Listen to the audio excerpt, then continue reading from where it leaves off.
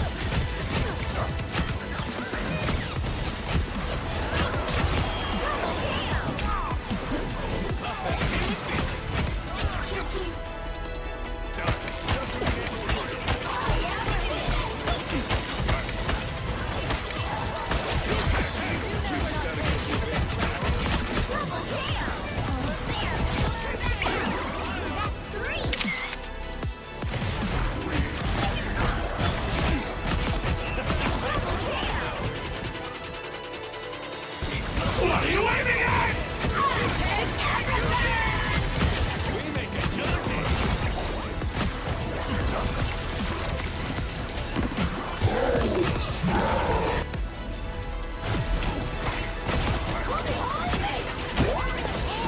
Your powers are mine! Never more! Sugar.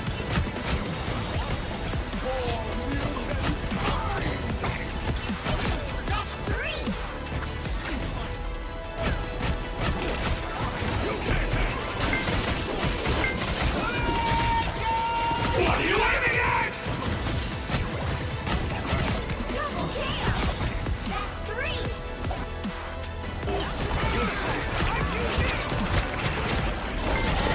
Let the devil out!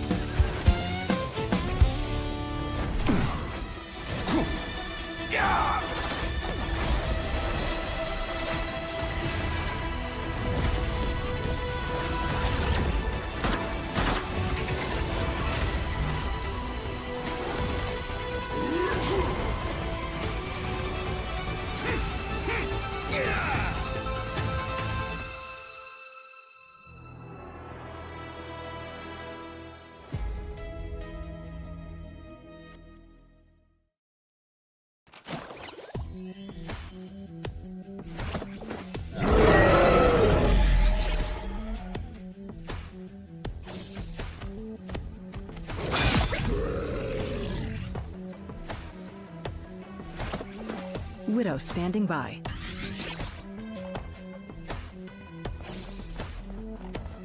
Another one bites the dust. Do me a favor. Don't tell Alicia I was here. Oh! Looks like it hurt. If only Sarah were here to witness me in glorious combat. You would not last a second in heaven. Make way for King Namor. Namor does not lose. Hell bends to my will. Another soul to join my legions. Frink Castle, reporting for duty. Justice, pure and simple.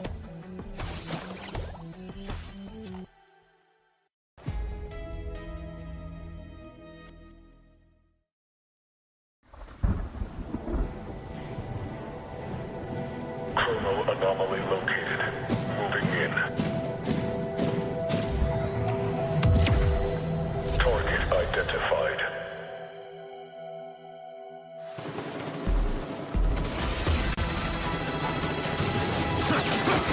Not exactly a warm welcome, Nueva York.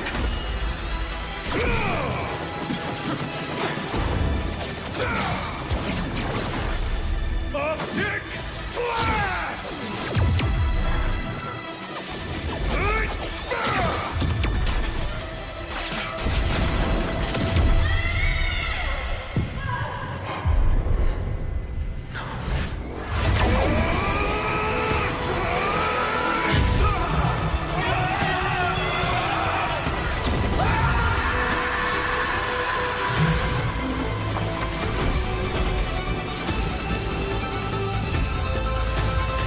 Threat neutralized.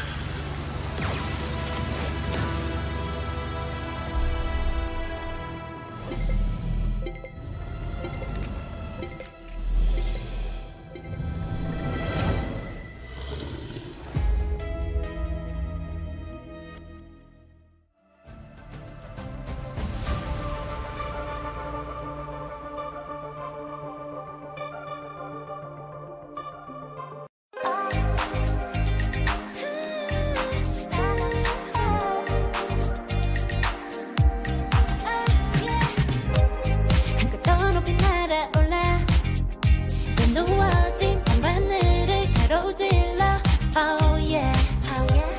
필요할 때 내가 널 지켜줄게 간절히 바라면 이루어지는 마법인 거야 분명한 소리 들려 여기서 저기서 날 찾으면 달빛이 날 비춰와 시작해야 let's go 어둡고 흘러는 우주 따뜻한 눈으로 감싸는 순간 신비롭게 녹아내릴 거야 좀 더 기다려 I'll be there 쓰러지지 마 끝까지 일어나야 해 어딜 가든지 극복해 힘은 너에게 있는 걸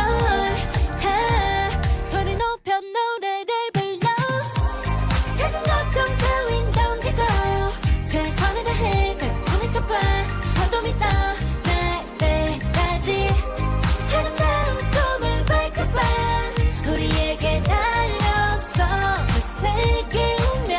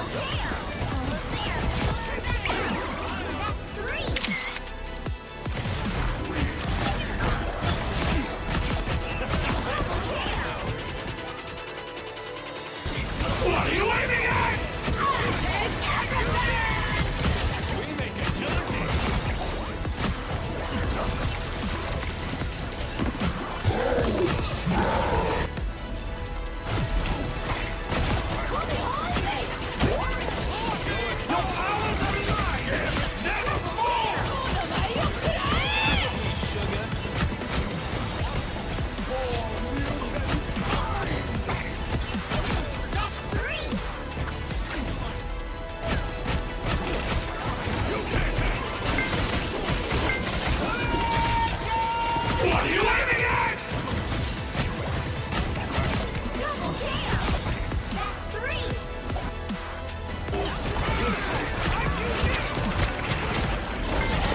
Let the devil out! Double kill!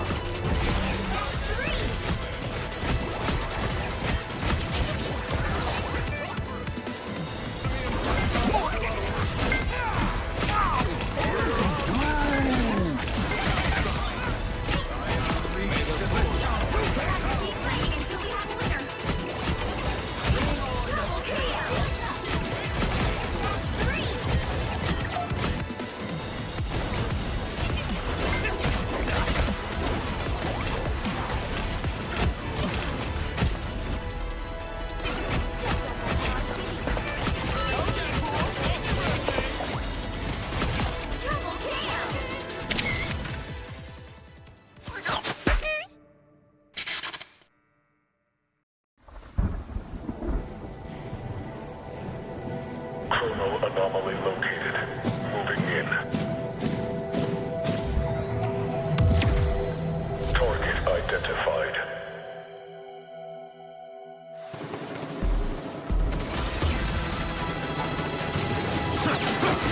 Not exactly a warm welcome, Nueva York.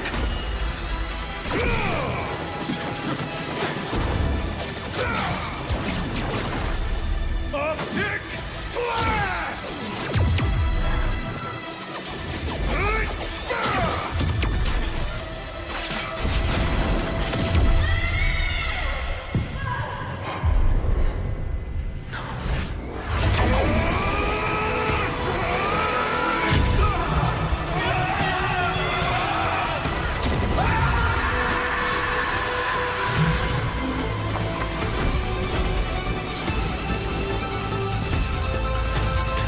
Threat neutralized.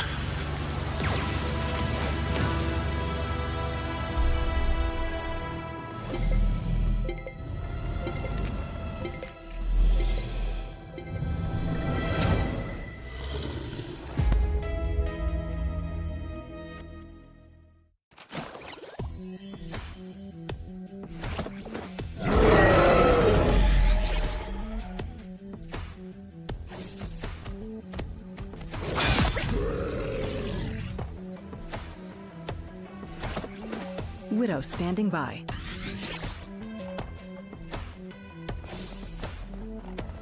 Another one bites the dust. Do me a favor. Don't tell Alicia I was here.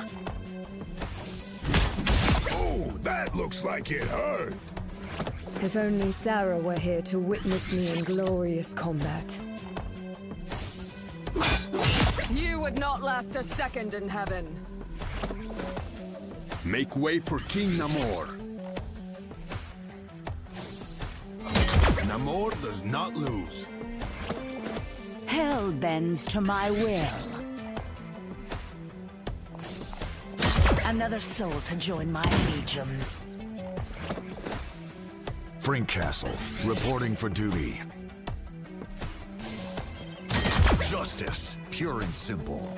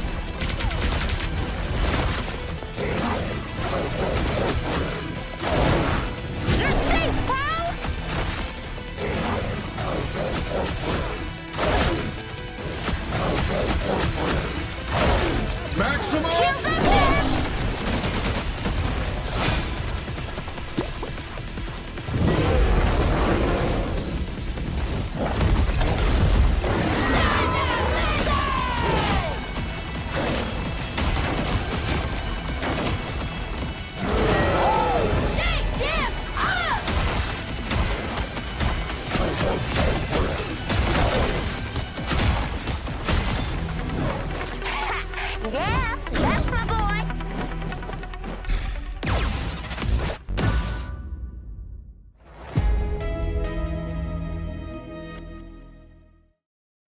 Hey everyone, I'm Nick or Vaudable, and I'm here to bring you through all you need to know about Stage 1 for Ignite 2026. The preseason started out with a bang. We had some great champions that we crowned across the regions. Team Liquid Citadel in the Americas, Navi or Not As Sincere in EMEA. We also had Reject in Pacific for Asia. Over in the OCE side of things, we had Genji take the win there in a pretty dominant performance. And in China, we actually had an upset. OUG didn't get the victory. It was Iconics who were the ones who came out on top. But now let's shift gears. Let's talk about Stage 1. That's what you are all interested to learn more about. And let's get into the schedule first and foremost. Looking at our match calendar here for Marvel Rivals Ignite Stage 1. The group stages will take place on May 21st to June 7th. And then the second phase of the competition will be the playoffs from June 25th to July 5th. You might be wondering, why is this happening? Well, if we look at this map rotation graphic, it tells you all you need to know. Lower Manhattan's getting added to the map pool, but also we will have Season 8 be the patch that the group stages are played on, and Season 8.5 is going to be the one that the playoffs will be played on. So you'll have Devil Dinosaur chomping up the competition in the group stages, and Cyclops blasting people away in the playoffs. It's going to be a great one. Now let's talk about format and seeding. Seeding was already determined from placements in pre-season, and if you're watching this video, you probably already know exactly where those teams have meted out in their specific groups. Starting with the Americas Stage 1 format, you can see it as the exact same as it was for preseason. 2 groups of 6 teams will play through a round-robin style bracket, which means they play each other once, and the top 4 teams from each of those groups will move on to the playoffs. During the playoffs, this will all be best-of-5 matches, and that'll be starting from July 2nd to the 4th. And the finals, of course, will be the 5th with a best-of-7. The exact same is going to be happening for EMEA Stage 1. Will be a round-robin best-of-3 group stage with 2 groups of 6. The top 4 from each of those moving on into the playoffs, where they'll be playing a best-of-5 double elimination bracket with a best-of-7 final. Now, to talk a little bit about the Pacific format, I brought in an expert from the region. Liger, take it away. Thank you, Vaudable. How's it going, everybody? It's Liger here. I'm here to tell you the structure for Ignite Pacific. Now, we're going to start off with OCE, okay? We've got a group stage double elimination running from the 21st to the 24th of May. Then, Asia will be taking place with a group stage of their own, but round-robin format from the 29th of May to the 7th of June. Now, how's this going to work is we're going to get the top 2 from OCE and then the top 6 from Asia going into a combined, that's right, it's merging everybody into a Pacific playoff. These teams are competing for a lot, not just spots in mid-season final, but it's also prizing $650,000 in total is up for grabs, and it is split $200,000 each for EMEA and Americas, $120,000 for Pacific, and $100,000 for China. Now, Stage 1 serves as the only qualification path into the mid-season finals. Now you might be wondering how many teams from each region make it in. It's 3 from Americas, 3 from EMEA, 2 from Pacific, which can either be both OCE teams, an OCE and an Asia team, or 2 Asia teams, depending on how their playoffs go, and 2 teams from China for a 10-team total bracket. With limited spots available, this means every single series carries direct implications for the mid-season final qualifications. Now, here's one thing to note that if you saw some of the patches that were posted on social media, you might be questioning, where are the drops? What are the drops? What can we expect for that when we're tuning in to the action? Well, I'm here to tell you at least a little bit and give you a preview of some of those. It's time to talk about the Stage 1 Twitch drops. So if you remember way back when that Sentinels and NRG Shock were playing against each other in the playoffs on Symbiotic Surface, and Crimzo opened up a portal, Dongmin jumped in, and he got kidnapped by Stinkers on NRG. Well, that entire moment is immortalized in a spray by one of the lovely community artists out there, and you can get that just for watching Marvel Rivals Ignite Stage 1 during the group stages for just 4 hours total. That's just like a couple matches. Could be 2 best-of-3s that go the distance. Maybe just watch a game throughout each day, and you'll easily be able to get that spray alongside 100 chrono tokens, the Galactic Lair Mood, and the Wolverine Will of Galacta nameplate. This is, of course, alongside the current Rogue drops that are going to be running in tandem for Season 8. And that's the big thing to note. These end before Season 8.5, before the playoffs, which means in the rest of Stage 1, there will be more drops to stay tuned for. So definitely keep an eye out for those, as you do not want to miss them and keep up with the action. But Vodable, who should I root for? I've been asked to power rank teams, give my analysis about, who to predict to potentially get those 3 spots from EMEA and Americas, the 2 from Pacific and 2 from China. I'm not going to make it easy on you guys. There's other content for that later on. But I do have some experts to tell you who they are personally rooting for to win Stage 1 in their respective regions. So let's hear from a good old friend here in Americas. Hey everybody, my name is Shibby. I'm a Marvel Rivals caster and content creator, and my good friend Vaudable has asked me who I am cheering for in Stage 1. So for Americas, I am a YWL Glazer. I love the way Jitward and the gang play Marvel Rivals. They don't follow the conventional rules, and a lot of their roles are very fluid, which makes them very exciting to watch. And for EMEA, I am the OG Na'Vi Glazer, so I'm very happy that they won in the preseason, and I anticipate that they are going to carry that momentum going into Stage 1. Well, Shibby, you might not want to speak too soon on that one. I have someone else who has some other opinions on who should probably win EMEA. What's up, guys? It's me, Boring Nation, and for Season 1 of Ignite, I am rooting for Team Virtus Pro. Even though they might have been absolutely obliterated last time, that was a fluke. It was bad luck from me, and this time they got locked in. I don't know, I'm starting to think these predictions are very bold, saying that Virtus Pro will lock in. We need some more grounding here from another pro or coach in the scene in EMEA. I am Line Pro Coach for Team Heretics, which is your new favorite Marvel Rivals team that you should be rooting for, not only because during this preseason we finished top 2 in EMEA, only losing to Na'Vi, which was a world finalist, but also because we have the best bundle in the game, which is the only one that you can have to be playing for the vibes. Okay, a top 2 finalist we saw during the preseason. Not too bad of a reason to vote for them. The vibes are really good at Heretics. I get that. Let's talk about Americas a little bit more here and actually hear from one of the players that have a little bit more insight onto why you should root for their team. Hey, this is Smart Chief. I play for Team Liquid Citadel, and you should root for us because, as you saw in preseason, every other team is just clueless about what they want to do, and you'll just be miserable if you don't. Okay, that's a low blow, Spark Chief. I think he's talking about our predictions. I think no one got it perfect for Americas. I got really lucky with OCE 100%, All-Seeing Oracle, Ignite 2026. Thank you very much. Speaking of OCE, we do have a pro from that scene who does have some words for you. Hey, I'm Skittles. I play strategist for Genji Esports. If you want to watch a creative team that throws the meta out the window every season and has fun while doing it, make sure to show us your support in Pacific Stage 1 Asia. You can also rep our bundle in gear. You get a pretty cool Deadpool skin, so thank you to those that have bought it so far. But yeah, thank you guys as always. We won't let you down. Bye-bye. Thank you, Skittles, for giving us your opinions, and we'll definitely be picking up that bundle. I already have, but I recommend, picking up any of the partner bundles that are available for the teams that you're rooting for. But we do have one final guest here who does have some opinions, and it's not my cat. We'll hear from them about their team that they think is going to win Stage 1. Yo, surprise! You're probably blinded right now, and if you can't tell from the hairline, or lack of hairline, I am J3, and I am rooting for Swamp Gaming since I, live in Florida and I live in the swamp. And I think you guys should be cheering them on too because they are going to be winning Stage 1.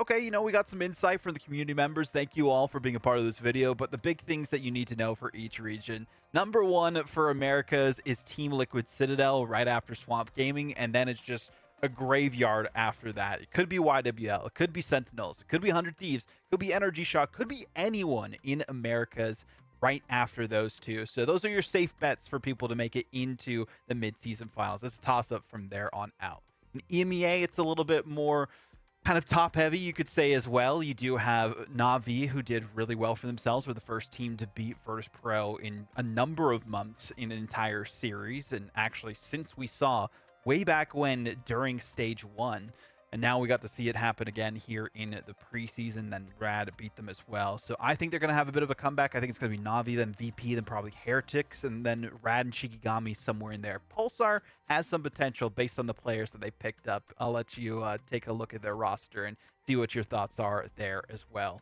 Other side of things, in Pacific specifically, there's the 2 favorites, right? It's Genji, it's Reject. Those are the 2 teams that should make the mid-season finals. Everyone else is kind of a toss-up. You could have Z10, you could have Chiefs, You could have some unknown rosters that get brought in here as well throughout the offseason into the fold. So we don't really know who else is going to be contending with those top 2 teams. On the other side of things, for China, it's been more parity than ever, right? OUG fell earlier on. We saw Conix get the victory. Fiat Lux doing really well for themselves. Those are the big 3, and they're going to be fighting tooth and nail to see who comes out on top and makes it to those mid-season finals. So if you have 3 in your mind, those would be the 3 to look at. Wouldn't be too surprised if OUG bounces back. Iconics maybe falls down a little bit. And we saw some big pickups in the offseason for Fiat Lux, so I could see them actually making it. But that's everything you need to know for Stage 1 of Ignite. Go enjoy the matches, and we'll see you later.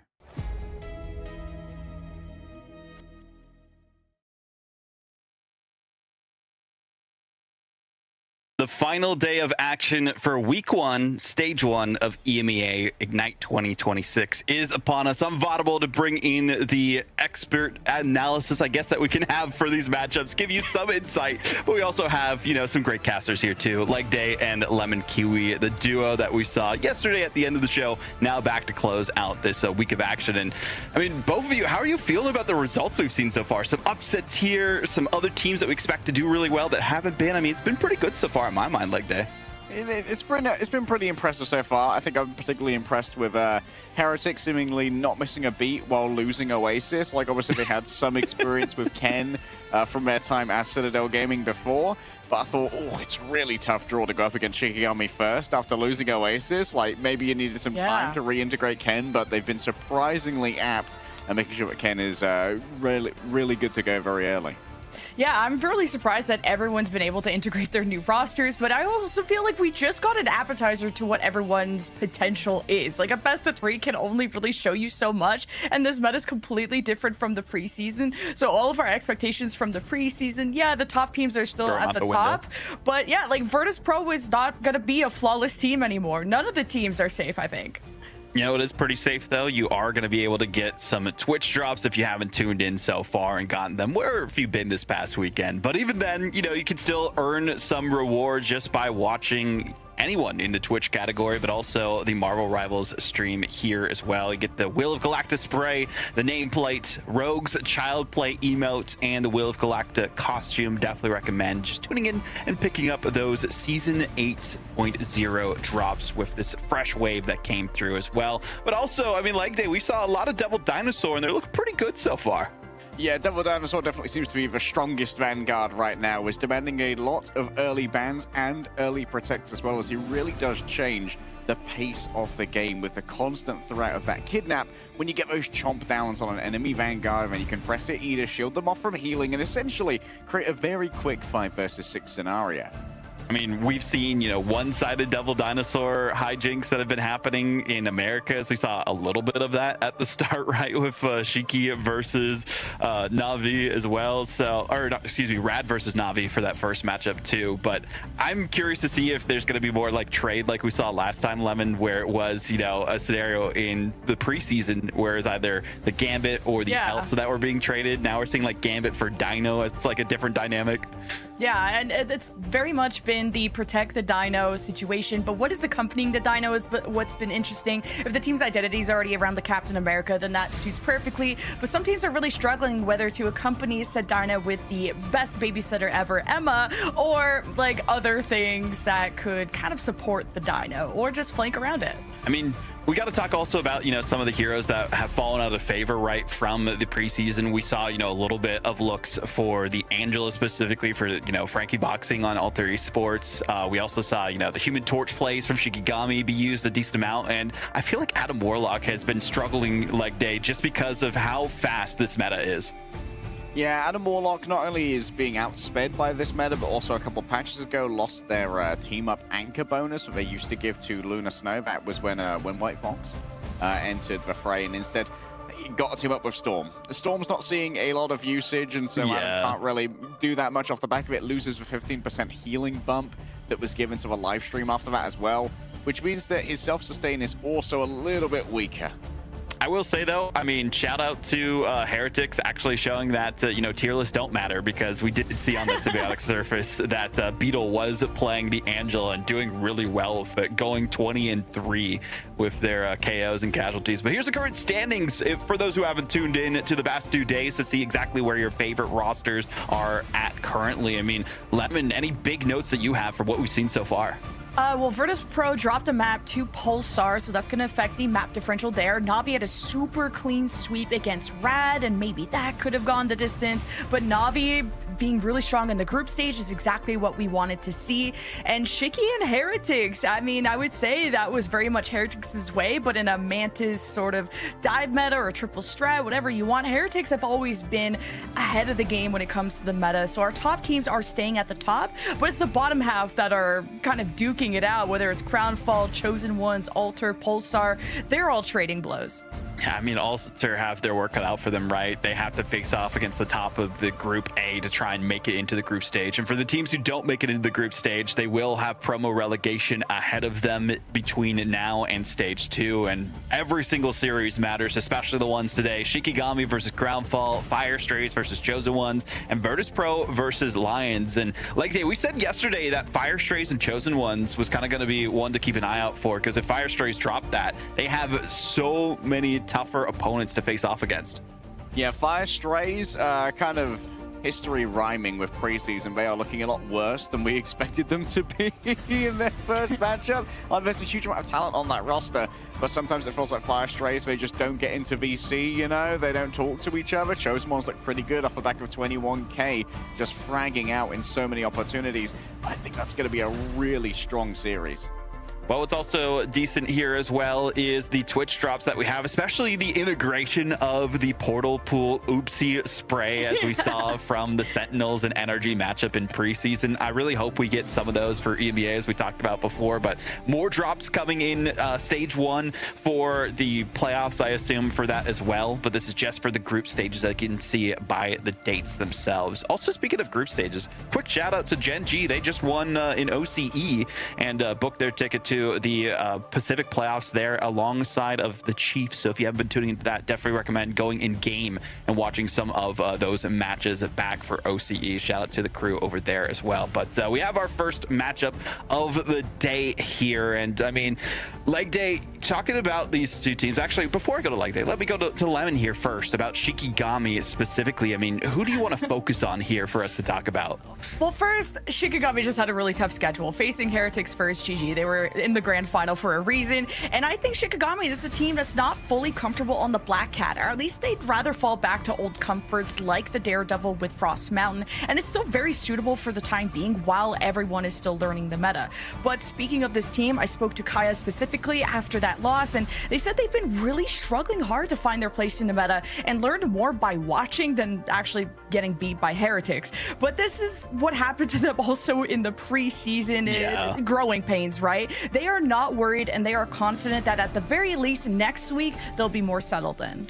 Well, Heretics have their number, right? And we've seen that happen every so often with other teams. So makes sense that they got the win again. We were kind of questioning with the roster there as well. But for Crownfall here, leg day, I mean, we saw not exactly what we wanted to, I guess you could say, from them in their first series. More of a surprise for the Chosen Ones taking the victory there. So they have a lot to kind of work on from then to now. Yeah, for Crownfall, like, this is a team that's got a lot of firepower, both Majed and Fahad in those duelist slots, but we haven't really seen it deliver that much yet. I think that Gainer and Abuhu are definitely going to be the pair to watch here for Crownfall. We need to see a more resilient frontline making that space so that Majed and Fahad can pop off, and we know that Gainer's got a lot of talent as one of the later additions to this roster to try and bring up their overall power level. I'm excited to see how Crownfall are going to try and leverage with Devil Dinosaur to rejig some of the meta. Well, speaking of meta, I mean, Vanguards are pretty heavily important, especially with how we see, the Devil Dinosaur out there, specifically Abuhu, mainly the one that's been playing that. But we've also seen Lohi picking it up as well for their team on Crownfall. But Kaya here, I mean, these are the stats that we saw kind of carry through the preseason and playoffs, Lemon.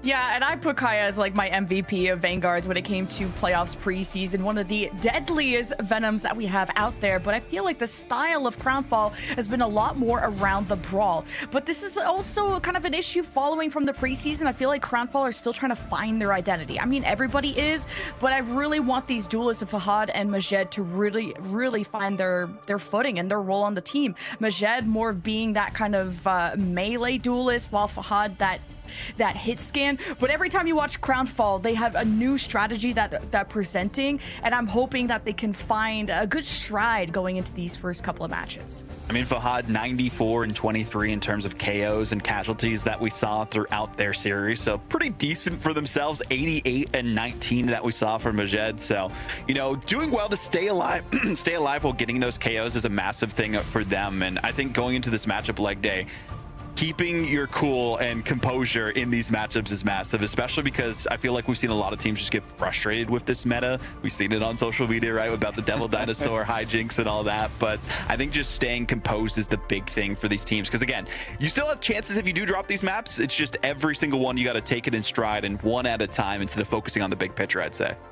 Yeah, and you don't have that much time to recover if you do tilt either, because we're in a best of 3 for the groups. So if you're knocked off of your stride after map number 1, like, you could just be doomed. You've got to make sure that after every map, you're able to really take stock and reconsolidate your mental into a good place, go in with a plan, and make sure that you aren't overcorrecting away from what you've scrimmed and what's been successful in practice thus far.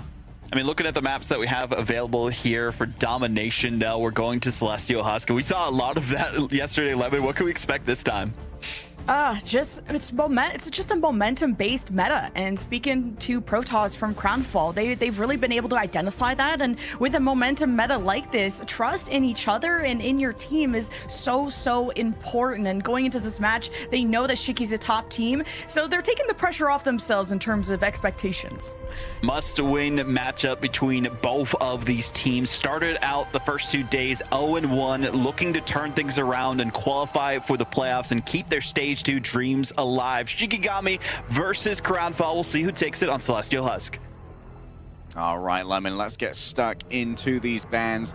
We're expecting for Gambit to be our permanent first ban between most teams at the moment, but we have seen this rising prevalence of Devil Dinosaur. If it isn't the first protect, you can expect it to get whisked away rather rapidly.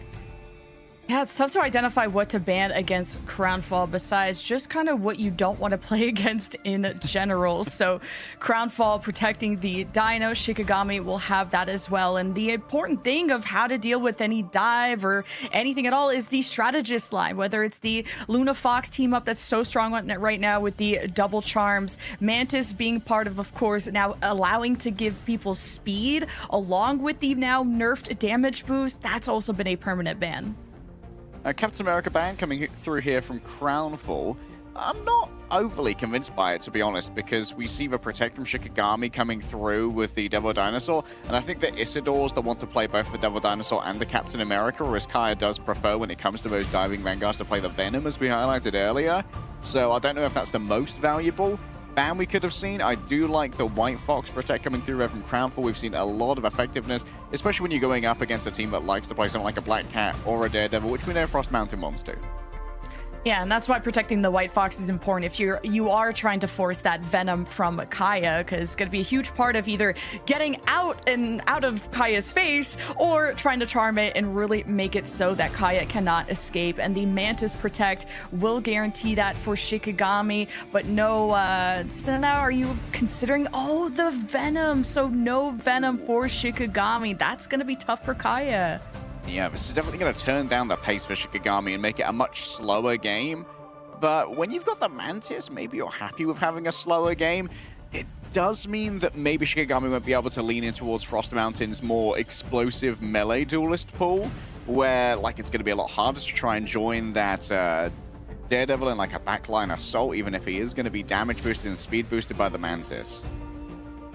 Let me see, what the Vanguard line is going to be, but then this could just force out more of the EMEAs, where at least Shikigami were, like you said, pointed out, more of the Captain America, even Crownfall have used more of the EMEA than Shikigami have, but these are two teams that kind of fell short in their first match. You know, different strengths of opponent, of course, but this is a neutral first map, and they're both hoping to cement themselves in the meta early and also get their first match win on the board.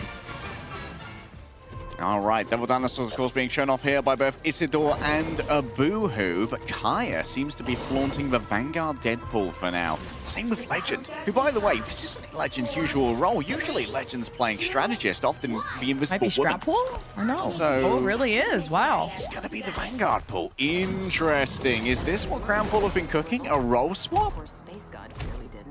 This is so strange. Okay, we don't have Loey in the lineup here for Crownfall. So yeah, just utilizing someone new here. And the role of the Dino here, having their own sustain, it means they can basically solo anchor while the rest of the team can kind of control the perimeter. That's what you're seeing from Shikigami and Crownfall, but now the attention is going towards these Vanguards of Shikigami, hoping to get that first cap. Majed on the Black Cat, this is going to be the deadliest duelist. Yeah, Majed getting jumped by the superior information of the Daredevil here, of course, having all those wall hacks, but it's a lot harder to get surprised by the Black Cat and her feline adventures. For now, then, like we said, Shikigami, they have to play a little bit slower because they don't have that diving Vanguard, so they just have to slowly erode this space rather than explosively dive in towards the background. Yeah, Vanguard Deadpool's so good for the kind of the double bubbles setup, and the Banhammer comes out. Shikigami's backline in a lot of trouble, but they are trading. Cap, of course, she is the new addition to the roster and is showing off what her hero pool can do. Abuhu invited back towards the point. You know what, we ain't done with you, said the superior dinosaur as Legends Vanguard swap. Not working out amazingly for the first fight. And Shikigami lost the strategist early in that fight, but yeah, Kaya's damage is undeniable. This is not a hero we usually see him on, and Shikigami can not only control this choke, but also the perimeter. It is going to set up their brawlers like Frostbound for success. If this guy has a good day, Shikigami are going to have an amazing result, and they are hungry to prove themselves after, well, a very understandable loss to Heretics. It's Crownfall desperately need to overcome the expectations, as I was already half health going towards the point. So much damage from all these headshots that the Vanguard Deadpool can bring out. It's the reason you see him mostly in the Devil Dinosaur mirror to try and have that advantage and pump out the damage into the opposing dinosaur. Layla split the wrong way, and so it was an easy chase down there from Majed, taking down below the map. Ayana Koji ready to try and swallow up some of the competition. Wants Cath, finds Cath as well as a Devil Dinosaur, but so far from any environmental hazards, might have to settle for a lesser spit. Just an isolation onto these two players, giving Crownfall a momentary numeral advantage when it comes to a fight. But a turnaround here off the back of the ultimate from Kaya, just having to hide away from the incoming damage. Damage boosted by the Cosmic Yarn Amplifier. The Galactic Legend is going to do so much, but Crownfall remain in control, even while Cap bursts up everybody's HP. The Rage of Ultron above it all, but can't save Cap in time as they were cut off by the bubble of the Devil Dinosaur. But Jed splits for the health pack, and then the healing's going to be there. Perfect locking coming through from Legend, and now Frost Mountain's getting a little bit tricky with it, but guess who's even more tricky? Protoss ran out of tricks.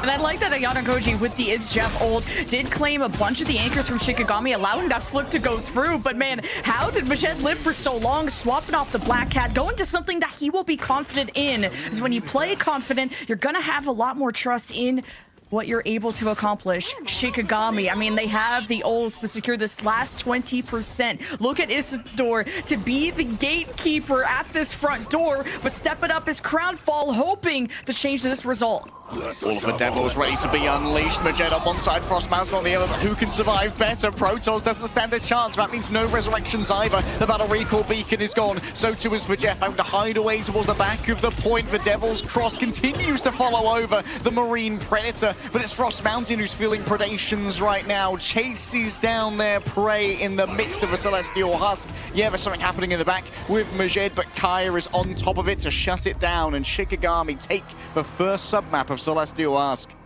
In a pretty one-sided fashion, I would say. Like, Shikigami, or, Crownfall really only capped when they had an It's Jeff claim 2 off the point, and then that allowed them to cap. Didn't even get the eliminations from it once Ayano kidnapped some people. So as soon as Shikigami were released from their Jeff shackles, They just own all the real estate. I just really think the Vanguards from Shikigami have done an amazing job in terms of spacing, allowing Frost Mountain to focus on eliminating the backline. And I think the choice of the Rocket Raccoon and the Jeff makes it so Frost Mountain is having a hard time getting consistent damage and limbs, but he is having no casualties. So Frost Mountain is living in Crownfall's backline rent-free, and that is enough to just keep Crownfall off of the objective. I guess some mountains are high enough. Insurmountable, perhaps, for Crownfall. But maybe there could be a climb in their futures. It is going to be an early play from Kai with the portal. Let's see who they're going to jump to. May just try to put this in between. The Vanguard's timing here is everything. And the Dino jumps in and barely fit through. Shikigami going in for a warm hug. Oh, the Dino Chomp is so nasty. Can you imagine getting jumped by a T-Rex in the streets? That's what it's like living in Swindon. Oh god, well, Isidore is just stuffing them back into the back alleys. It's Jeff or Mayana to try and save the team from this very aggressive push from Shikigami. And Isidore has the ult, and he owns this fight. Yeah, the Devil Beast Rampage is unleashed. And Isidore's just going to be doing so much damage. Lindstrom having taken over Deadpool duties as well, having this nearly fully upgraded strat pool is certainly an interesting tech that was done here after Kaya surrendered the Deadpool. Yeah, we learned that a lot from the preseason from Heretics, that the strat pool goes so well with the Death Ball, that healing aura, along with all the damage that you can get from it. So Shikigami will be able to defend first and have Laylis, which, yeah, on that triple strategist, or is usually on that, if not a secondary duelist, we'll be able to claim some people. But how is Kaya just this close to the competition? This is a blunder.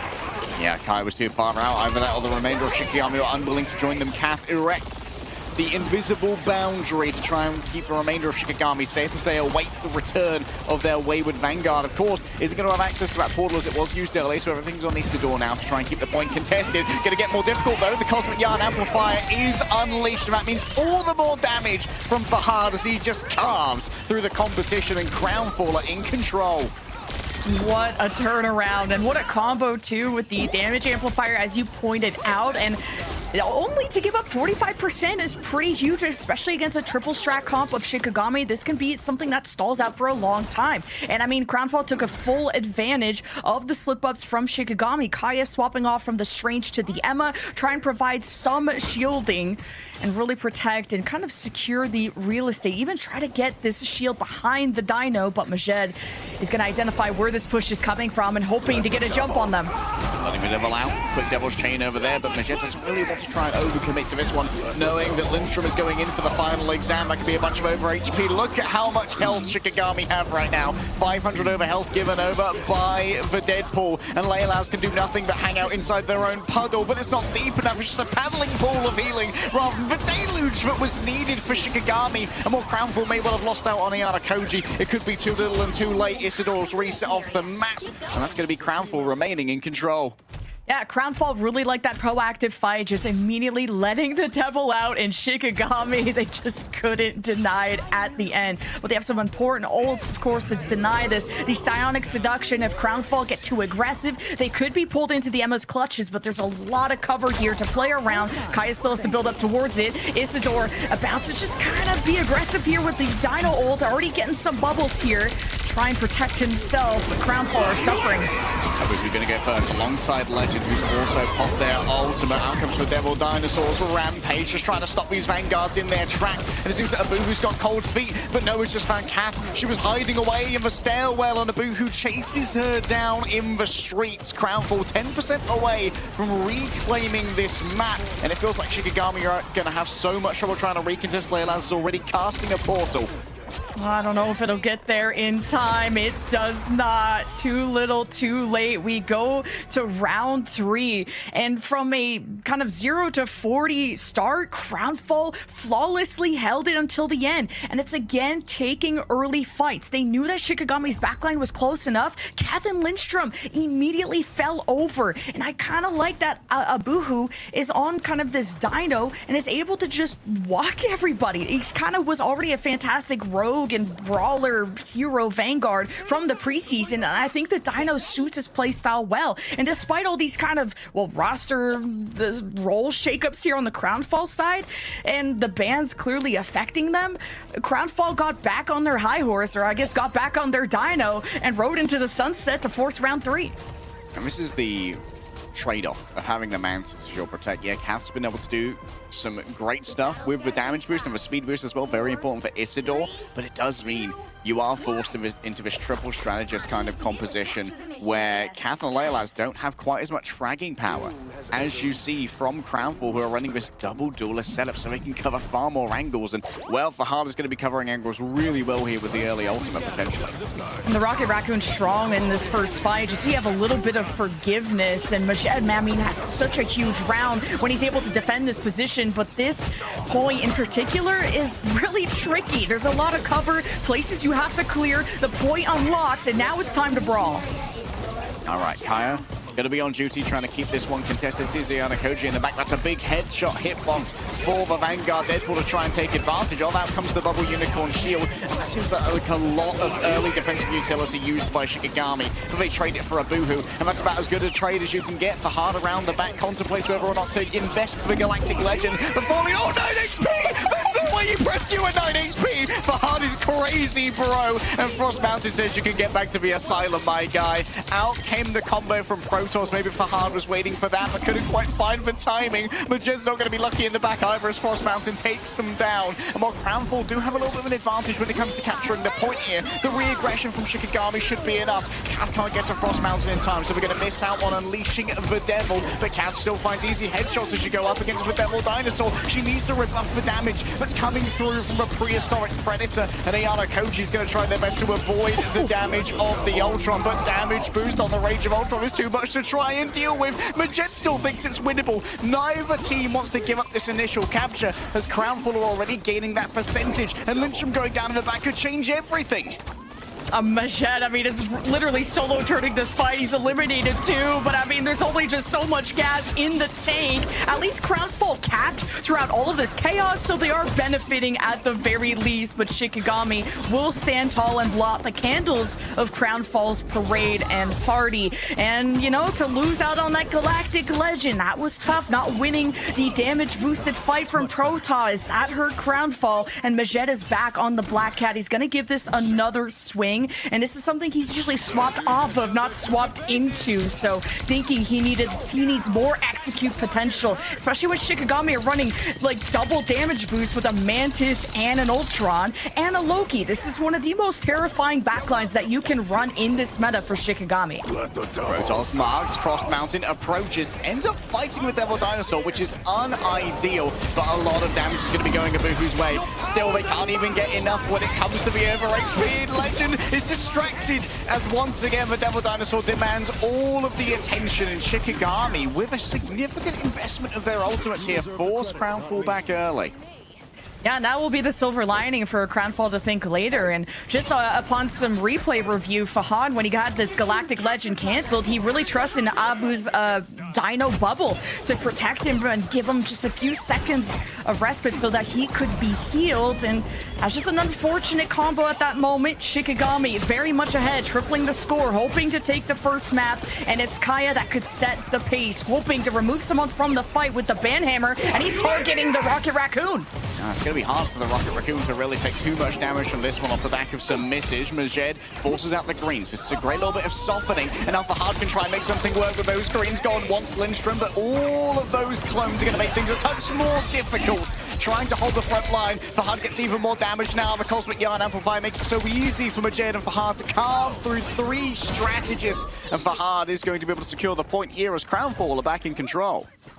Oh, but this feels like climbing Mount Everest, because at least at 87, Crownfall should have time to portal, but it all depends on who's falling, who's swapping in time. At least Majed needs to have a splash. You'll have the calling card, and this could absolutely ruin Shikigami. You could try to space out against it, try to not be too stacked against the Black Cat, but Shikigami, I mean, they're just trying to emerge from the caves, and Crownfall already have a keen eye on where they are going.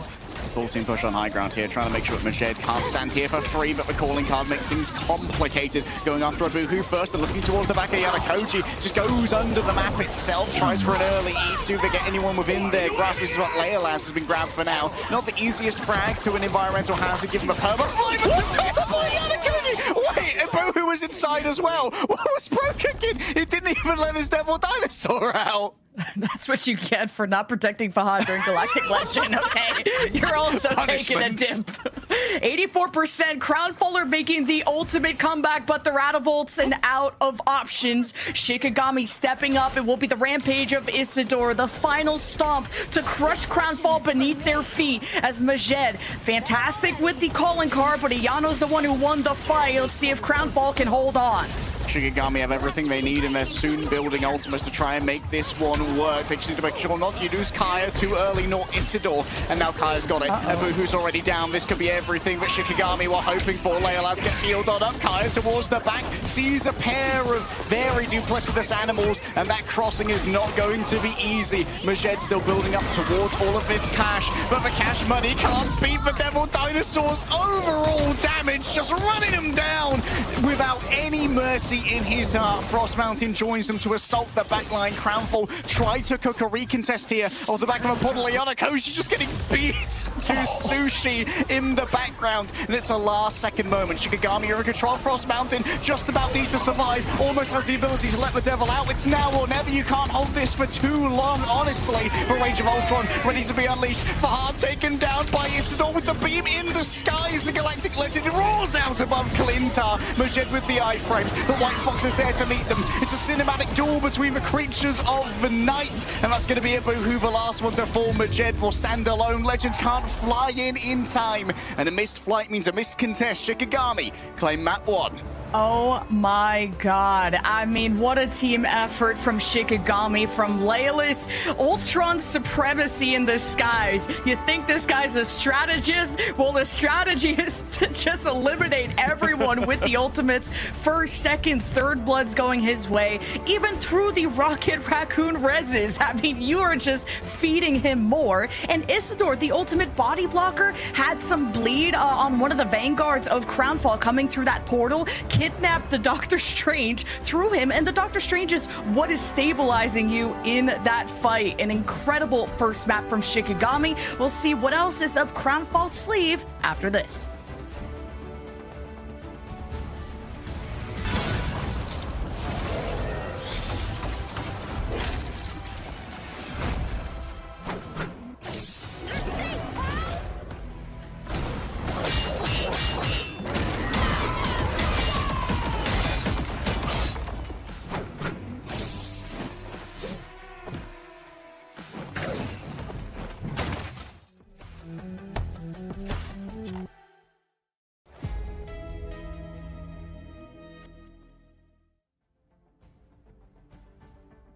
Check out the Daredevil's Shadow Start costume in game. Join the Devil's debut event to get the costume available now, and hopefully you have better luck than I did, because I had to pop every single balloon, and I eventually got it, but my soul was gone afterwards, unfortunately. And it felt like my hopes and dreams were also dashed during this series many times. Leg day, we saw, you know, the rise and fall of Shikigami and Crownfall throughout it, and Shikigami barely eking out a win at the end there. A little surprising going into this one. Yeah, it was incredibly close. I think the big difference here probably came in like probably the draft, to be honest. Like, we saw the Crownfall had the same understanding that when there's a Devil Dinosaur on the field, it's a great opportunity to play that Deadpool because you're scaling so fast off of a headshot XP. And both sides played Deadpool, yet Crownfall invested 2 of their bans into some of Isidore and Kaya's dive Vanguard hero pool. Maybe just trying to constrain what Frost Mountain was doing while they could play their double duelists. But I think that in the end, like, maybe Crownfall overinvested a little bit there, knowing that likely Deadpool's best in slot there just for the headshot capacity. Hey, someone had to try and shake Shikigami up. Oh, that was hard to say. Because, yeah, it was that half and half. You banned 2 Vanguards, but then you allowed Shikigami to play Loki, Mantis, Ultron.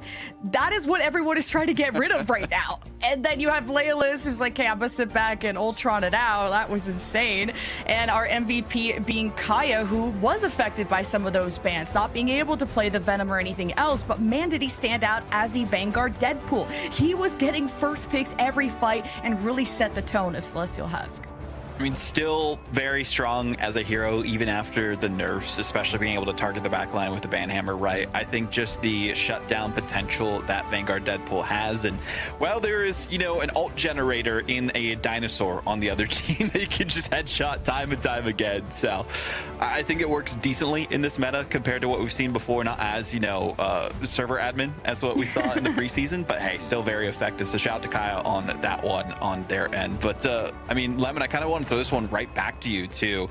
Looking at the stats once we go into this as well, it felt like both teams were struggling to find the exact strategist lineup that they wanted to go for. Yeah, and Crownfall just tried to go with a very elusive one with the Jeff and the Rocket Raccoon, and it was nice to have that resurrect, that forgiveness, but also that res is happening very far away from the fight, so you are having your momentum slightly pushed back, and they kind of were like, okay, our Dino is on their way back, which Abu would often be the first one to fall, but the Dino is not the most mobile guy in the game, and they weren't able to kind of delay until Abuhu were to return into that fight, and there's still are some syncing issues because Abuhu is not playing with Loey, who is usually that secondary Vanguard on Crownfall. So you could tell that the pacing there is being affected. Okay, Midtown for this map for Crownfall. I mean, we've seen, you know, some hijinks on Midtown so far. Leg day for this one. I mean, it seems like it's just the old faithful for a lot of teams to rely on. This is a very heavy kind of like front to back map, not great for the dives. So I wonder if maybe Crownfall are going to continue to try and play this like Devil Dinosaur Mirror. Maybe they're not going to be as worried about banning out things like the Cap and the Venom. A couple of different options that they can go for in terms of composition. Might be able to see the triple hold as we normally do on Midtown, but this is a must turnaround win for Crownfall. Went down to the wire in Celestial Husk, but this is their map pick and needs to be their domain of pain for Shikigami. We'll see if that'll be the case in map 2. All right, time to drop some hot steamy bans here for Shikigami and Crownfall. The question is, where is the targeting going to be? We didn't see like a huge amount of respect towards the Majed Black Cat thus far. A lot of teams are kind of like, they've got the Aura Cat, you know, like Crazy Kitty, Tanuki. These people, you're like, we gotta ban the Black Cat against them, otherwise it's gonna get thirst protected. And we're not seeing that kind of respect at the moment coming through from Shikigami. Much more, as we said, about constraining that Vanguard pool. And indeed, Gambit is once again going to be first banned because he is Thanos.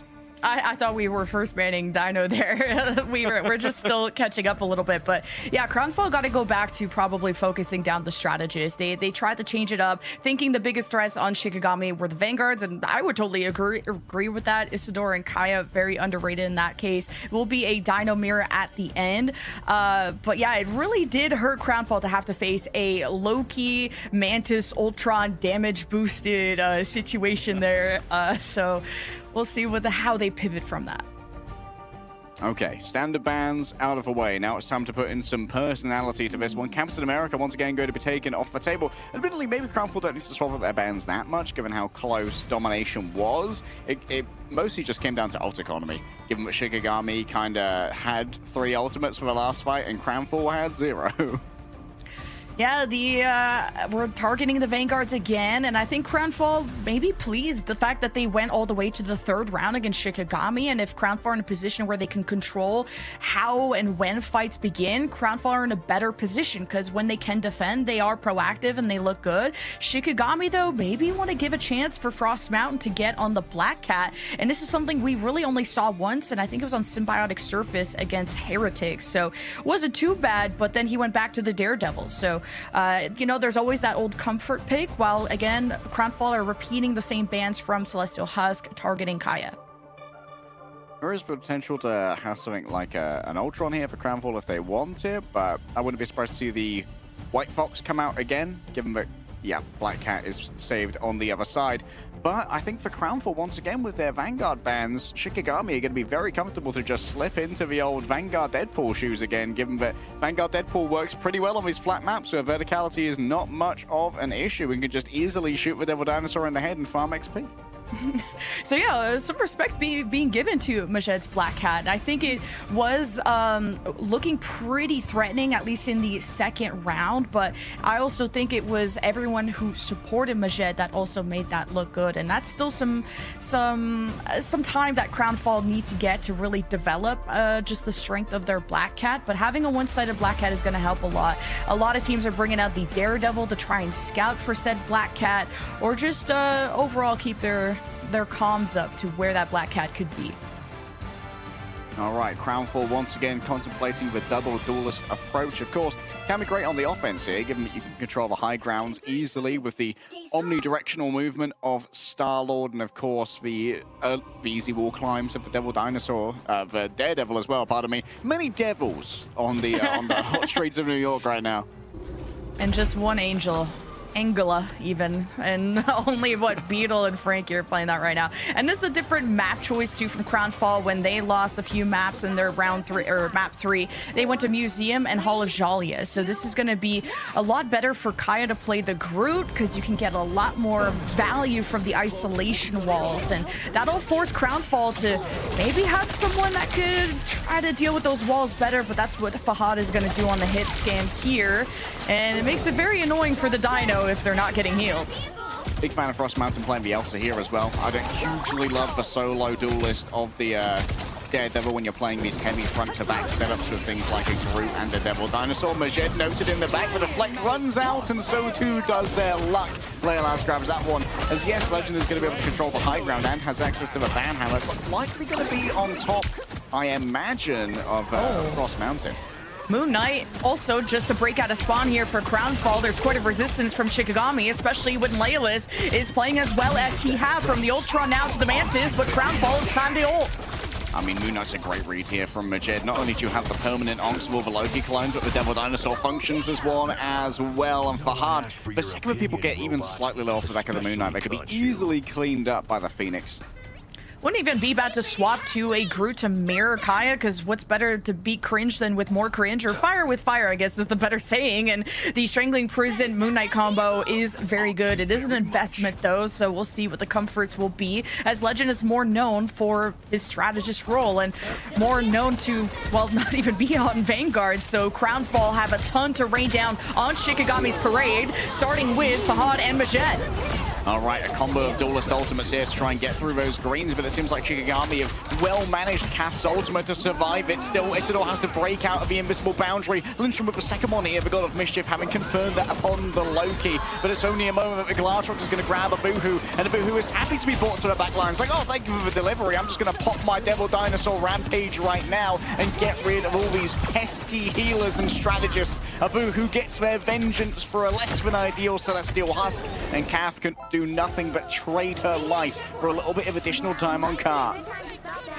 Yeah, at that point of the map, once you get really aggressive, I mean, the offense can deny so many sight lines. I mean, starting with the double duelist ultimates that just rain down, forcing all the strategist ultimates from Shikigami to happen basically at once. But now there's an early fight from Kaya, thinking they could have split apart Crownfall, and it works, kind of, but no, they actually get caught by the Moon Knight.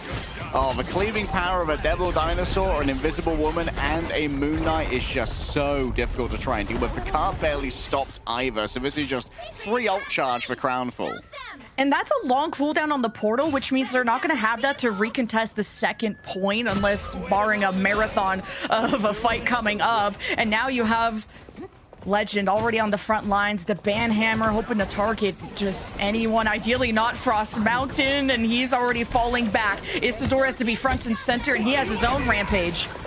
Leolas got a good angle here, but the surprise is gone, and so it has to readjust to deal with a Deadpool that's assaulting the backline. Isidore's already been taken down. A rare object for a Banhammer, as Legend just overextends Kath there with the punish. Still 4 versus 5 in advantage for Crownfall. Shikigami need to stay on the objective, but they don't have the meat to do so, and you can't stay there against the Devil Dinosaur. He just does too much.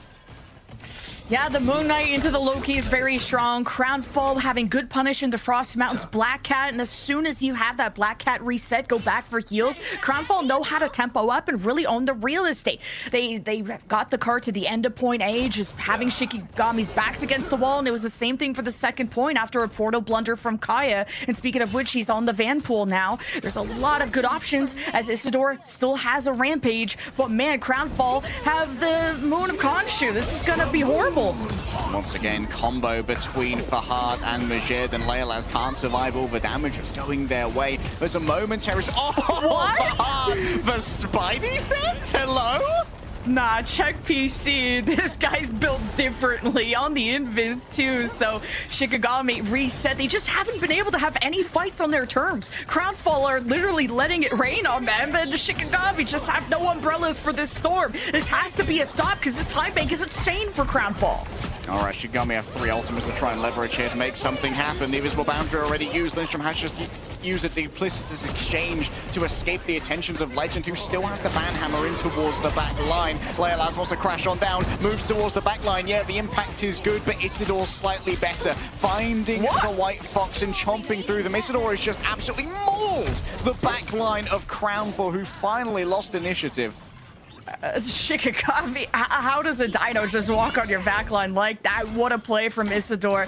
The Dino MVP from Celestial Husk. Shikigami's Vanguards are so scary. That is why Crownfall are targeting those Vanguard choices, but Isidore stands tall on the front lines as Crownfall. If Isidore's too far forward, Abu could try to kidnap Isidore, bring him into his own team. Shikigami have to be careful with how far forward they are. Legend can self-sustain themselves slightly off the back of the banhammer. You can see the bonus health coming their way now after debuffing Lindstrom. The grains have been used as well. The rejuvenation domain is gone. Needs to get some LOS onto their co-strategist. If they just have to settle for a Phoenix, I'm not sure if they managed to get it completely. But no, Lindstrom in the midst of the chaos managed to find their own strategist ultimate here. Puts out aggressively to try and get those slows, but now Frostmouse is going to be isolated in the midst of a team. However, call an ambulance, not for me, for Protoss. Great use of the Phantom Pursuit. Yeah, Isidore too far forward fell initially, but Frost Mountain got kidnapped and was like, thanks for delivering me to your strategist, and Frost Mountain takes one down with them. And both teams have had losses, but it's Crownfall that are forced to reset, and now having the Kumiho form against no straddles from Shikigami, maybe an invisible boundary soon. All eyes are on Frost Mountain and kind of what impact he can have as Crownfall step up. He needs to flank and take care of these strats. Calling cards sent on out. In comes the Phoenix ultimate, brings Cathalo. Is the Savior going to be there? Not in time, as Legend manages to find the headshot off the back of the Glocks as well. Still, the Eagles manage to get their damage done. Frost Mountain begins racking their claws amongst this backline, but the healing's pretty ridiculous right now, and Lindstrom's have been taken down, so Leylaz's accuracy is going to get something done as we move in towards a final confrontation. Yeah, Frost Mountain's really trying to minimize risk, but he's also minimizing his damage as Crownfall already dropped one of their duelists. Leylaz continues to survive, and Abu just can't really solo hold. Now he needs straddles to help. Invis ultimates make sure that everyone is sustained. Who's going to be playing audaciously, though? Isidore might be a little bit too far out. The healing is good. An amazing kidnap. The big chomp in on to the Devil Dinosaur, and the punishment is strong. 3 minutes held so far on third. Ice cold from Frost Mountain. He shows up when you need him to the most. Crownfall had over 3 minutes for this final push, by the way, and they have just hit a brick wall, and it's called Shikigami. Still a valiant push, but Abu needs to be the one that leads his charge with the rampage. Shikigami will not have a sustaining answer against this front line. Another good kidnap coming through onto Abu, who but out comes the Devil's release, courtesy of Majed. Instant resurrection from Lindstrom. What a heads-up swap over to the Rocket Raccoon, knowing that there would need to be these additional reinforcements for Shikigami. In this position, they're so close to their respawns. They're going to be back in no time at all. Frost Mountain does their best to keep the cart contested. Kaya taps in for but a moment, easily using the katanas to avoid some of the incoming damage, but you can't play for hard forever. The accuracy is just too high. Isidore thrown off of the cart, and they're just pounded on by the Ensong Inferno. The entire animal kingdom is coming for Shikigami. The crowd Crownfall push and pull was so impressive. From pulling Frost Mountain in when he was trying to escape after a last-second touch to then grabbing, like you said, the Isidore Dino and throwing him off of the card so that he could not contest and Crownfall could cap. I mean, really good composure from this attack after, man, end on end of fights that were failing back to back to back. 3 minutes plus that it took for Crownfall to get this job done, but capping on this map is so impressive. This is one of the most full holdable maps that we have when it comes to Convoy, and now Shikigami have to set that same pace at the very least get to the end, or else Crownfall are forcing map 3. I could dream of a map 3 here.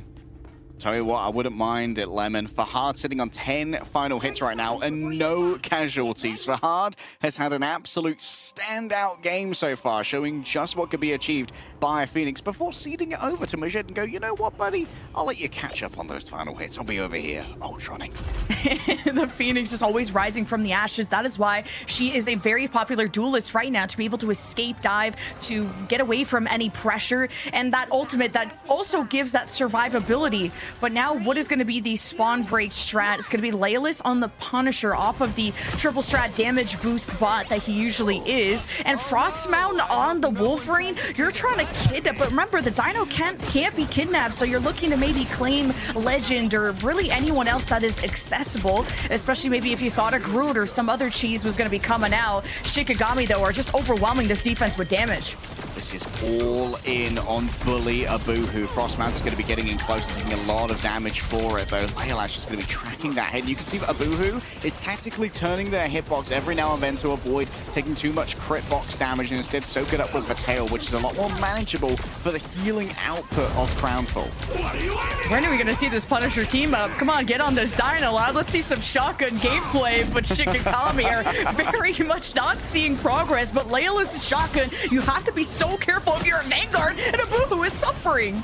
Oh, the suffering is real. Majed has the high ground, but what can they do with it? For now, they're just looking into a horde of Shikigami and unable to pick out a singular target to try and focus in upon. Abuhu gets the drone, Frost Mountain gets grabbed on in, but a quick dash out, and it is going to seem like a lot of their resources have been used. The impact is strong, and Kath doesn't quite get the Dark Force teleportation that she wanted. Isidore, the next to fall, and Frost Mountain joins them in the respawn, and look at these sparks building up now amongst the forces of Shikigami. The house, Lemon, the house is on fire.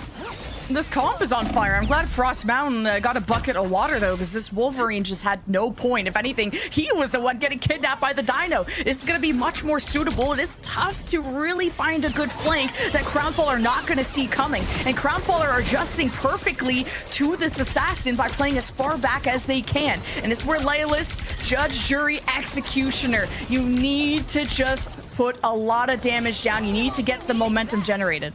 Frost Mountain, this could be some big claw racks right here. The cleave is strong, but nice iframe from the Phoenix. Phantom Pursuit is not the only one that can give those over. Out comes the Invisible Boundary. Majed going to be cornered by Frost Mountain. There's going to be plenty of heal, and already with Kath falling down in the midst of the Eternal Bond as well. It seems that Shiki might well have found Kath kidnapped away from the healing AoE. Yeah, the tempo is really suffering from Shikigami. You didn't see those big duelist ultimates that you would have hoped for, mainly Leolus. You had the Eternal Bond. You had the healing down, but then as soon as Crownfall matched it, Shikigami hesitated on how they were going to keep going forward. They're trying to sync up with Frost Mountain, who isn't always committed in these fights, but he chooses quality over quantity of engagements, as Leolus is choosing to get healed instead here and is being careful.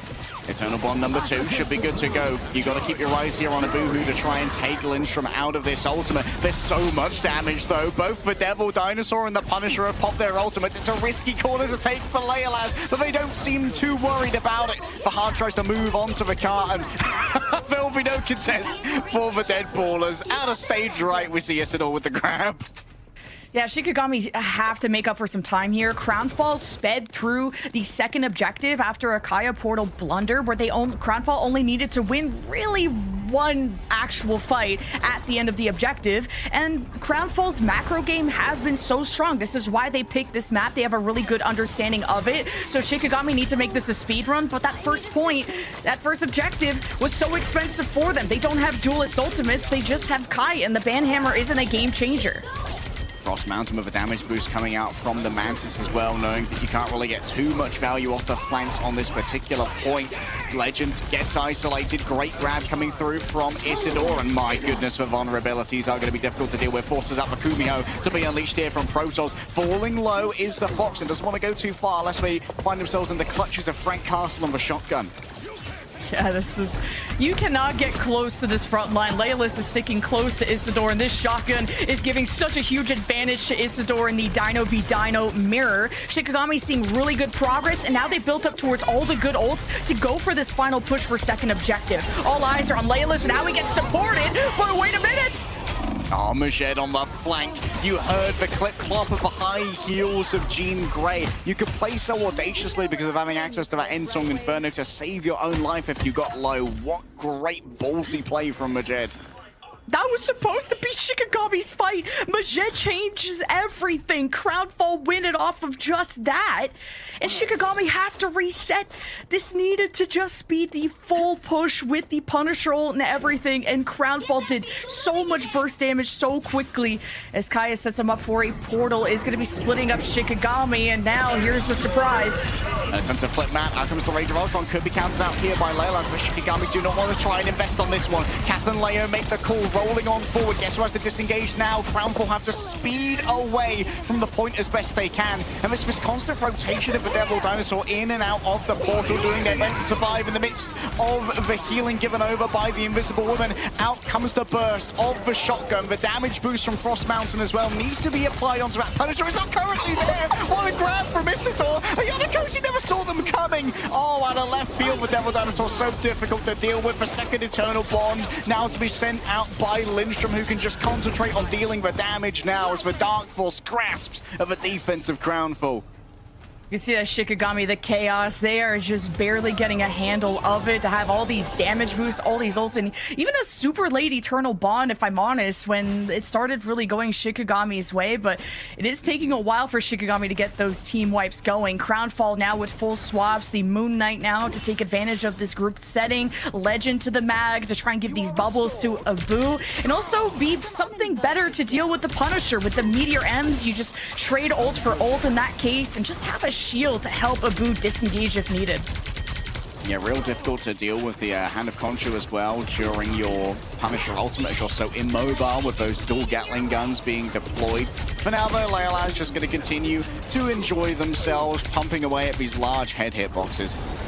The shotgun is doing the Lord's work out here, and you don't even need to be on top of the Dino. You just have to be on top of theirs, and Leolis is just so punishing against these Vanguards. Majed needs to be noted on their approach, though. Going up to... Hello, Leolas knows your location. Oh, you should have disabled cookies, mate. You know that they're tracking you. Abu, who's got nowhere to go but back to respawn, and there's a huge amount of cart presence that's coming through as well. Crownfall are working up towards some good ults, but this is the final stand unless Shikigami get an even better time bank. Meteor M also has not been earned yet, 7% away. That can make the world of a difference, and he is just going to get it in time, but the charm pulls them all in. Oh, and then the ultimate suppressed, but managing to break LOS. Protoss now taken the Meteor M directly on top of Leolas, and the hands of Khonshu as well. They were all in to shut down Leia. 3 ultimates on top of the Punisher. You know that Frank Castle's just street level, right? The power scalers disagree with the investment. Oh no, and Kaya got late staggered, and there's less than 30 seconds. Probably going to be able to just walk up, but maybe a portal should be in consideration. Kaya not going to go for that. Crownfall going to swap up to the Fox. Majed back on the Phoenix. They know they have space to work with. They could try and poke this down. Shikigami have 10 seconds, and Crownfall are taking an early fight. Shikigami will be able to touch, but it's not going to be comfortable. Yeah, Isidore completely waylaid by that vulnerability that's coming on through. You can see that the first Eternal Bond is met by the second. Legend needs to get inside, but the healing's going to be supreme. A high IQ swap over onto the White Fox as well to stop the Black Cat in there. Tracks Frost Mountain falling super low. Has the calling card ready to go. Needs to deal with the greens as well. Banhammer into her back as Isidore lets loose with the Devil Dinosaurs. Rampage! And that's going to be a lot of cleave coming through from Frost Mountain. Lindstrom's already down. Frost Mountain's ready to go absolutely crazy on the back line now. Phantom Pursuit, it's crazy maneuvers. All the APM from Frost Mountain gets higher and higher as we go to extra rounds. I was worried because he was starting to get mixed up on against the Loki doppelgangers of who he was really dealing with, and then identified the cloak and dagger, and that's when the House of Cards came tumbling down for Crownfall, who just almost, by the way, just won out the map right there. Came down to an overtime push for Shikigami. Both teams now finishing with no time at all. It will come down to just a minute basically each, with Crownfall attacking first. And man, the impact of these swaps from Crownfall have been huge. The Magneto against the Punisher, trying to not mirror but to counter. And we'll see. And they'll have time to swap and do exactly that once they leave the spawn room doors. We could even see maybe some Moon Knight, but not believing in this Wolverine, so we'll focus more on the defense. Frost Mountain, you could tell he's put in the time between yesterday and today to be a more confident Black Cat. He is the whole reason why Crownfall had no healing at the end of that fight. So Frost Mountain, again, you live and die by him, and Shikigami, that's their hero. The calling card resets were crazy. We just pounce after pounce. And it might be a bug-type move, but with Frost Mountain's Terror Ice, the offensive potential goes crazy. And Crownfall now having to attack first. Some would say that attacking first is a little bit of an advantage here, as you could hold in the same position and win the game. We'll see if Crownfall will be able to leverage that one, though, as Majed once again is feeling the Moon Knight, and I like it. Yeah, this is just a large amount of burst against a stacked group, and Isidore is just going to be kind of the solo Vanguard. I guess Kaya will be there here and there, but they're trying not to get farmed by the Moon Knight. Majed actually goes to the Elsa to have more of that health percentage damage. There is an off-angler that Crownfall are trying to note, and it will be either Legend or somebody that has to jump up there, but he has other minds, and a shot right through Lindstrom. That hammer still ready to go, heads in towards the back, trying to cut through some Raccoon stakes right now. The healing's going to be solid, and Kaya on the other side has actually been able to trade up for Ayana Koji despite all of their strategists disengaging. Great self-sustain coming through from the Vanguard, and now it's time to stop the car in its tracks. Damage exchange between the Devil Dinosaurs. Leolash just hits headshot after headshot. The bubble shield generator not ready yet as Frost Mountain looks towards the back lines. Has a little bit of cash to work with here. Majed notes them on the approach and down to half HP. What can you do but try and find the iframes? Oh no, ends up in the diner booth, but I'm afraid you need more than steak and eggs to get past Majed in the morning. Oh, not the bench hurting them in the end. Crownfall, it's a decent push, but you need more out of this minute, and you gotta let this Elsa farm. This will be a huge Apex Predator if they can farm up in time, but of course the damage boost could be just what tilts the scales for Shikigami, and a very early invisible boundary because Yano got picked. Shikigami have the resources and the ults. Alright, out come the layers of ultimate attack here. Call that one a Sunyon as Fahad wants to try and take down the Cosmic Yard Amplifier. Great damage in onto that ultimate. Leolash's turn has nearly arrived. 89% so far. Protoss going to be the primary target as Legend. No one's on No way. No, he's just so scary. The aura, I can feel it. That's tough because Crownfall could have had a later hurrah in that fight with things like the Apex Predator and other big, like it was around 70-80% to a few of these big game-changing ultimates. But Shikigami, they farmed early, being able to have more of a push and pull at the beginning, keeping Isidore alive, allowed Lindstrom to farm up the invisible boundary before Yana Koji's, and playing kind of that risk and reward with your Vanguards is what makes you an incredible strategist. And speaking of incredible strategists, Legend, who's now on the Vanguard, had that first pick onto Lindstrom, and what looked like it could have tumbled everything down for Shikigami. Crownfall saw progress because of this Deadpool, and we'll see if that will be enough, because the payload, that finish line for this second map is just short of that first objective. Yeah, you're exactly right, Lemon. That pick from Legend forced so much space to be given up by Shiki to be able to survive during that resurrection period while Lindstrom was getting the battle recall beacon from Kath. Might be exactly what keeps Crownfall in this series. Legend, by the way, most final hits on the team right now. Evidently, the role swap seems to have been cooked well. Yeah, I'm glad that Crownfall are kind of changing things up. It took maybe a warm-up time for Isidore to work off of a different Vanguard than Lois when he spent a lot of time with, but Shikigami now are on the offense, and it's the Punisher special yet again. No Magneto, and you won't be able to swap to this because you'll probably have to portal if you're Crownfall, depending on really when this fight breaks down, if it ever does for Crownfall. Yeah, big thought there. Kai actually gets pulled in by Ayana Koji, which is going to to be a huge turnaround in terms of the momentum. This is all now going to be solo vanguarding. You can see Abu kind of stepping up now, like, oh, I don't have to worry about another Vanguard in my face hitting the headshots. I can just stand in the way of the objective now. 30 seconds though, an ultimate stalemate, and now a banhammer comes down on Legend onto the strategist, and Lindstrom pays the price.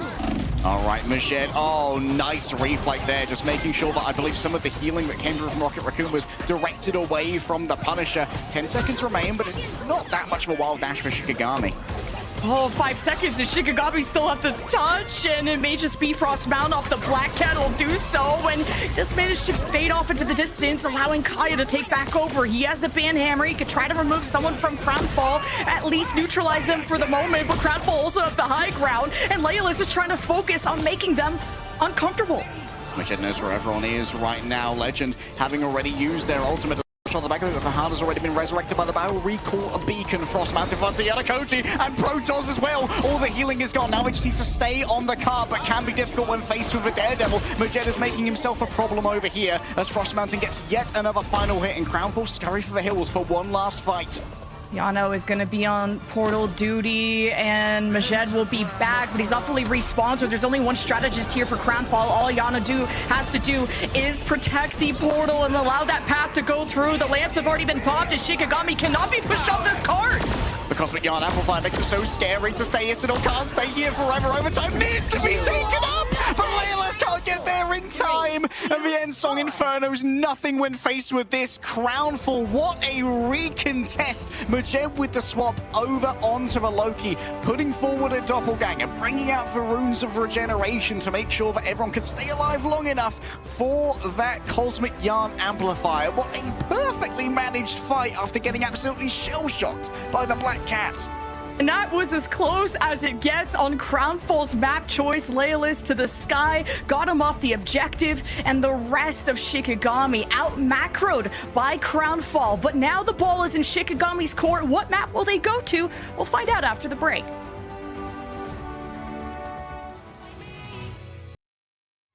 Who needs to watch Americas when EMEA has all the action? No more sweeps available. It's going to a map 3 between Shikigami and Crownfall, and well, a double C9 at the end in overtime.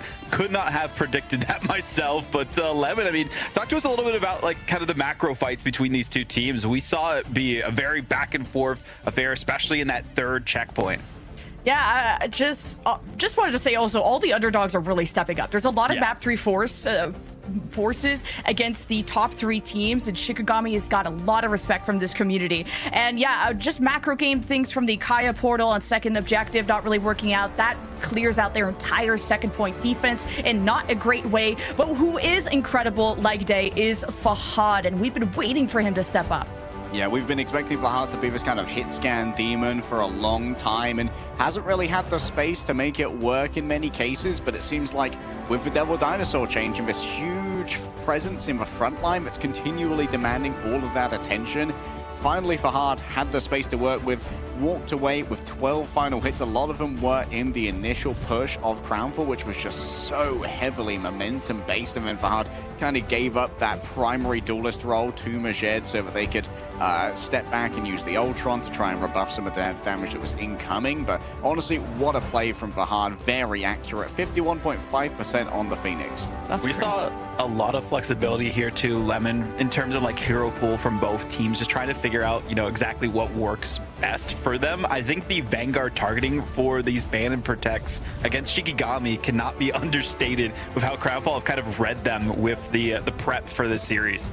Yeah, and they had to just go off of the Loki Mantis Ultron for Shikigami and incorporate things like the Cloak and Dagger and whatever else, Invisible Woman if needed. Still very strong in this meta. And yeah, two very different approaches of how to break spawn. Midtown is very niche in terms of the composition that you can run just to get out of spawn, whether it's the Moon Knight from Crownfall or Shikigami with the Punisher. And Leolis was a huge standout for me on the Shikigami side, but there was a lot of hesitation on the Shikigami camp of really mitigating their aggression as much as possible, and they're gonna go to Central Park, which, speaking of like really niche compositions and a niche map, this is definitely one of them. I mean, this is the map, though, like, for Shikigami for what we saw in preseason, right? I don't think we'll see a flyer composition unless they somehow manage to ban out the Devil Dinosaur instead of the Gambit, specifically because how well it can target the flyers. But even then, I mean, I'm just excited to see what compositions we see from them, because it seems to be like the comfort pick, the domain of Shikigami from what we've seen. Yeah, this definitely seems like the one where their hero pools can be flexed the most. I wonder if we are going to see the triple flyer again, given that one of the large strengths of that triple flyer composition with the Angela, the Human Torch, and the Ultron was that you could often take a fight on your terms off the back of an Angela kidnap, and that's very difficult to do against Devil Dinosaur, because not only is he immovable, but also can grab the Angela out of the air midway through that kidnapping.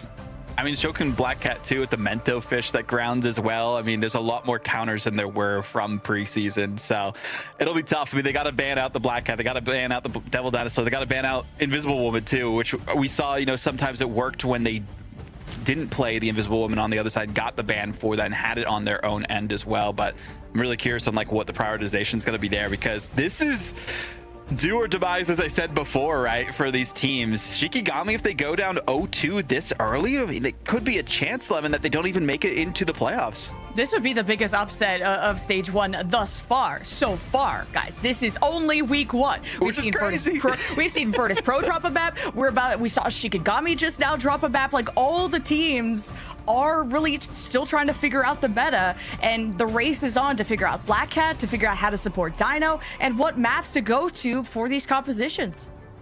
I'm just excited to see how things will unfold for Central Park, our final map of our first of 3, mind you. Best of 3s that we have today. Starting off strong, we'll see who can close it out here. This Lemon is where Shikigami shocked the region and potentially the world by taking their first map off of Na'Vi, one of our reigning champions here in EMEA and a storied legend of a team. And now it's far more inglorious, trying to rescue their series against Crownfall, a match where they were very heavily favored coming in, I'd say. Yeah, and Shikigami would have liked a clean win here, and now I'm worried about a win at all, because to be fair, it was just 2 C9s and a crazy overtime push that gave Crownfall the win on Midtown on their very much map pick. And imagine what Shikigami could do on their playground, as we'll see at least one Dino in the picture. That has been the bread and butter of Shikigami. Isidore has been insane on it, and I think Crownfall have really stepped up on how they've been able to really support Abuhu, which I felt was left alone a lot on Celestial Husk, but now Legend's been stepping up on the Deadpool and whatever else, even like the Magneto when facing against Leolis' Punisher. It seems like Luna Snow has been catching so many bans so far. Like, is Luna Snow just the truth now? It seems like we're going back to the old classic days of Marvel Rivals esports, as Mantis is once again going to be taken off the table. Crownfall, like, they didn't change their bans heading into map number 2. And I was like, okay, maybe this isn't ideal, but you know what? It was close enough on domination, but maybe we don't need to change it. See if Crownfall once again ban the Venom here. Shikigami are going to have a chance to protect the Venom. Previously, they protected the Black Cat from Frost Mountain, which has had some value, but it might be worth trying to take away some of the... Ooh, is that a Deadpool Vanguard ban? It's a... okay, gonna have to check with the graphics department on that one. Is that a Deadpool Duelist ban? Nah, that's gotta be Cap. That's gotta be Cap. And I was about to say, like, Venom isn't amazing on the first point just because of the kind of the low archway and just kind of how... Getting through choke points is not where Venom is really amazing. But Kaya is amazing on the Venom, and to be back on his comfort, because what did they protect? I think they protected Black Cat last time, and we'll see. Yeah, okay, so Crownfall are going to respond, make sure that Frost Mountain won't get that, and he's fine maybe just going back to the Daredevil and being a flexible kind of duelist in that way. Yeah, also we've seen Frost Mountain temporarily pick up the Mantis as well when they were supporting Leolaz's Punisher angle. Admittedly, maybe you won't see as much Punisher here on Central Park, which is a lot more vertical than Midtown. Midtown's a notoriously flat map, apart from the first point. Doesn't have too many angles for those high grounds to be exploited.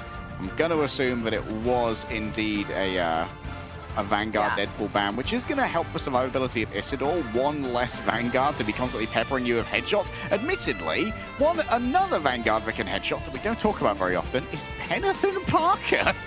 Anything. I hate that you said that. I mean, Legend coming in, super niche. What's fun though is that the Dino, once you put the bleed, you get the grab, you could throw people into the penny mines, and usually it's Shikigami that are reinventing the wheel, and this is certainly one of the wheels of all time that Crownfall are trying to do. But yeah, it makes it so that when you play front to back at this choke point, that it's just gonna be stupid. You won't be able to just keep walking. You'll have to deal with the mines, find out where the nest is, and maybe that'll be Frostmount that has to add another objective to his list of identify where the nest is, because that is the #1 thing you have to do at the start of this fight. Okay, production has confirmed to me, thank you production, but it is indeed the Vanguard pool ban. But now you've got to deal with the mines. The mine should be an easy pick up here for Leolaz, but we'll have to take a rather audacious angle to try and find that spider nest. And when you're being constantly peppered by Fahad, it's a little bit easier said than done. Interesting pathing here from Shikigami to just curtail this choke point that is usually impossible to get through, and especially get around the mines, which are now placed on top of the strategist here for Crownfall, so trying to negate what Kaya can do, and he'll find people who are not in the nest, and the cooldown for the root on Legend is so short, so Isidore and Kaya are about to not have a fun time.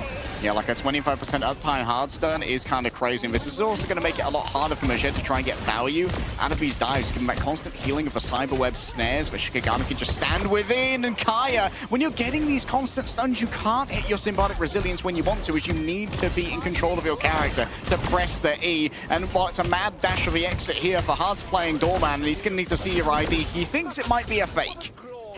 Yeah, I would be scared playing any flyer into Fahad. He is not just warmed up, he is heating up. This was the MVP from Midtown, having what, at least, what did we say, 60% accuracy or something crazy like Pretty that? high. Very, very high. And now Crownfall will have the escapability of the End Song Inferno. Lidstrom can maybe try to stabilize Shikigami. The invisible boundary will cover the entirety of the objective, and Kaya's trying to block off some of these heals, and no one can jump into this End Song Inferno.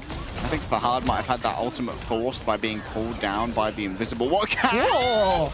Okay, she is not here to play anymore. She is here to dominate. All the mines get cleared here. Isidore does that for their more squishy members. As inside of a shield, there's no healing to be given over to Legend, and that might be the end of a Legend of Penny Parker for now, as Ayana Koji just going to send out a doppelganger. A momentary distraction. The portal opens, courtesy of a Boohoo. Legend swaps over onto the Devil's Dinosaur, as someone has to. You can't leave such a powerful character on the table. A big grab onto Kaya into a diamond form, still inside of those shields, though, means that even less healing can come their way. Leolaz just pounds down with the Rage of Ultron from afar. Majed simply clings on to the back of one of these pillars to try and avoid the incoming damage. Frost Mountain's hands of Khonshu say that it's my turn to take the point. No, It's brave. That's a word I would describe it with, for sure. Now and there's no portal to kind of jump into that with, so blunder there. We need to stop that vehicle in its tracks. End, as we'll check in very soon on how the the whole lobby is cooked. We will sort out this tech issue. Glad it's not just me, and Yo, we'll moving see like how me on the dance floor when I hear Dancing Queen.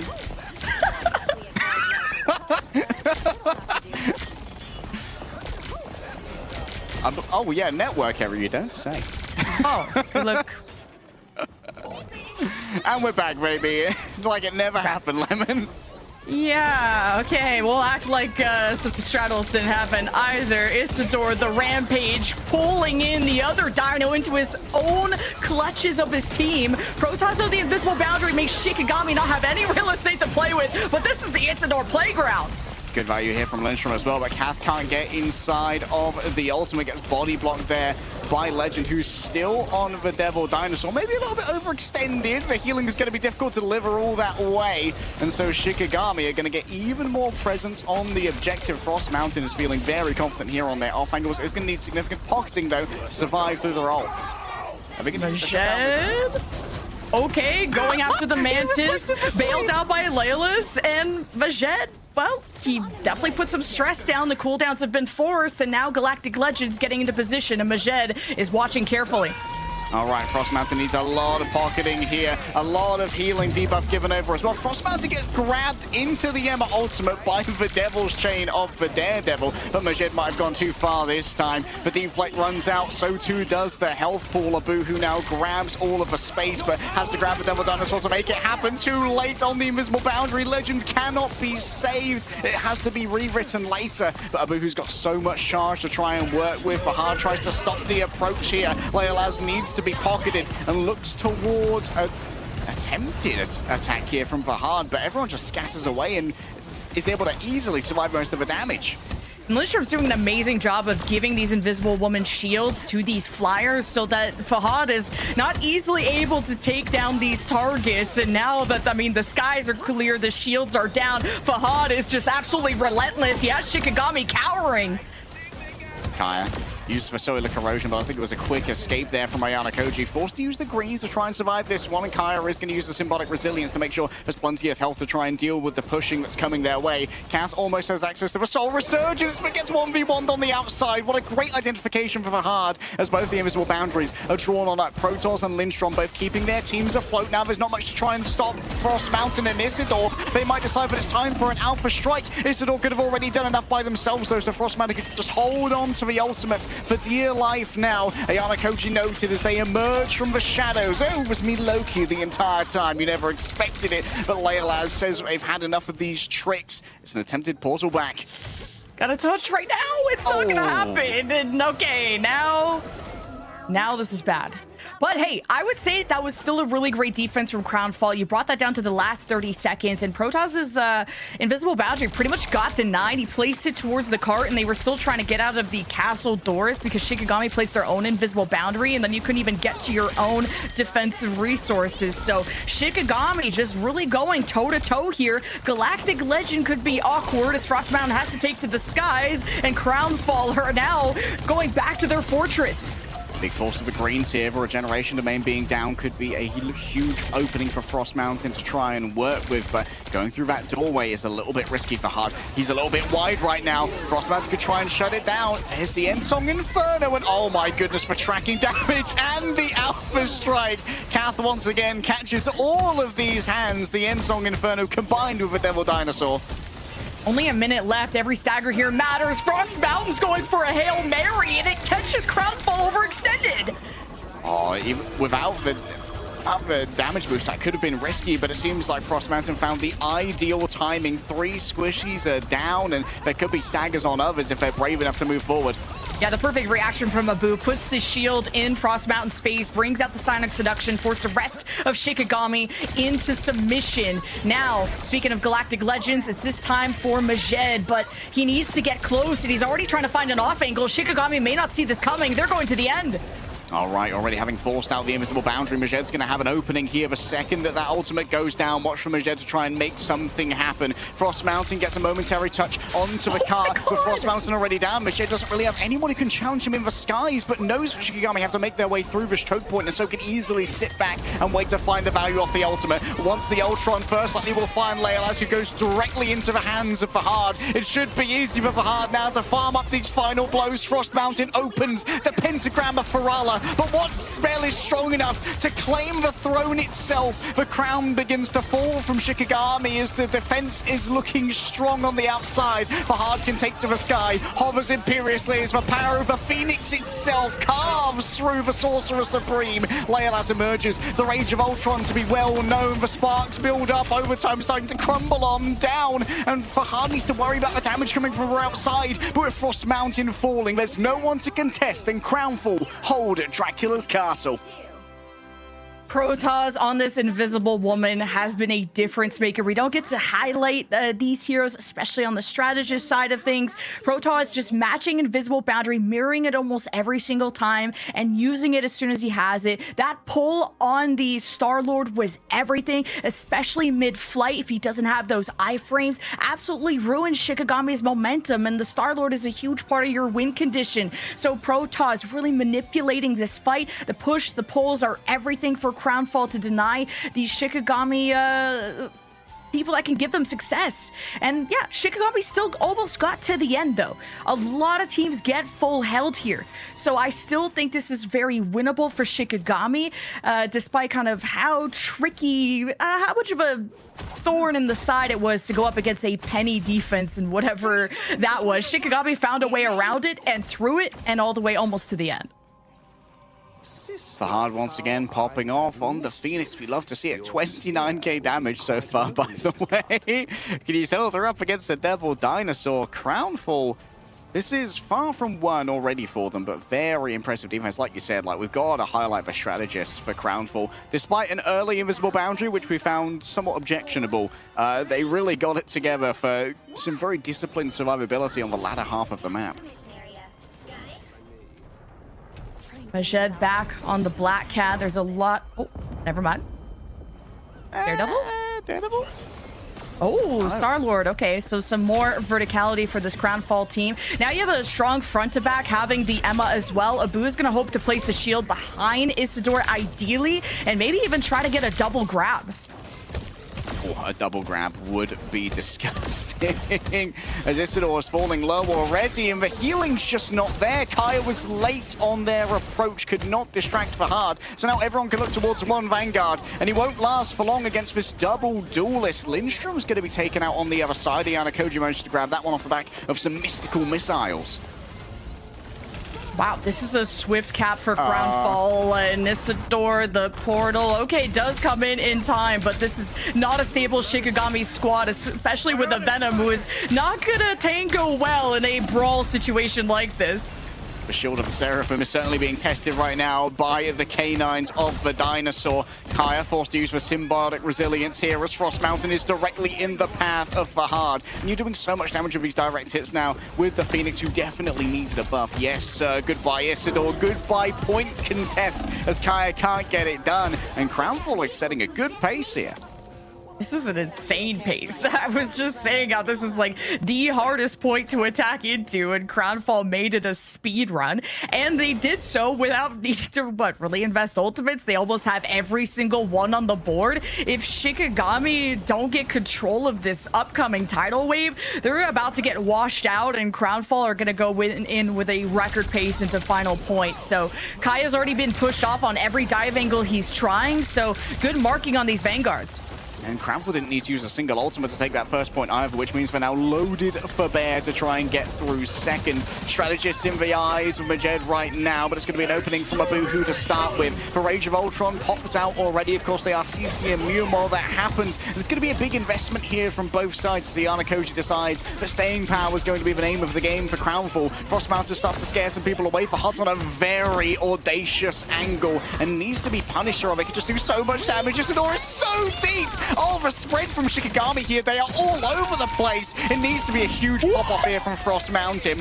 But Majed just manages to get away temporarily. Abuhu catches these hands. A couple of squishies are noted. Frost Mountain manages to duck into cover and now begins to believe a blaster barrage inside of a small room is the thing that could get it done. Finally, Shikigami find themselves a sense of stability. I just want to appreciate the Proton Shields again to keep Majed alive in that 1v1 against Frost Mountain for as long as he could. But there's just so much to juggle as a strategist with all the ultimates that just came out. Crownfall, I mean, have plenty of time, and it'll be up to the rampage of Legend, who is ahead against Isidore, where now a new Dino has emerged for Crownfall, and we'll see what kind of havoc he can cause. Numerically, Frost Mountain should have an advantage in all of these fights. Has double damage boost from both the Ultron and the Mantis. Frost Mountain could be the primary target here, but everyone's going to easily shoot down this Phoenix. Indeed, Fahad just forced to go back to full HP, but now it's time for Legend to open it up. Wants Kath super badly. The Devil Dinosaur's Rampage does so much damage, but the pocket is so strong. Three strategists look to each other, begin to recite their patty cake, and in time there's going to be an opening as Legend falls on down, and Frost Mountain with their double damage boost can carve through these Vanguards untouched. Legend got left out to dry because Shikigami were diving Crownfall's backline, and now you miss out on the Dino, but let's see if this Psionic Seduction will actually get Isidore to his knees. He's being so well supported by Laylis on the Rage of Ultron, and Crownfall find themselves at a stalemate. This is the most difficult part of the second point to push, but the high ground angle LOS advantage going to Shikigami, and there's an invisible boundary exchange coming up. Invisible boundary is ready to make moves. Frost Mountain doesn't want to use their own ultimate yet, knowing that Ayana Koji does have access to this, and Protoss going to be able to follow up afterwards. It's playing a little bit wide from her own ultimate, but Protoss going to be able to layer a second on here. That's going to make it very hard to survive. It's going to all come down to Kath. Has but a couple of seconds here to try and build up yet another strategist ult to keep the remainder of the team in a defensible position. Still, there's going to be landfall made by the Ensong Inferno and Crownfall. They haven't been able to grab anything off the back of the ultimates that have been given over so far. Kath just in time gets for Soul Resurgence. Everyone was so low, but now they're feeling healthy, they're feeling hearty, they're full of vim and vigor as they roll forth onto this back line, but so far away. Majed now going to look onto the back line. 3 strategists, and that's going to be a quick grounding as well off the back of the beam of the Devil Dinosaur. You cannot carve through the Devil itself. You need to instead go for the squishier targets. There's the Devil Dinosaur, finally rounded upon by the Vanguards and catching so much. Kaya almost has the Feast of the Abyss. 99% he's going to fall down with. Oh my god, just these invisible woman shields denying so much from Majed, and eventually the spin to win. A backflip into the backline of Shikigami, and they cannot withstand the storm of Crownfall. 2.5 minutes to go to the finish line. We will be determining a winner of this series in this next section of the map. We enter the castle, we enter the court of Shikigami with a Rocket Raccoon swap from Cat. To have that forgiveness, you need to be able to maintain momentum. Crownfall has to be careful with really how they are supporting Legend, which this is a new role for him, and also a new hero, which you can tell that Crownfall are adjusting. But the Psionic Seduction, if Shikigami are not careful, even if they dive, Abu could try to peel with just that ultimate if he wants to.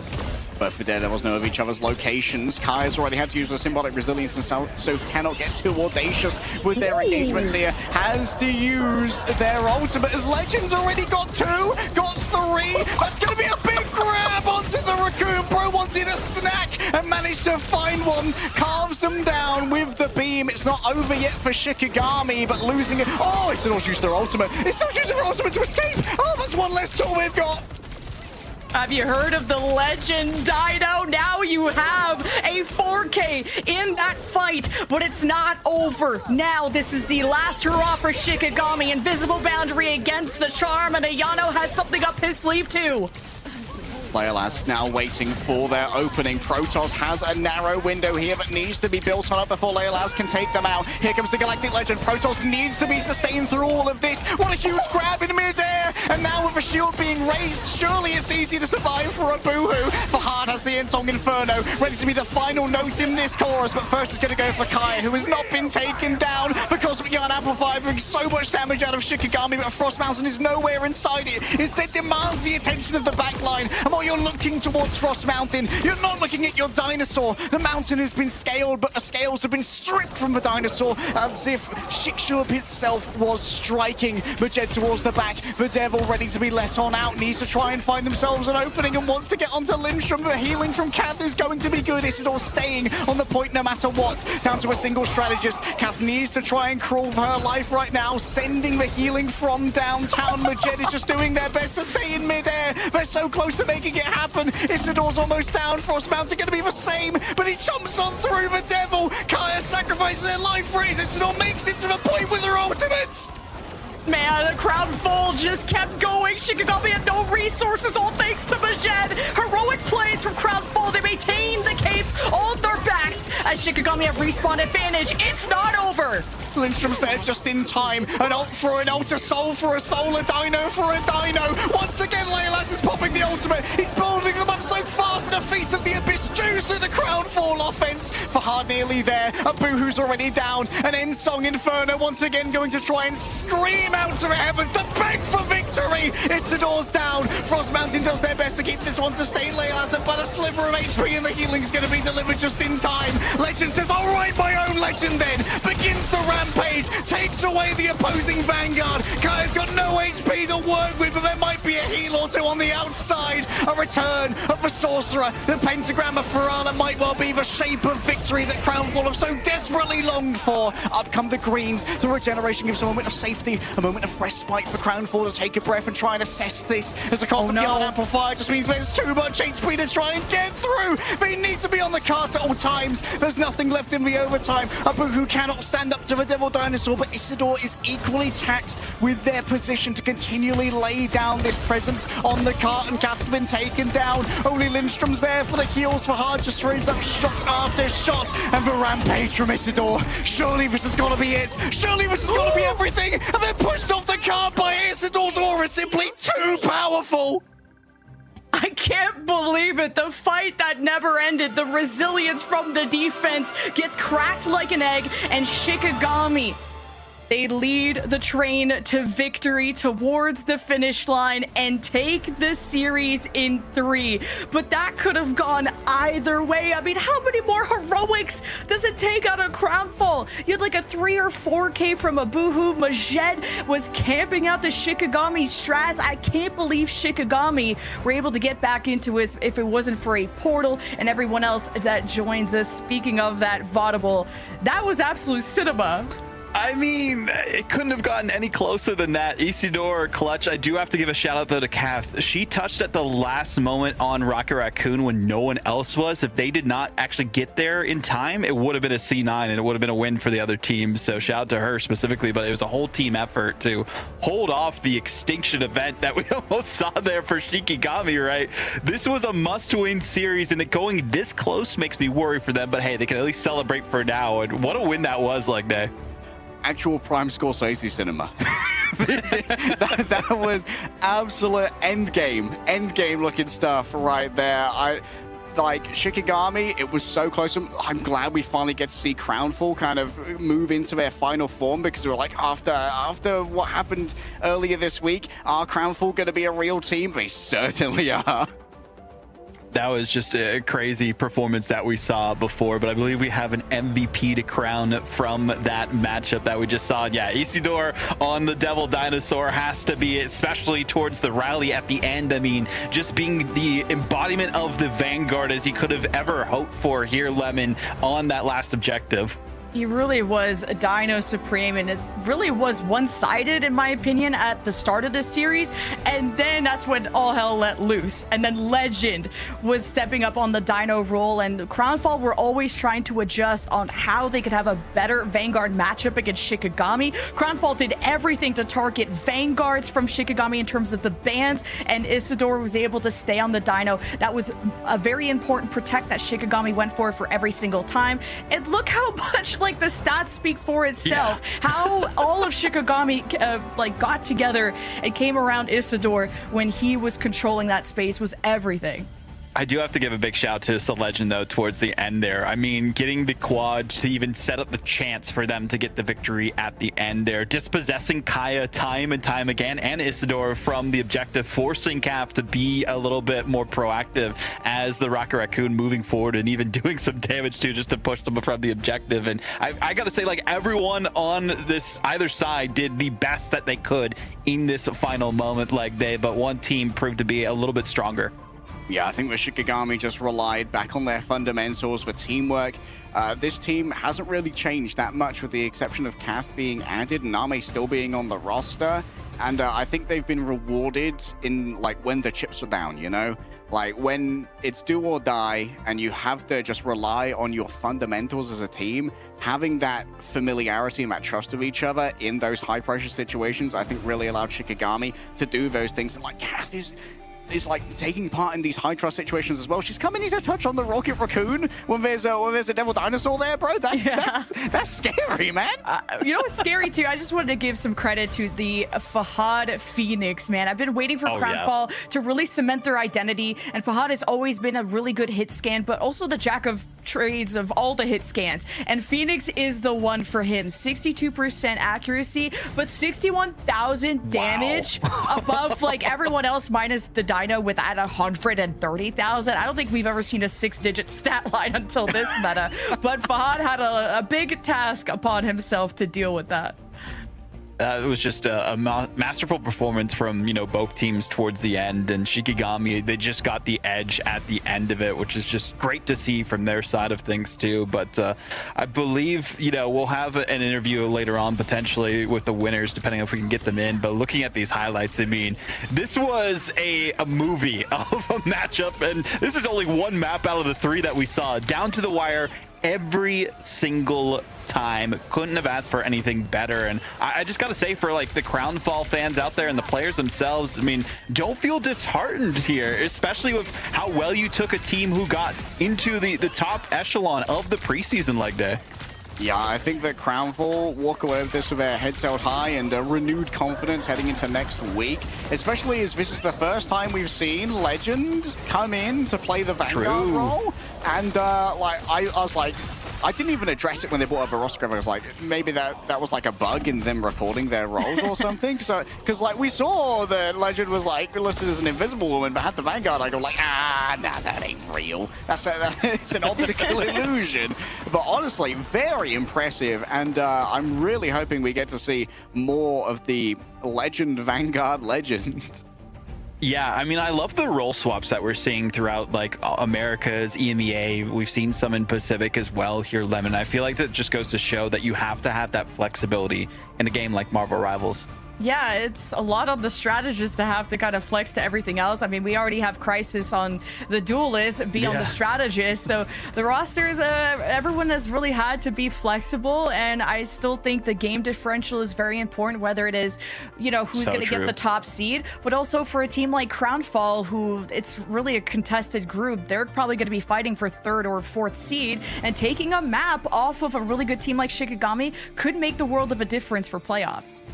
I can't even predict now who's going to be those teams from this group to even make it into the playoff like potential here as well. Like looking at both the groups that are available, right? We have, you know, Crownfall, Fire Strays, Shikigami, Chosen Ones, Reason, and Heretics. Heretics, I feel like is the only safe one at this moment in time, like day for this group B.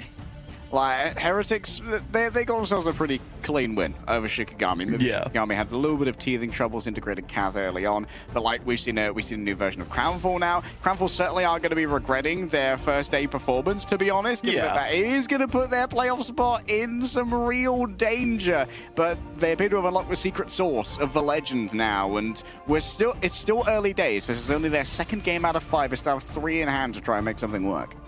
Yeah, I mean, looking at the, you know, other playing field that there is there, you know, they got Fire Strays to play off against still, Reason Gaming and Heretics, so could get some wins there, especially Reason and Fire Strays. Heretics maybe a little bit more of a struggle, but unfortunately we couldn't get the interview going, so we'll talk to them a little bit later on. They probably just need some time to cool their heads after that victory for Shikigami. So we're going to be heading on over to a quick break, then after that it'll be Fire Strays versus the Chosen Ones. Don't go anywhere.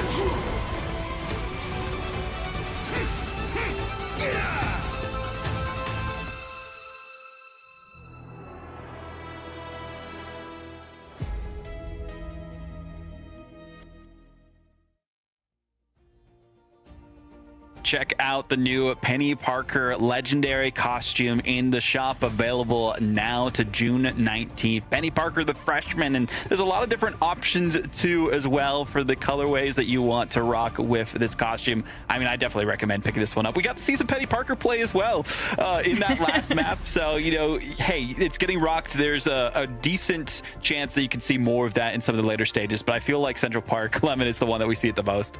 Yeah, so fun with the nest, and then eventually we got around it, and we will be getting through that first series to talk about this one. We're not really expecting the Penny Parker, no, but you know, expecting some good plays though.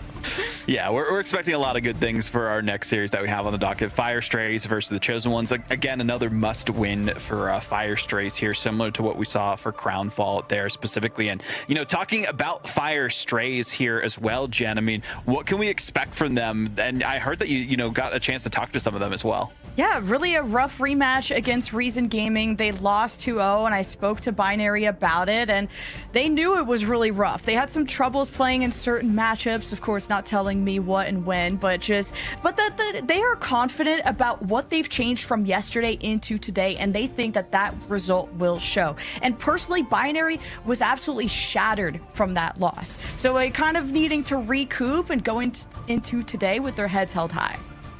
Well, for our next roster, the Chosen Ones, they were a team that, you know, a lot of people had questions about going into this. And leg day yesterday, they definitely shut up all the doubters as they could. One thing to note, though, Crash will be subbing in for JDX for this matchup. And I feel like JDX was like kind of the second best player on the team there. Yeah, JDX definitely was pretty impressive. Crash listed themselves here as Lunar Snow. We'll see if the DPS Luna is real. It's certainly real in my ranked games, so maybe it could be real in Ignite games as well. But for me, all of my attention is going to be going over onto 21K, who is just very much the like powerful avatar of this team. A lot of resources go towards 21K, and bro walks away with the goods very often.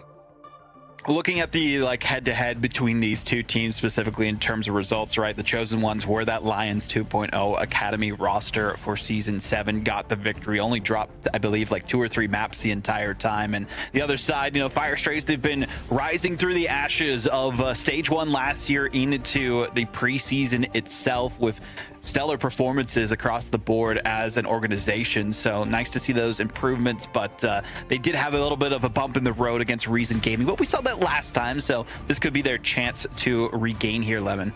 Yeah, and it's kind of really surprising to me for Fire Strays. I think it's purely a coordination thing. Their roster is very high quality. The talent is there. Sloppo is one of the most excellent Star-Lords that we have, and this is very much a Star-Lord meta to try and really match how mobile and how fast these fights can be. And speaking of fast fights, we have Celestial Husk for map 1.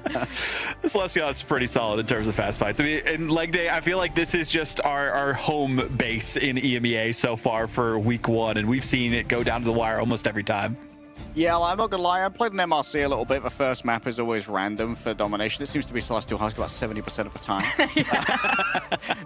kind of weird that when there are 4 to choose from, or 5 if you're in quick play, but Celestial Husk definitely has these longer fights to begin with, so we're once again going to be tested.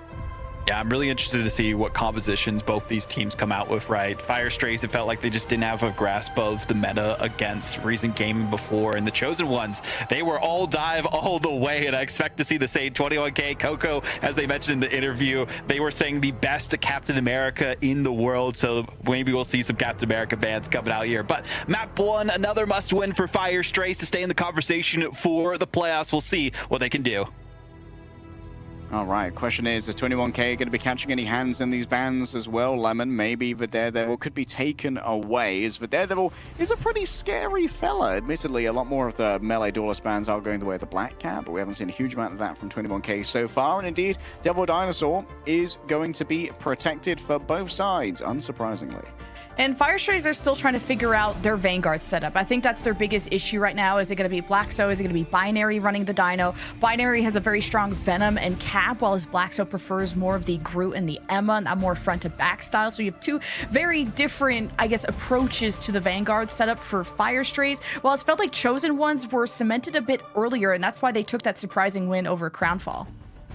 Yeah, like...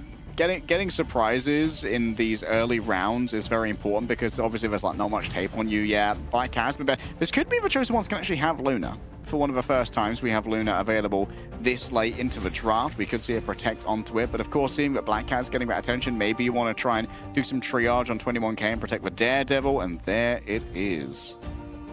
Yeah, that's been a comfort too for Chosen Ones, although the Black Cat has always been an option, but since that gets banned out, you want to give something to 21K. So now the White Fox gets protected, but the Luna Snow team up will not be available. So we'll see kind of what triple strat comes out. And on a map like Celestial Husk, where you have very high ceilings, obviously there are no ceilings, that's where Ultrons are kind of that other level of damage boost, which, speaking of Ultron, that gets finally banned out by Chosen Ones. Yeah, good call, Lemon. Ultron being taken off the docket here is also really important for Daredevil. Daredevil has a lot of trouble interacting with the Ultron on these, like you said, open sky maps where there isn't that much geography to really climb and get into melee range of the Ultron, where you can start chaining together those righteous crosses to stay on that aerial hero. We'll see if Chosen Ones, if they've been figured out or not, or if Fire Strays really have figured out themselves. And I think Znost has looked really good on either the Jeff or the Fox in that case. And Fire Strays, though, the domination looked a little wonky against Reason Gaming, taking originally 100-0 loss on Krakoa Grove. So they kind of need to get settled here early for Fire Strays, because like I said, the talent is there, the mechanics are there, but on such a fast meta like this, it's how you communicate and it's how you coordinate. And while on Chosen One's side, there's a lot of, I would say, it feels bad to say unknown quantities, but I'll rather say untested quantities. And Coco returns now on the Captain America. They ran on Burn and T'Challa against Crownfall and lost that. So both teams have suffered on domination before. And now as the doors open, we have, of course, the double Dino and alongside Cap to accompany the Dino. Yeah, not the most common binary pick here. We have seen a lot of Hulk from him previously, but Hulk does not have a great matchup into a Devil Dinosaur. And I'm going to be interested to see how Crash handles their DPS debut here on the Duelist of the Star-Lord. Seems like everyone wants to have a quick up-and-coming, close-up matchup on the high ground for control. Yeah, this is where if you can defend from this position, the Star-Lord just having the unlimited skies and you have to go through this lower doorway is not fun. So many options to push through, but Fire Strays need to get a good push going, and now that their cooldowns are back, they have Haster at half health, who gets healed back up, and now it may just come down to the ultimates, but Crash is getting flanked, and it's going to use those iframes to get away. All right, goodbye, Coco. Courtesy of Znost there. Actually using a rare aggressive, like, Banhammer as healing as the strategist pull, which is not the most common that we see come on out, but it is going to be 7 minutes, able to easily rebuff all of his incoming damage utilizing their melee form. Really, yeah, interesting that Znost is on the strat pool and Demon's the one on the White Fox. This is a different approach because Demon's been known for that Daredevil, but they're going to run with just the solo duelist at the moment. So all eyes are on Slotho and Crash, while Crash has a second duelist. So a lot more damage available for the Chosen Ones, and you can tell based on how far back they push Fire Strays. Oh, I love this aggressive ult here from 7 minutes. Just stomping down with the Kumiho, forcing out the return ultimate, but Closar is already down as Damon's been able to use their own Kumiho. That's many charms as well. Hasta making sure that anyone who tries to move forward is going to be continuously slowed, bled, and chomped as they take out their counterpart in Black So. And a quick grab onto Binary is going to finish this one off as the Chosen Ones claim the point. Yeah, and I think a lot of teams have underestimated what Chosen Ones can do, and I think Crownfall were the ones who were the guinea pigs to that, to just realize how good this team is. Fire Strays, though, have built up towards at least the invisible boundary, so if you just can't get space, you can always put that down, especially Trap the Dino, who's going to be very much slowed by that, but wait, how does a Jeff get caught? I mean, got caught by one of the headshots of Deadpool, which certainly did not make things easy. In comes the releasing of the Devil from 21k, trying to get the value here on that early engagement, but with Hasta falling down, so he's just going down to the healing for the Chosen Ones to try and survive this one. And it's going to be the final exam already used here by Znos, giving everyone plenty of overhealth. Look at those blue bars for Fire. Crazy is... he's crazy, man. They put him in a room, a rubber room, with a bunch of sharks. And some rats. Okay, well, we got some 2 exchanges of the Galactic Legend. I also think Chosen Ones, what a blunder. Your Jeff should not even be in a line of sight of any kind of hit scan. You could heal from a planet away if you need. And Chosen Ones, they extended it to 52%, but the lead swings back in Fire Stray's way. And at least the silver lining is that, well, the win condition of Fire Strays is gone off the Galactic Legend, but now it's Binary and Black, so that'll have to deny these entry points. They're marking it quite well, but Coco is going to try and make his way through. All right, initiative grab here for Black So as well as Captain America. Big chomp onto Democracy's finest warrior. Black So not going to get too much uptime off the back of that ultimate, though, as the Chosen Ones were very smart to simply back off. They are claiming a lot of space off the back of this as they wait for Coco to return. Yeah, good kidnap from Black So in that moment. Not afraid to grab the Captain America. Sloppo's dealing with a flanker. 21k trying to harass these strategists. They are below him, though, and Fire Strays, they're just anchoring off of Black So and just trying to group everybody back up. It's going to be who could trade backlines here first.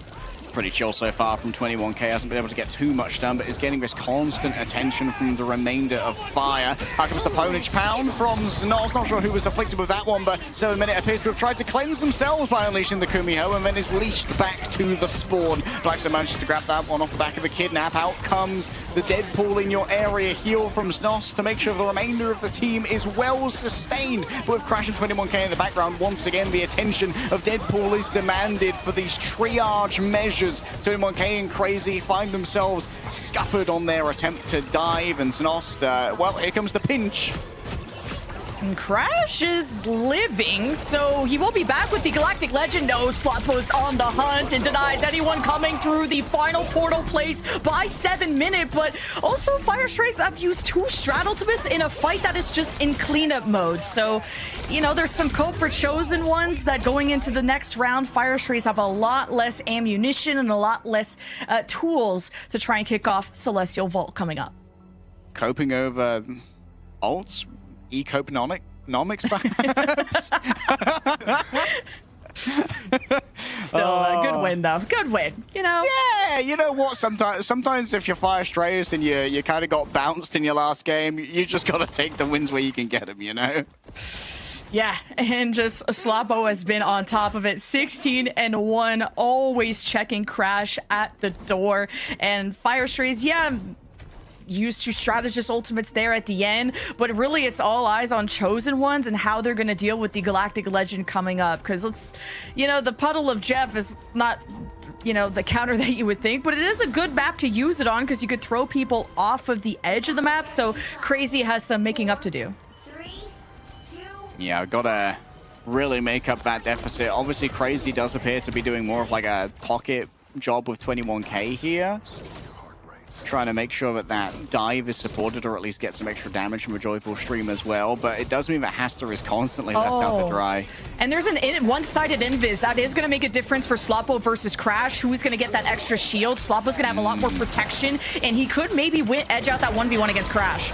All right, Hasta begins early with the Devil Dinosaur's Rampage, but Binary's easily able to give the additional strategist ultimate here of the Freedom Charge, giving her all that extra HP, as well as bonus ultimate generation in their own right. This allows Znos to instantly have access to their own here. Could try and use the Ponish Pound to shut this one down, but instead, I think they will have put a debuff over onto the Daredevil to stop them from getting too frisky. 21k still seems pretty audacious. They roll in towards this backline, and these strategists are just getting beat from all angles. It's a mean streets mugging of fire right now, as the Chosen Ones have used the intimidation to get their first capture. Still, Sloppo thinks this one is winnable. Catches 21k in the streets, guns them down with the dual element guns, and the remainder of the Chosen Ones have actually been split into two groups. A pair of squishies, a nice TP away there from the White Fox, but does leave Crash isolated, and the chase down should be fairly strong. Still, Crash going to be able to survive for a little bit longer, and 7 minutes seems to be pretty confident in their duel against Sloppo right now.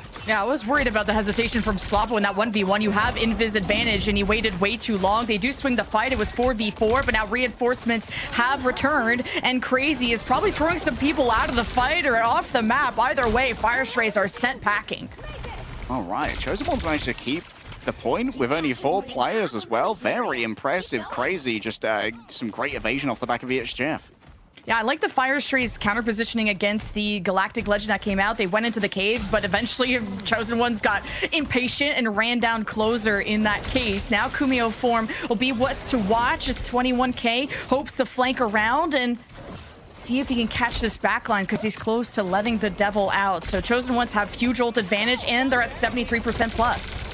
All right, lots of damage on the Closer. Cannot survive the Devil's Chain. The healing simply was not there. And now Sloppo has to decide, are we going to try and commit to this one? With Coco down, they think that it might be winnable. The Devil begins to be released here by 21k, chasing down their fellow duelist. And that's a lot of the fragging power now missing for the side of Fire Strays. Still, it might be winnable here, but with 90%, Fire Strays have to decide whether they're going to TP back or just call this one in 100-0 fashion. Has to bring even more to the table with that Rampage. I don't think you can really park the portal now. Sloppo's a touch too late, and Fire find themselves actually fired back upon.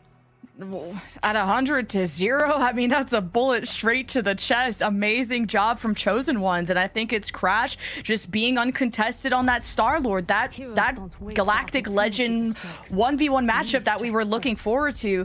I really think that Sloppo should have just went for it, because the best way to deal with the Star-Lord is another Star-Lord shooting back. And when you have Closer who could have just shielded you, that could have been a moment to not only cancel the Chosen Ones win condition, but to throw the fight back into Fire Strays' favor. So that hesitation, yeah, Fire Strays acted a little late in that fight and made it close, but then Chosen Ones capped the point, so they farmed all the way up to 99% plus, and then it was cooking when Fire Strays just had nothing left and they never won the fight. So speaking of this upcoming fight, Galactic Legend for Crash and an invisible boundary from Closer to try and seal him away from the team.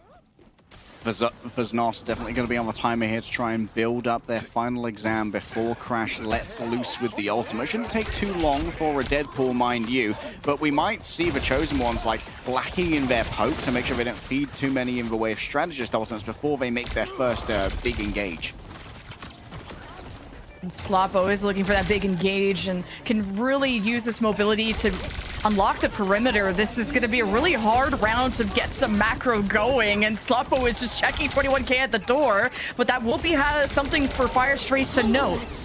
All right, Kumiho unleashed here by 7 Minute, bringing the remainder of the Chosen Ones with them here, rolling on forward. 7 Minute has so much HP as they stomp multiple members. It just refreshes the Kumiho again and again. Sloppo had the eyes here onto Crash, who refused to pop the Galactic Legend. Sloppo's actually been able to generate an ultimate of their own while Crash was waiting, was too nervous about Closer bringing up that invisible boundary. But it's not been mugged in the back by both the Daredevil and the White Fox. These melee duelists are so difficult to deal with. 8 HP becomes 0 real fast. Crazy manages to get one onto Blackso. Difficult to do on the Jeff when Blackso is immovable, but perfect play. Yeah, and a great It's Jeff ult from Crazy, getting the Dino and one of the strategists, leaving Sloppo out to drive for those heals. And Chosen Ones, winning that first fight is everything. You see that the Haster is getting into position to pressure the choke point, and Fire Strays have Binary on the hold to try and have these bubbles mitigate some of the damage in the exile to make sure people can't leave. All right, they're pulling your area here, but still the cutoff of the heals onto Closer is solid. Vibranium Energy Saw cuts through Fire Strays' hopes of having some great heals healing in this one has to think this even more winnable. And so out comes the Devil Dinosaur. Rampage temporarily stunned the Devil on top of it all. Everyone's getting devilish right now. Lucifer himself has entered the bloodstream of fire, and he burns through these capillaries. Now you're starting to see the potential of Chosen Ones and why they took that series against Crownfall. Their coordination off their Dino, 21K and Haster, it's like peanut butter and jelly when you watch them. They work so well in tandem, and you get everybody weak from Fire Strays, and then 21K knocks all the pins down for the strike. Fire Strays have already changed their comp, and they really only have Blackso to depend on for this upcoming Rampage, and it has to be Demon that steps up. He was an amazing Daredevil before, and he needs to do the same thing again.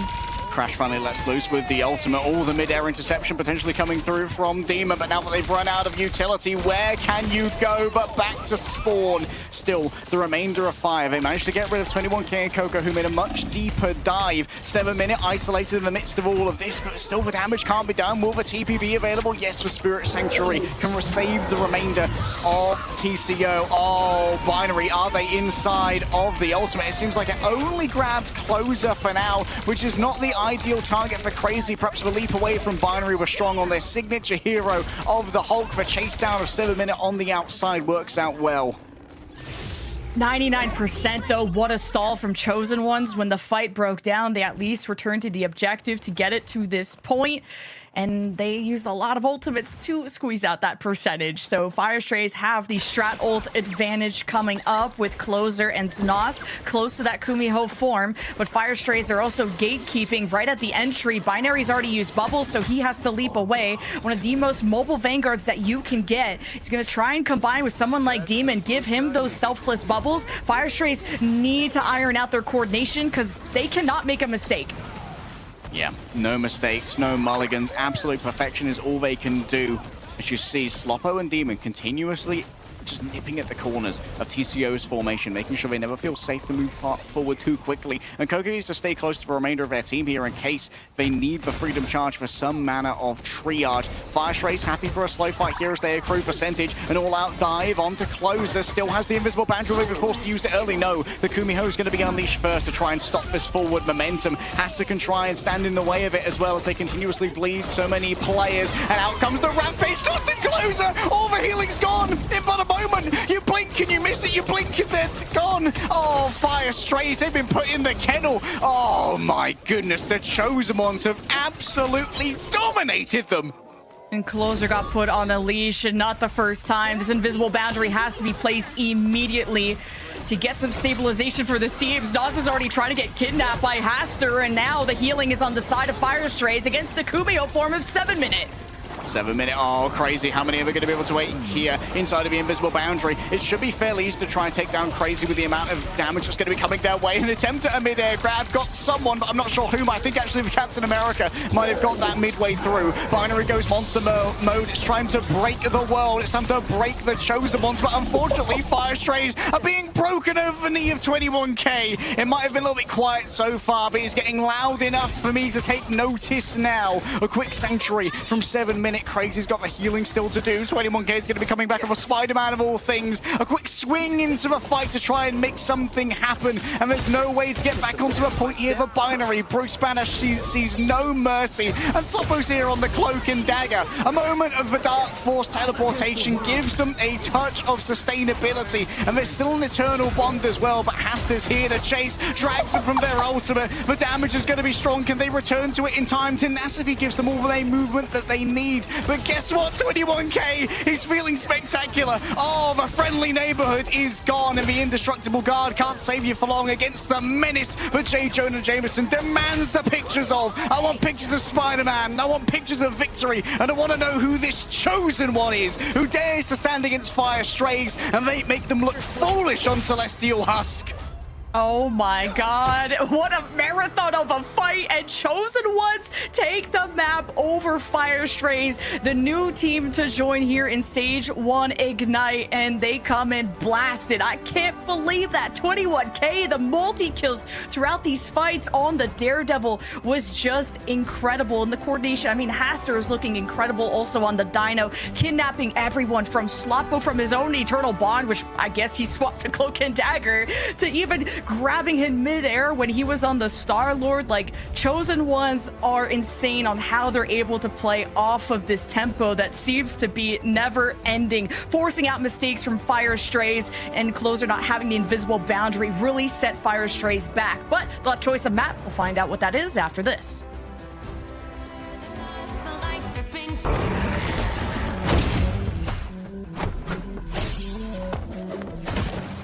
I'm hulking out! Hulk smash!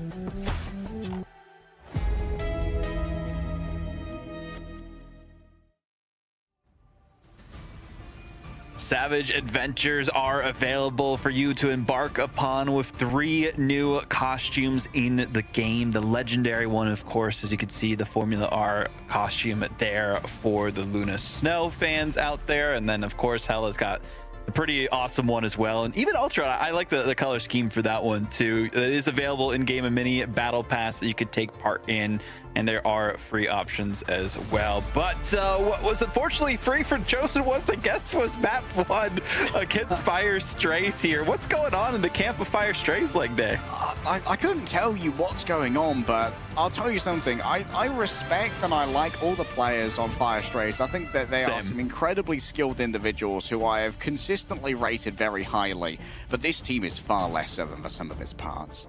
Like, I don't know what's going on in the comms for this team, but they are, like, each of these players is individually fantastic, but together they're not playing very well as a group.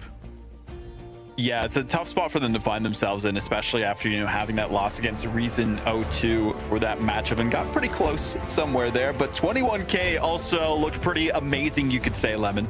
Yeah, emergency Spider-Man, by the way. Like, just got to the point lightning fast, but was lightning fast on the Daredevil, claiming so many multi-eliminations throughout these fights. And I think it was a huge part of working in tandem with Haster. I think it's been a coordination thing, a synergy thing from the Chosen One side of how they've been able to build up this roster. And especially on a map like Domination, your comms have to be clean, and it was just cleaner from Chosen Ones. Fire Strays just had mistakes forced out, whether it's Closer who didn't use the invisible boundary at the end, Sloppo who hesitated in the 1v1 Galactic Legend against Crash. Like, Fire Strays, I think, lacked confidence against the team that really suffocated them if they didn't act quick enough.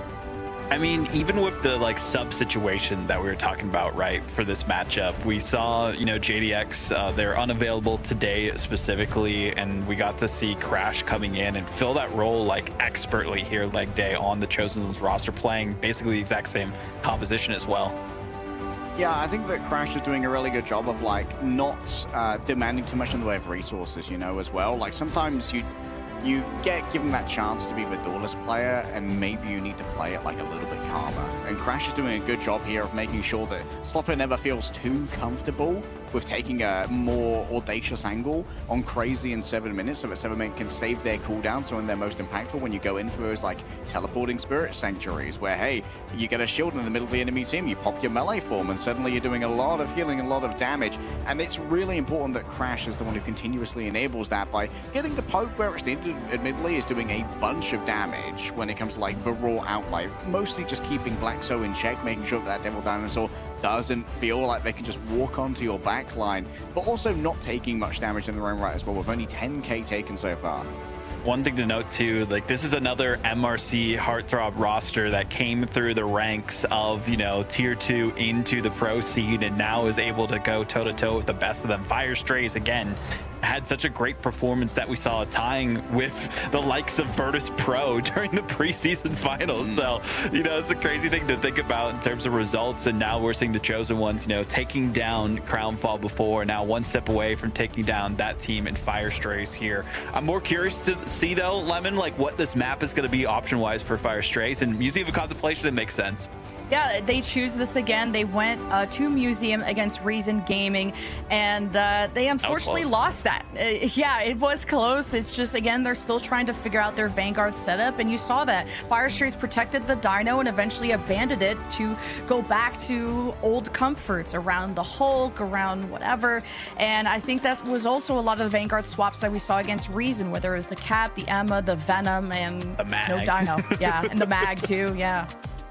Well, Museum of Contemplation will hope that Firestrays can figure out the art that results in a victory for them, because they have been observing the wrong display so far in this group stage. They need to come out with a win to tie up the series, and map differential is going to matter a lot for those tiebreakers. So getting at least one against the Chosen Ones will be a good boon for them, but we'll see if they can do it. Chosen Ones one away, though, from securing their second win in a row. We're looking at an end of the day today with the Chosen Ones at the top of their group, potentially, Lemon, which I don't think many of us would have seen coming. Black Cat going to be banned away from Firestrays. I believe that Gambit's already been banned away from both sides. Predictably, Devil Dinosaur is back on the menu.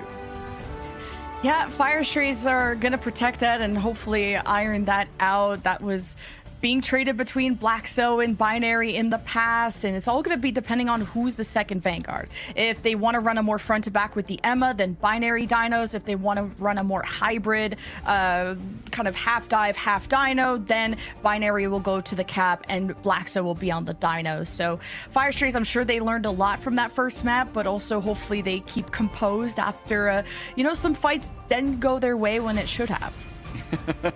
Yeah, like there were a couple of fights that went their way, and then they invested some ultimates, and then they invested some ultimates, and the fights didn't go their way. Sometimes you just roll those natural ones, and Firestrays seem to be putting a lot of emphasis here on trying to shut down 21K. Don't know what 21K plays outside of those melee duelists, and making sure that the swapping over onto Mantis to just pocket Crash here is not going to be an option. Groot has been protected. This is very much a Blackso mainstay. Absolutely is. Now this is telling us more that front to back style, and now Chosen Ones will have to start thinking about counters in terms of how you're going to bring down those walls where, it was usually JDX that was playing in here on Museum, running the Phoenix, and that was always a good option, and they're going to choose to at least ban that from Firestrays and potentially have a one-sided Phoenix, all depending on what is Crazy's hero pool, who's mostly known for the strategist at least. Mostly known for those. Admittedly, we've seen them swap over onto a tracking base or a Star-Lord, a Punisher's not too far of a leap from that, and if they do like playing the Lunar Snow as well, the Phoenix, the one-sided Phoenix could definitely be a big boon here, because we know that Sloppo and Damon are both pretty solid on the Phoenix as well. I think that's a high-value ban from the Chosen Ones as we head in towards our map. It's going to be the Chosen Ones defending first. So we'll be able to lock in on their composition where Crazy returns on the Star-Lord, which was very well supported, and despite being a quote strategist player, he was the one that kind of led a lot of these fights, speaking of Crash, with confidence. I like that he was ulting before, and he was ulting as soon as he could in these fights, which had Firestrays always reacting instead of being proactive. And that's really what hurt Firestrays in terms of just spacing, because Firestrays had to constantly hide away from the storm that is the Galactic Legend. Firestrays are going to have not only just the Moon Knight to break out of spawn, but the Punisher to deal with the Groot walls. And we'll see how Firestrays deal with the upcoming defense. Done by Deadpool, age 32.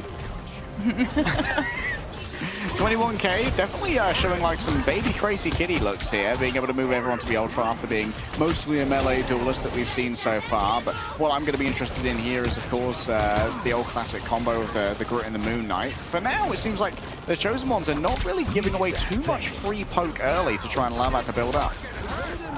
Yeah, just this Moon Knight is just such overwhelming amounts of damage, and as you try to run away, that's the exact position that Groot wants you to be in. He will not let you escape. These walls are perfect out of Blackso. All right, Sloppo, good accuracy. And sometimes you don't need to be accurate. That's the beauty of Moon Knight. You can have two speeds here, but chasing down Coco definitely is going to be gas for Sloppo. Do they want to try and challenge the Ultron here? Seems like it's a tricky portal coming through from Crash as well. Big grab. Oh, they're just in time. Oh, but now you don't have one of your strategists. 21K gets picked, caught a stray, I guess, and Fire Strays have a strangling prison coming up. If they can win this fight without ults, that would be amazing for Fire Strays. But now, oh my god, Blackso proves why they protected the group. Yeah, 3 squishies within. This is Blackso's signature hero if they had to have one. Binary just catching some poke, looking at his healers like, oh, heal me? Maybe. Snotston closer, like, this backline is not the most conventional. It is very, like, gas, gas, gas. You know, it's all damage, 2 Cosmic Yarn amplifiers, and 21K. He's on the menace. Okay, I said emergency Spider-Man. This is we're not this doomed, are we? Like, there's just no way. You're trying to really toss people up on the Fire Stray side, but they can play clumped around the Dino. It's gonna be really hard for 21K to find value, but I'm looking forward to seeing it. If you get close to Demon on the Punisher, though, the shotgun is gonna hurt a lot, but drags people away from the fight. Wait, hold on. Maybe 21K is a little bit built different. Has forced out the greens here off the back of this dive. Rolling forward now. Demon's going to be doing basically unlimited damage with the Cosmic Yarn Amplifier and the Final Judgment. But for the Chosen Ones, they've done a really good job of disengaging here. Fire Strays may have pulled the trigger a touch earlier. They could disengage without any real speed boost to their name. Still, the hands of Khonshu will go on down, but Snost is too late to actually give any amplification over to that Moon Knight. Finally, they will return, courtesy of the Cosmic Yarn Amplifier. That one might actually have been a copied Cosmic Yarn Amplifier as well. Crash looking for victim is temporarily grounded and is maybe permanently grounded by the Devil Dinosaur. As the follow-up is going to be there. The forest has been drawn up here by Blackso, and the trees will have their day. And Binary had said that they were confident in the changes they made from yesterday into today. 2 very swift caps, and hey, gifted some extra eliminations there at the end, and may just be stalled out actually from momentum. The eliminations are going Chosen One's way, but Fire Strays will have respawn advantage. So this is more about just farming ult charge for Chosen Ones and being managing to disengage without being staggered out anymore. But Fire Strays strangling prison won't have the Moon Knight combo, but could still do a lot of damage if Chosen Ones continue to just be out macroed here. Oh, closer, caught in 21K. Sad to see, but that's exactly what the Spider-Man does. Perfect assassin character. And Binary, bro's looking like Shaq behind a poplar tree right now. That wall is too thin for you to hide behind, buddy. And you see Chosen Ones are still trying to get their bearings. They're on both sides of the objective, by the way. Fire Strays are getting spawn camped, I guess. Oh, Slopper managed to take out Crash, but Haster's so deep right now using their Rampage. Yeah, the damage is good, but the healing's not really going to be there. Still 21K gets his one.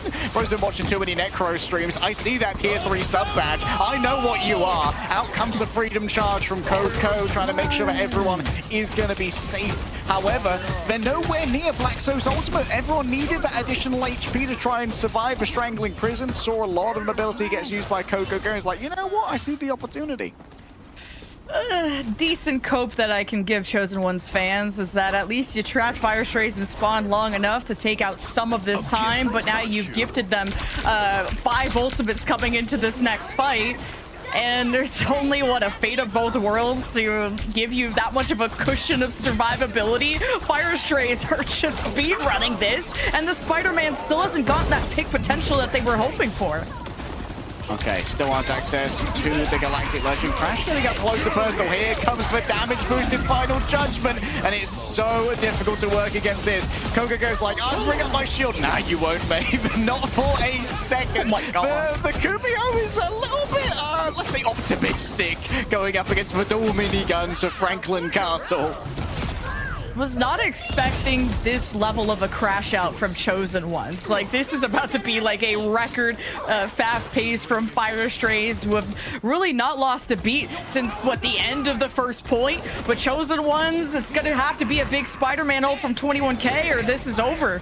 Another Cosmic Yarn Amplifier makes the approach of 21K so difficult to deal with. 99% on their spectacular spin as well. Who can possibly come close? The answer's going to be no one. It's no surprise that this is Fire Stray's map pick as they look dominant on map number 2. And now you're maybe starting to feel the pain of not having JDX in the lineup and maybe not having this wealth of a hero pool of different swaps that you can go to if you're Chosen Ones. And I don't want to harp on the Spider-Man too much. I think they get enough of it in my rank games. So I'm going to just, you know, give some props to Fire Strays on how they're able to maintain momentum. It was the damage pressure of having a Moon Knight Punisher, which is just insane amounts of DPS. And as Chosen Ones are on the back foot, Blackso is one of the best Groots that we have here in EMEA. So he always had a wall behind the Haster's Dino or whatever it was on the other side. And Fire Strays were always catching them as trying to escape. And it shows in the level of casualties that Chosen Ones really have suffered. And Fire Strays just kept they kind of just kept swimming throughout the map. I didn't really feel too much of a pushback. I'm happy to see 7 Minute with a swap here. Not gonna lie, against the double poke of Punisher and Moon Knight, White Fox is not a great hero. Like, she is a very strong hero in her niche of being able to, like, get rid of dives and make sure that when it comes to melee combat in the backline, you're generally going to win. But against that much, like, damage down the range, the poke of Groot, she does not excel. And this is where Luna can get a lot more done, as well as have some greater triage. Oh, 21K is going to be playing the... Okay, going to be playing the Strategist Deadpool. I think they're probably going to swap to their Duelist Deadpool once they're leveled up. And 21K having his Black Cat band is another level of this, who's now on the Strat pool. Coco at least will return on the Emma just like he did on the previous map, and Crash will do some LARPing of JDX on the Phoenix, and it's going to be a big tool to try and take down these Groot walls. That was such a thorn in Chosen One's side. Okay, quick upgrade to Headshot, I imagine, here to send it down the lane and just do unlimited value off the back of this. However, already is using their final exam. Oh my goodness, that's a very early jackpot. Well managed here by 21K. Still, Fire do a good job of disengaging. Binary has to be careful to stay within the line of sight of their strategist, though. And this is allowing Znost and Close to build up towards their ultimates mighty quick. Okay, the Emma's starting to flip the Dino, and then there's the grab from Haster to get these Vanguards off of his fellow Vanguard, and the reses come through for Fire Strays. They'll need a breath in their lungs very soon, and Blackso hoping to snuff the life out of Chosen Ones. 4 players inside. Here comes the culling aura of Sloppo, but there is going to be plenty of healing coming through from Crazy's healing puddle. Oh, and Sloppo, not many chances to reset here as they're grabbed from their party by Crazy. Is unlikely to be allowed home. Hello. Didn't quite make it. Oh, that's sad. To truly break a man, Lemon, you must give him hope first. But was that worth? You didn't have Crazy heals, like literally his heals throughout this fight, and Fire Strays won it. So that was all on a Luna, which can only flake one person and then try to do as much single target healing as possible, and then also never pop the Fate of Both Worlds. Like, Chosen Ones gave up on that fight, and they're just not very coordinated right now. So Chosen Ones now half the time bank gone, and you're looking towards a Rampage, a Sonic Seduction, and Fire Strays half the space out against this. That's why they're playing this back corner. Then you have the Judge, the Jury, and the Executioner of Demon, who has gotten so much value out of this ultimate. So Coco needs a good shield against this, and there's no other answer. All right, trying to force 7 minutes ultimate early here using the Devil Dino Rampage. What a wall from Coco to try and keep Damon and Binary constrained. Can you break through the ultimate of the Phoenix? No, it gets rid of Snot's Cosmic Yarn Amplifier. There was no focused fire onto it. Oh, that's a massive strangling prison, though. Oh, Blackso's just built different on his signature hero. And guess where Damon was this entire time, resurrected up on the high ground. The Vanguard don't know what to do. 2 miniguns on a pillar. What the bro gonna do now? Crazy just gonna try and run away. The homing missiles are all over him. Crash has got nowhere to go as the Predator drone circles overhead.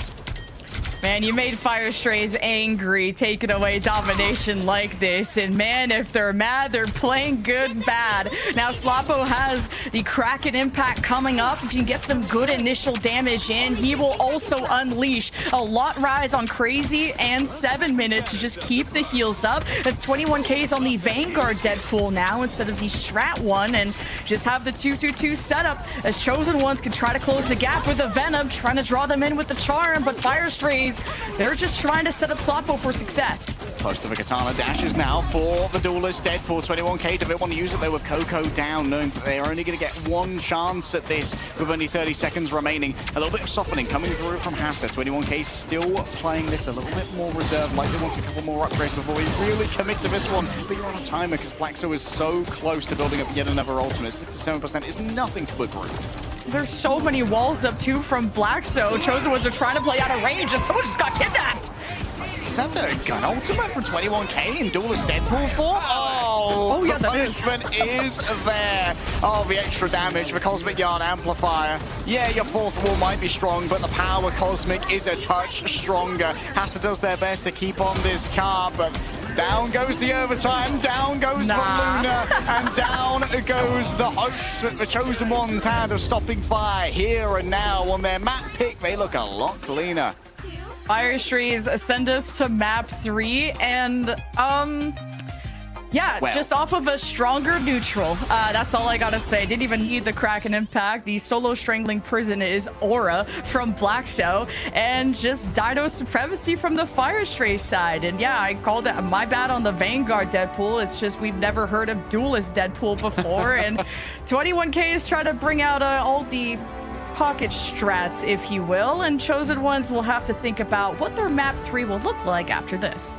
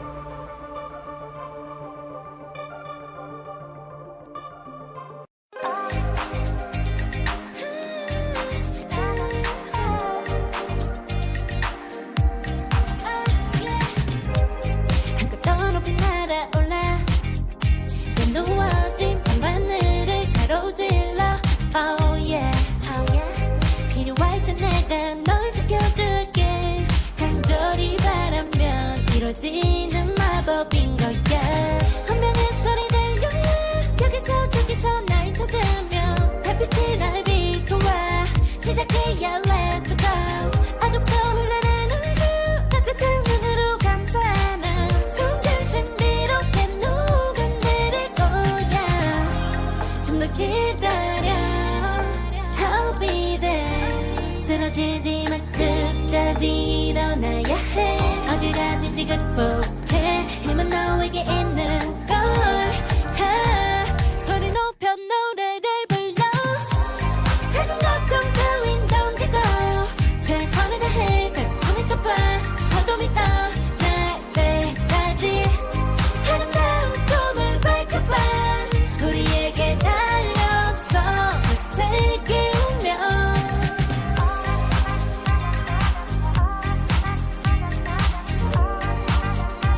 어둠이 떠 날 때까지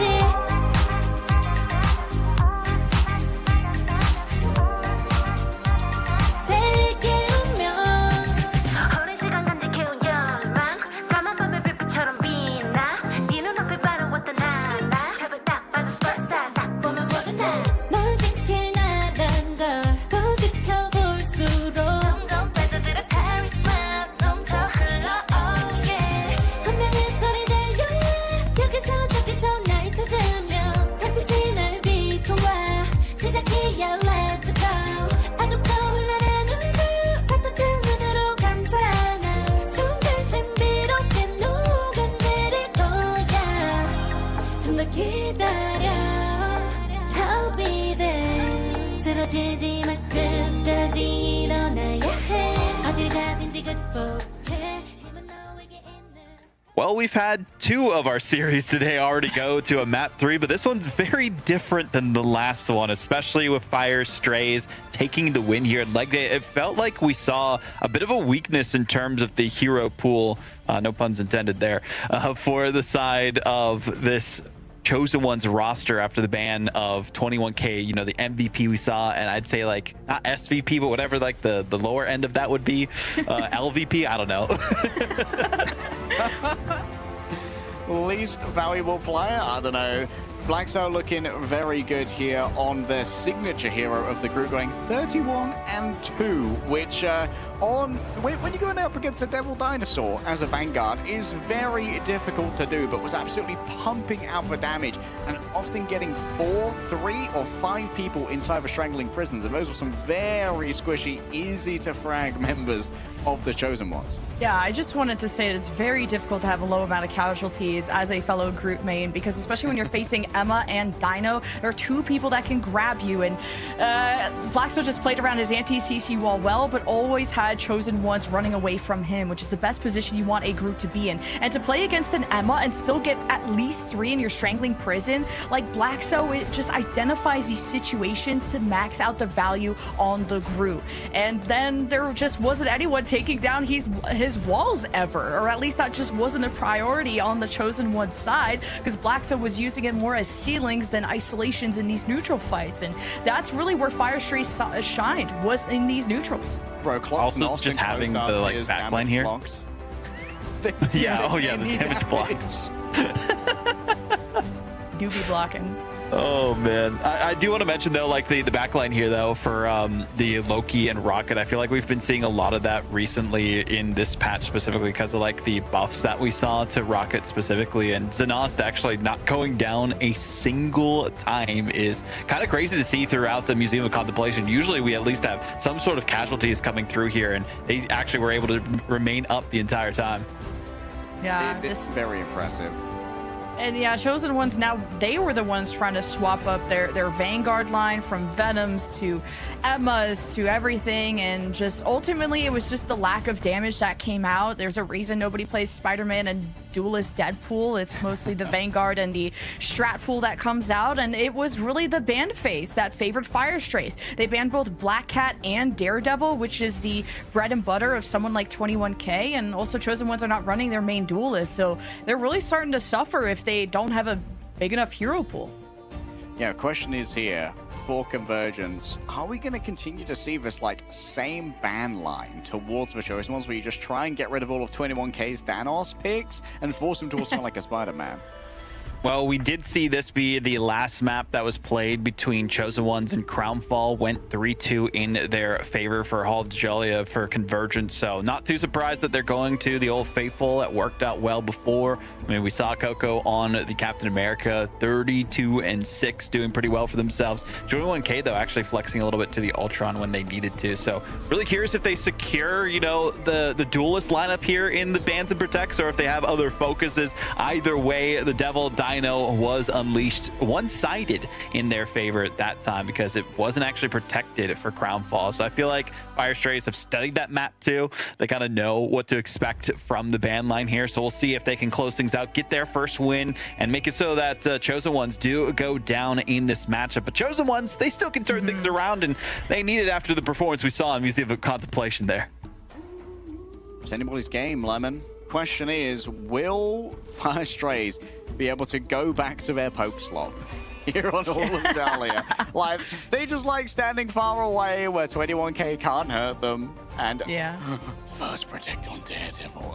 Okay, yeah, the Chosen Ones, they're like, okay, they cracked the code. We've got to protect Daredevil. It's got to be done, man. Now the question is for Firestrays, do you try and get rid of a Captain America? Do you get rid of a Devil Dinosaur? Captain America's going to be their first ban here, but they will get another one before a protect comes through from the Chosen Ones. Yeah, trying to get rid of Coco's Captain America. 21K ran the Daredevil and was incredible on Hall of Jalia, like Avaudible said, against their matchup against Crownfall, which could have gone either way. That last map was an OT, barely winnable game, and still Chosen Ones were able to clutch. And they were able to kind of overcome a lot of challenges in that Crownfall match. And I was surprised that they never really got their heads above water when it came to Museum of Contemplation. That was an absolute rundown. And now they're hoping to perfect their ban phase to make their lives a bit easier for this potential final map, or is final map. All right, Mantis off the table. This is likely going to try and poke fire towards a more double duelist kind of setup, but we do see that both Demon and Slopper are happy with that. I liked the Winter Soldier alongside the Punisher. I thought that was pretty good. Ultron's going to be protected though, which means that Demon or Slopper are both going to have that available as a pivot. White Fox Band, I think, is very good here for the Chosen One, just to try and that would be the main way to stop a Daredevil dive. Instead, you're going to be more reliant on something like a shotgun from a Punisher. Wouldn't be bad for Fire Strays to aim for a Star-Lord ban just because like JDX or Crash now, I guess, cosplaying that was kind of his main thing at this point. But Final Protect for Chosen Ones to see are they going to want to protect the Dino or anything like that. There's a lot of things. This is how they iron out their comp, because you could tell that if they don't play their primary comp, Chosen Ones absolutely fall apart. And I still think there's a chance for a bounce back there. So yeah, the Dino's going to be what they secure for their Vanguard line. Yeah, Chosen One's wondering. They took a moment with that Dino ban there.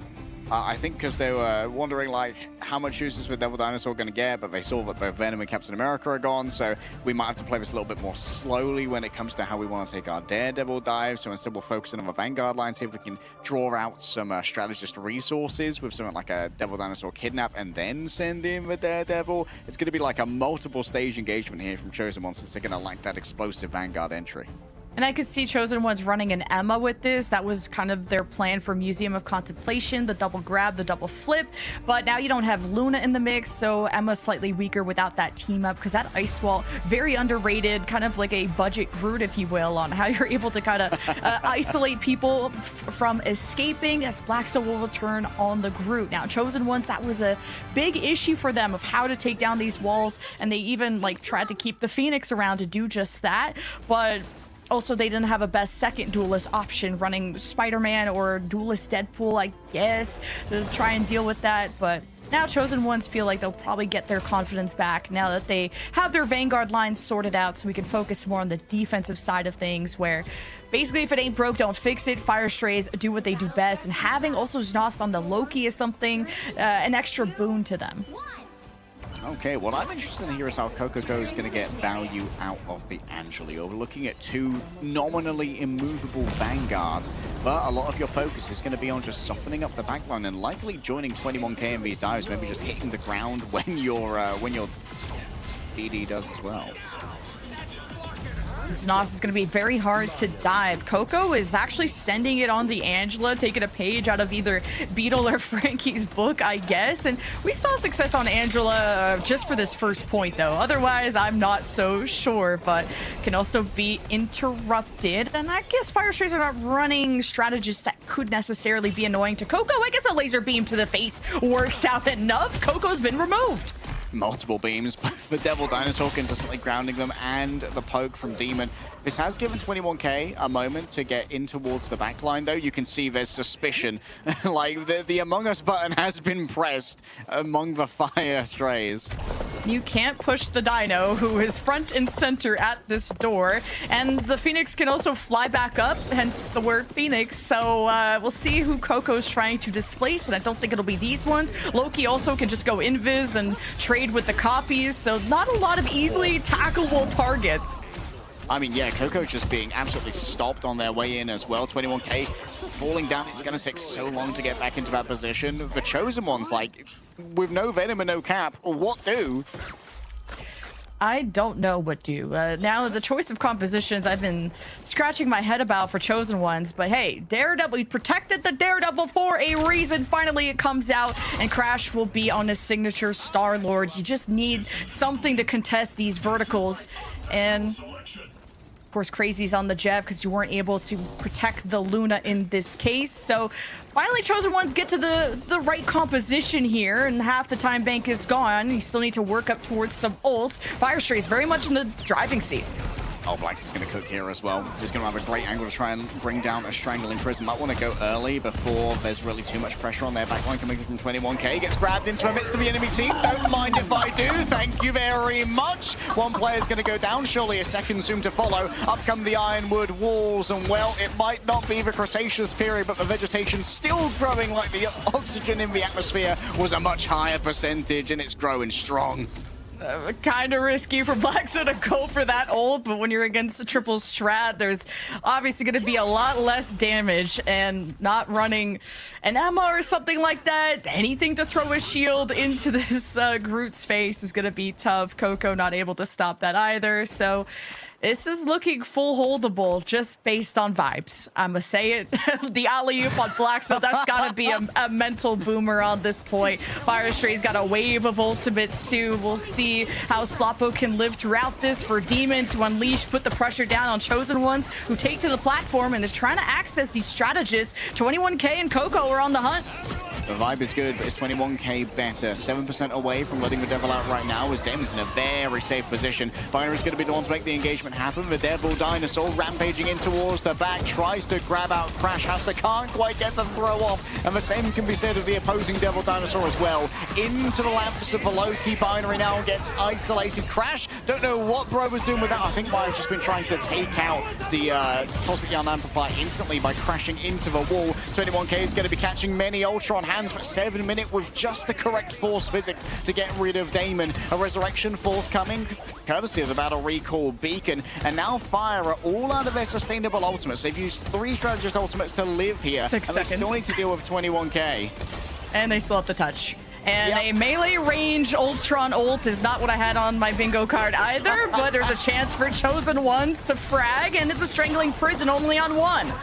Nice alley-oop there, takes out 7 minutes. Sloppo just sits above, waiting to bring down the damnation directly onto the opposing Jeff. I think that Crazy only grabbed one of their own teammates with that one and instantly spat them out. 21K likely to be chased down. A quick spark explosion is all that it takes. The Sloppo is now in their safe zone, and you've got to go and try and contest both a group who's all walled up and a Devil Dinosaur if you want to touch. Coco don't want to deal with that one. Damon's TPing back. Blackso, yes, has been burned away. The fire type damage strong against him, as Sloppo is the strongest fire type contender here. Bends the fire around the targets to try and find the squishies. Has to next to find out that the heat is just too intense in the kitchen. And the Cosmic Yarn amplifiers for cherry on top, as nothing is gained for Chosen Ones.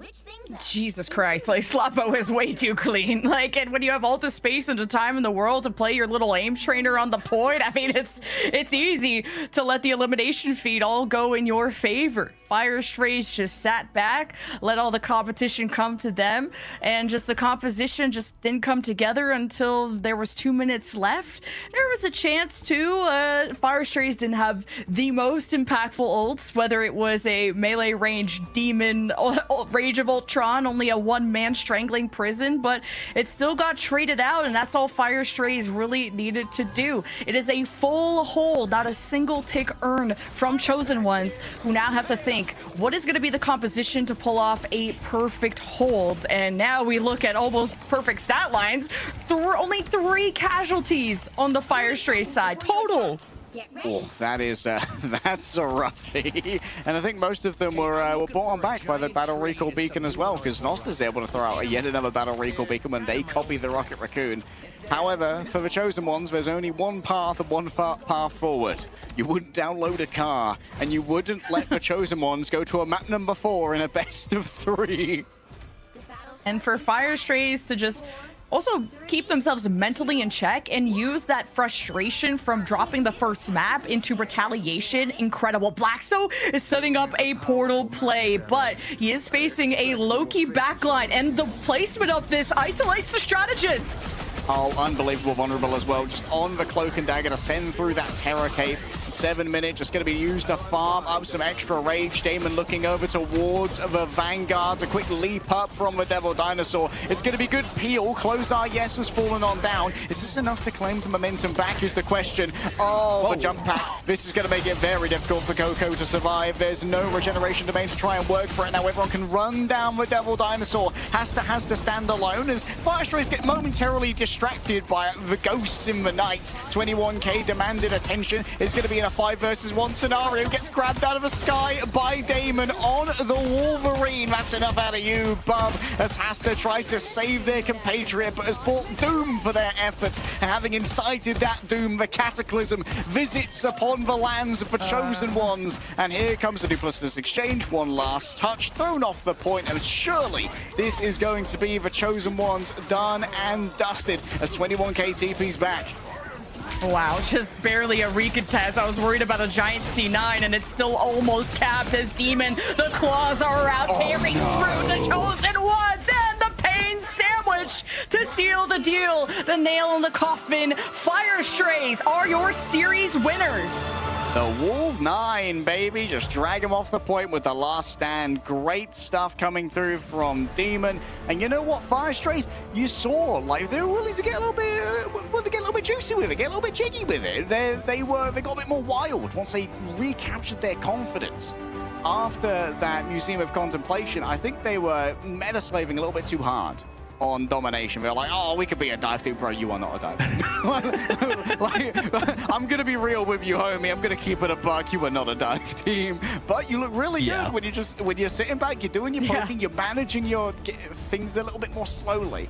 This is what we're used to seeing from Fire Strays, right? They put the Ultron in the bag, and they are able to turn things up to 11. And that's what we see happen here. Triple strategist, that's the way to win for this Fire Strays team. And, you know, it took them a while to go back to the drawing board, but eventually they did. They were able to come out on top because of it. I think the big issue here shows a lack of flexibility, right, for the Chosen Ones, especially because, you know, we saw the ban on the Captain America, and they even said the interview, I think it was JDX we talked to yesterday, it was just saying, yeah, ban the Cap, doesn't matter, we're still gonna win. Well, I don't know. Now we got to see what happens when you do ban those target focuses for, you know, the strongest players on this Chosen Ones roster. And yes, of course, the one caveat is that we did have, you know, a sub coming in for JDX for Chosen Ones, but Fire Strays really just showed, hey, domination didn't matter. We just wanted to prolong the series as best we could. So, you know, looking at the MVP here, I mean, it's got to be Demon at the end here, especially with, you know, the 4-man last stand that we saw there, Lemon. That was really fun, just watching how he's been able to flex from being really good on the hit scans to the melees to also the damage boost of whether it's the Ultron or whatever else. Like, he's just been such a flexible player and also a boon to this roster. Whatever he needs, he provides. And Fire Strays stayed composed all the way to the end. And there was a chance for Chosen Ones to kind of get it together. They actually had picked off Closer on the Cloak and Dagger in that final fight. Znos was at 30% HP. And they couldn't iron that out. They had Fire Strays really lacking in resources, but what Fire Strays didn't lack was damage. And you wouldn't expect the Wolverine to do well against, well, a Dino who can't be moved and a Loki setup and whatnot, but Demon just absolutely tore them apart.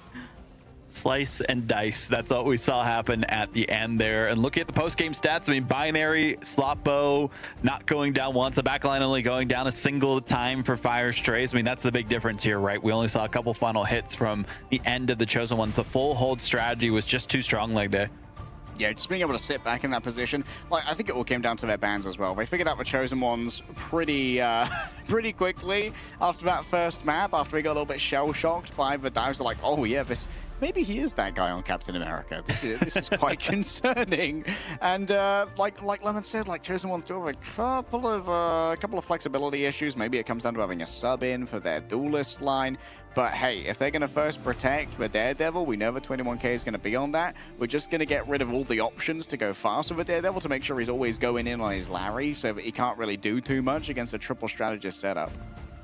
It's just a lose-lose scenario based on the comp that they could have brought into this map, unfortunately. So they have a lot to learn from this. Of course, it goes to show that the Chosen Ones, you know, have some wiggle room between now and the end of the group stage in terms of improvements. And Fire Strays, this is them actually having a better result, Lemon, than we saw in the preseason week 1, because they had only losses to their name then. So at least they come out with one here. Yeah, I like that they just played their own game today. Like, 2 maps where Blackso gets to play Groot is a great day. And it's also, the issue with Groot is that it's hard to control the momentum. If you get out pressured, Groot doesn't deal well with pressure. He wants you to stop from escaping. He wants to isolate you in with him and not the other way around. And I think that once Fire Strays got their duelists in order in terms of the amount of damage they're putting out, whether it's Punishers, Moon Knights, Phoenixes, then I think that the Vanguards were set up for success. So I'm really proud of Fire Strays. Well, it sounds like we have Binary for the interview coming up here as well, so we'll hear from them in just a little bit. But it's just great to see, you know, how well this team was able to perform in Binary, specifically on the map. I mean, 15-0, they're looking pretty good on the Devil Dinosaur, showing people how it's done. I've been glazing the Binary Hulk for a while, but we could talk about the Binary Dinosaur as we bring them in for a quick interview. Welcome in, Binary. Congratulations on the victory. Could definitely see, the difference from domination to the latter half of the series. What made you guys lock in after that first map was dropped? I mean, after the first map, we lost. We realized we had to kind of target ban 21k to take the victory. So, like the second map, it was probably really hard for them to play and uncomfortable because 21k was kind of out of heroes. Like he's like known for his Daredevil and Cat, but of course it's Spider-Man as well. Actually, it was kind of popping off on Spider-Man, but probably not too much scrim time on this. So definitely, I think we got them caught off guard there. But yeah, our first domination map, I feel like it's a bit like hard recently because we usually wait like 1 hour and like even more sometimes in between the warm-ups because we're getting told in to join the lobby like really early. But yeah, then like everyone feels like kind of locked out sometimes. So we had to like needed the first map to like lock fully in. Yeah. Yeah, I'm not gonna lie, I was a little bit worried after your domination because obviously yesterday wasn't the result that you guys wanted. So what was the turnaround from your last match to this one to change the fate of Fire Strays? I mean, it was primarily like some certain matchups. Like yesterday we had like a lot of struggle because we just faced like a really hard front to back matchup, and when you usually go scrims, you want to always like play the best comps. So if you play into other teams, you play like dive into dive, you play a lot of front to back into front to back, like what's best on certain maps. But rarely you play like those non-mirror compositions, which we were like, some players were kind of confused, or we as a team were kind of confused like how to play this matchup. So we struggled a bit on the against Reason, which also showed in the results. But I hope we figured that quite out. I still feel like our today's result is not really that great. I think we could have done like way better. I feel like yeah, looking at our roster and also at the previous results, it should have been a sail through the sea. I don't know how to say it, but like we still struggled a lot, which shouldn't have been the case, I feel like.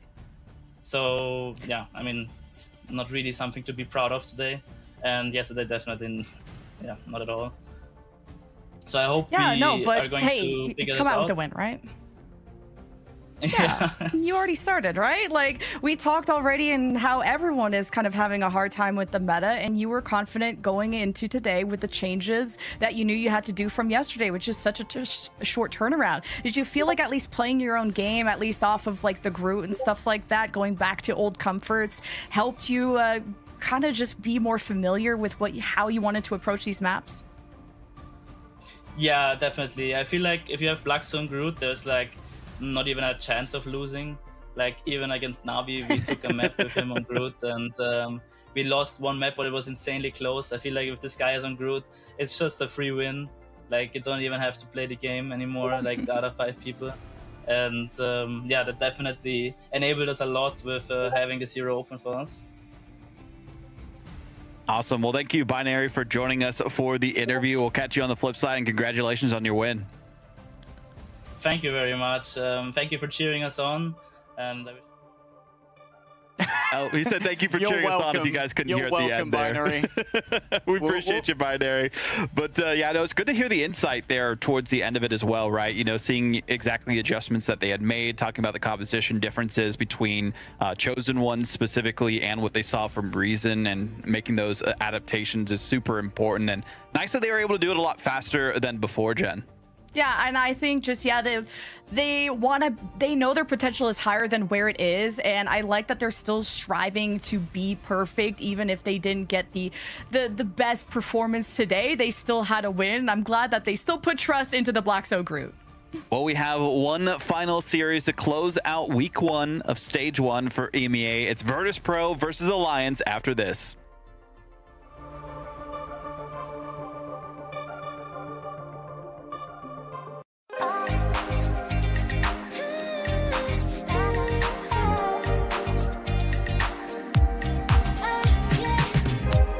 한껏 더 높이 날아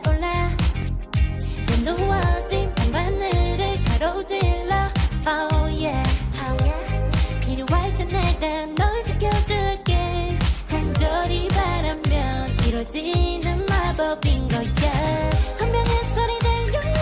여기서 저기서 날 찾으면 달빛이 날 비춰와. 시작해야 let's go.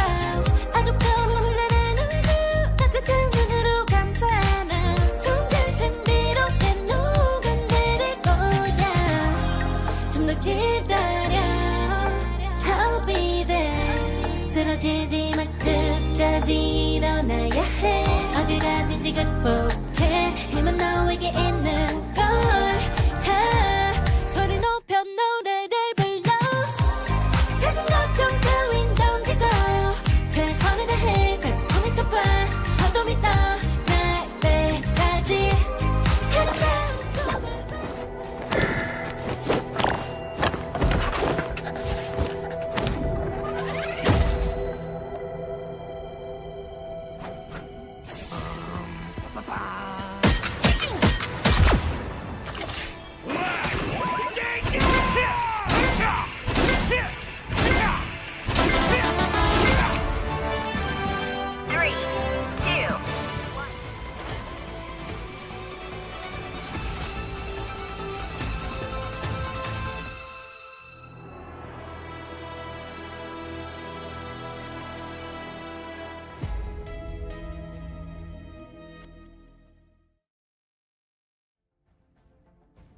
Welcome back, everyone, to our final series of week 1 of the action here in EMEA. Vaudable leg day Lemon here to close out the show. We have Virtus Pro, who did get taken to a map 3, almost taken down by Pulsar in their series, but rallied back and were able to put the Sparker in the bag that time because he was on Ultron for some reason.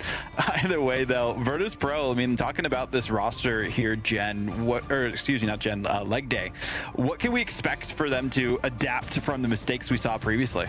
I'd love to see them continue to maybe put Sparker on that Elsa. Like, some teams, they're like, oh wait, Elsa's still pretty good. Like, she got a slight nerf, a little slap on the wrist. She's still an incredibly powerful character. I'd love to see them do more to leverage the hit scan prowess of Sparker, given that we've also seen Phoenix pop off a lot here. Virtus Pro, honestly, what I want to see from this roster is a lot of 2-2-2 as well. Like, let Fi really flex that hero pool as well. We know that he's a good Daredevil. We know that he's a good Star-Lord. We don't need to be playing triple strategist in every situation. Yeah, but some teams like the front to back style here, leg day, so I don't know about that. I like the heels. Yeah. Yeah, they like to have Saipe and Drijo have some fun too and be involved in that way. We'll see what they come out with specifically composition wise here against the Lions, though. And the Lions look pretty decent in their series as well. Jen looking, you know, pretty solid so far with their matchups against Alter Esports. And what can we expect to hear? An all-Saudi team joined by Gainer, and man, this was a really solid showing from them against Alter. Mainly, again, it's the race to who can really own the Black Cat, who can master that, and Saddam, I mean, absolutely took over. Was literally like 1v6ing. Like, that's how impactful Saddam is on that. And Zerx, if he's on the Phoenix, he just adds to that tally. Gainer, I think, is huge in this meta as well, for whether it's the Captain America, the Venom, that is still strong in the meta, while Ziad kind of can be that solo anchor on the Dino. So this is a really strong roster that I think with time will be looking like they could top the charts. Well, they hope to top the charts this time, right? They got 2-0'd by Virtus Pro in the preseason when they matched up against each other, and now they're facing off against themselves again. So Celestial Husk, our favorite here in EMEA as we go to another time, but no surprises, right? I mean, these teams are very familiar with this map by this point. We saw a lot of it in the preseason as well, and I mean, we've seen a lot of it today. So, you know, they kind of know the strategies, they kind of know, you know, the compositions that they can go for based on just what's been played so far here. And, you know, looking at our final series of the day, Virtus Pro, they want a dominant performance to shut down the haters and doubters that are out there, right? The world champions need to regain their former glory, and this is the first step on that journey. Yeah, the Virtus Pro doubters, they have been loud. They've been yelling from the rooftops, although many people have asked them to stop and get off the roof. that Virtus Pro might be washed. Still, Virtus Pro, they have a lot of leg room in Stage 1 before mid-season, before all of the naysayers could be proven wrong at LAN. And Virtus Pro are going to keep the Dino, and Lion's going to opt to... Yeah, okay. Both Dinos are going to be in the picture. I'm just catching up here, but hey, it's going to be about dealing with the Black Cats. Virtus Pro have not been allowed to play the Black Cat, and everyone's been banning that world. Their first matchup, you had to get rid of it. And now we get to see the debut of Virtus Pro on the Black Cat. And I'm thinking it could be anything from Sparker to Fi. Fi has been the one that could learn all the new heroes and has done that even with the Wolverine. And that matches his playstyle well. But then also Sparker was the Psylocke GOAT, the best in the world. So which also has transferable skills there. So now Lions have to think, what can we do to stop the assassin? Okay, Daredevil has been protected here. Wouldn't mind seeing Virtus Pro ban away a diving Vanguard just to make sure that Daredevil is going to be in more of a lonely dive attempt. No, just making sure that he won't have a flake coming through from a Lunar Snow. So now they are going to run the risk of going up against something like a Captain America or a Venom to help aid those Daredevil incursions. But as you said, Fi really is that player, as we learned from Fincy in an interview, where you just tell him to learn a hero, you go to bed, 10 hours later, it's like, I've been in ranked for 17 hours somehow, and I've learned the character. And he's like graying and has like a beard and like everything. Like he hasn't left this setup. It's like in full haggard. So he's got his Master Oogway on. Oh, many years I have been practicing the Black Cat.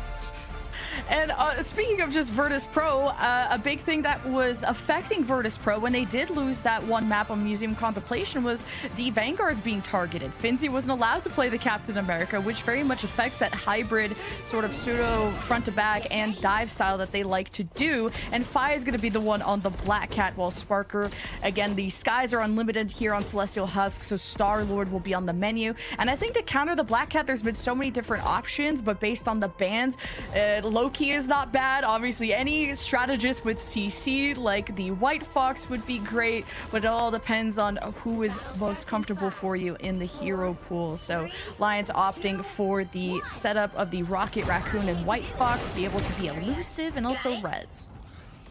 Oh, I forgot that Fincy's going to have the Black Cat team up here on Captain America as well, which does increase the shield health as well as make it a pinpoint accurate reflex, which could be interestingly useful against something like, say, a White Fox. Right now, Finzy's just kind of keeping this high ground while Zerx wants to get a good LOS to actually poke these Vanguards down. Speaking of Vanguards, one's been claimed by the Dino.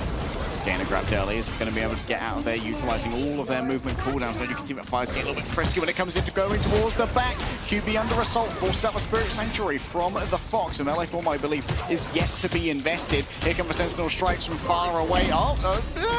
Get them, Battle Recall Beacon. Distract Fincy. I mean, it worked out in the end. Zia taken down by Nevix, while the backline were all looking towards the assault of the Icelandic warrior of democracy. And it ruins the momentum of Lions not having that res beacon, because Ziad had fallen early or at that point, and maybe they could have fought again because of it. And now VP get the first cap. 60% already for Sparker on this Galactic Legend. He has just been farming away, and you got to be careful what off angles you push if you're Lions. Even if you're someone as sustainable as Gainer, Nevix will chomp down and call everyone to hunt.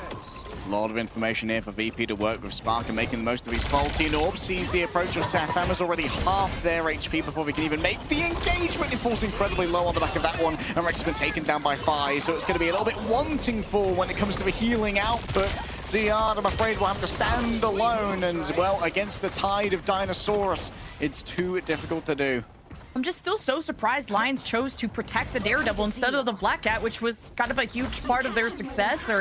But either way, when the bans come out from VP, there's only so much you can do. And Fi is just so quick on the executions, really truly being able to play anything in the hero book. 60% and growing. Galactic Legend is about to rain down on Lions Parade, and they have no straddles to counter it because they've just not been able to really heal much.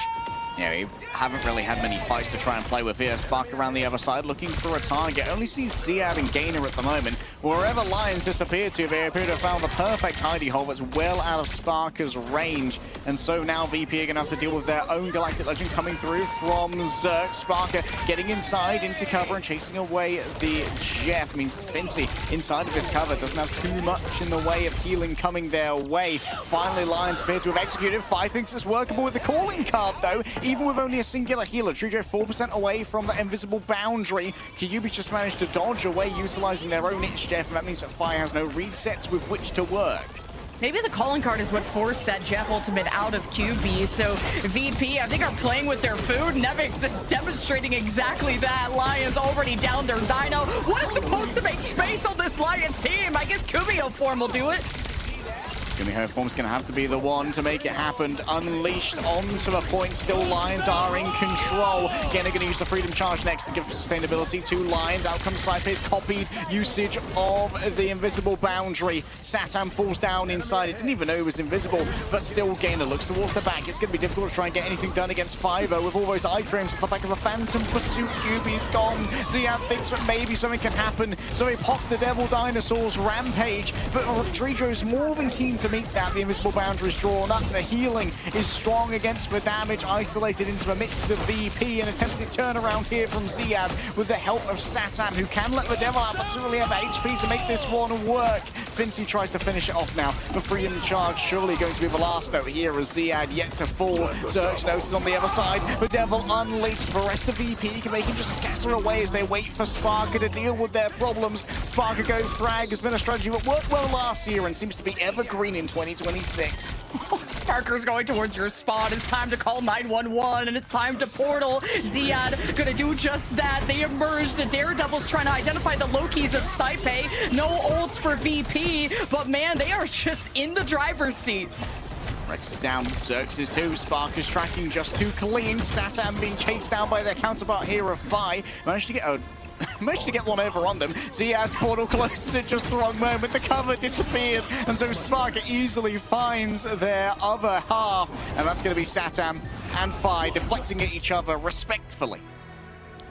And disrespectfully, I mean, VP just with the first cap deny Lions not only just the strength of their Black Cat. That's something that everyone had to watch out for, is if Satam was going to be able to have that, and they VP ban it out before Lions could protect it. And it's now you have to weigh that first protect very carefully in the ban phase. How much more do you want the Black Cat over the Dino?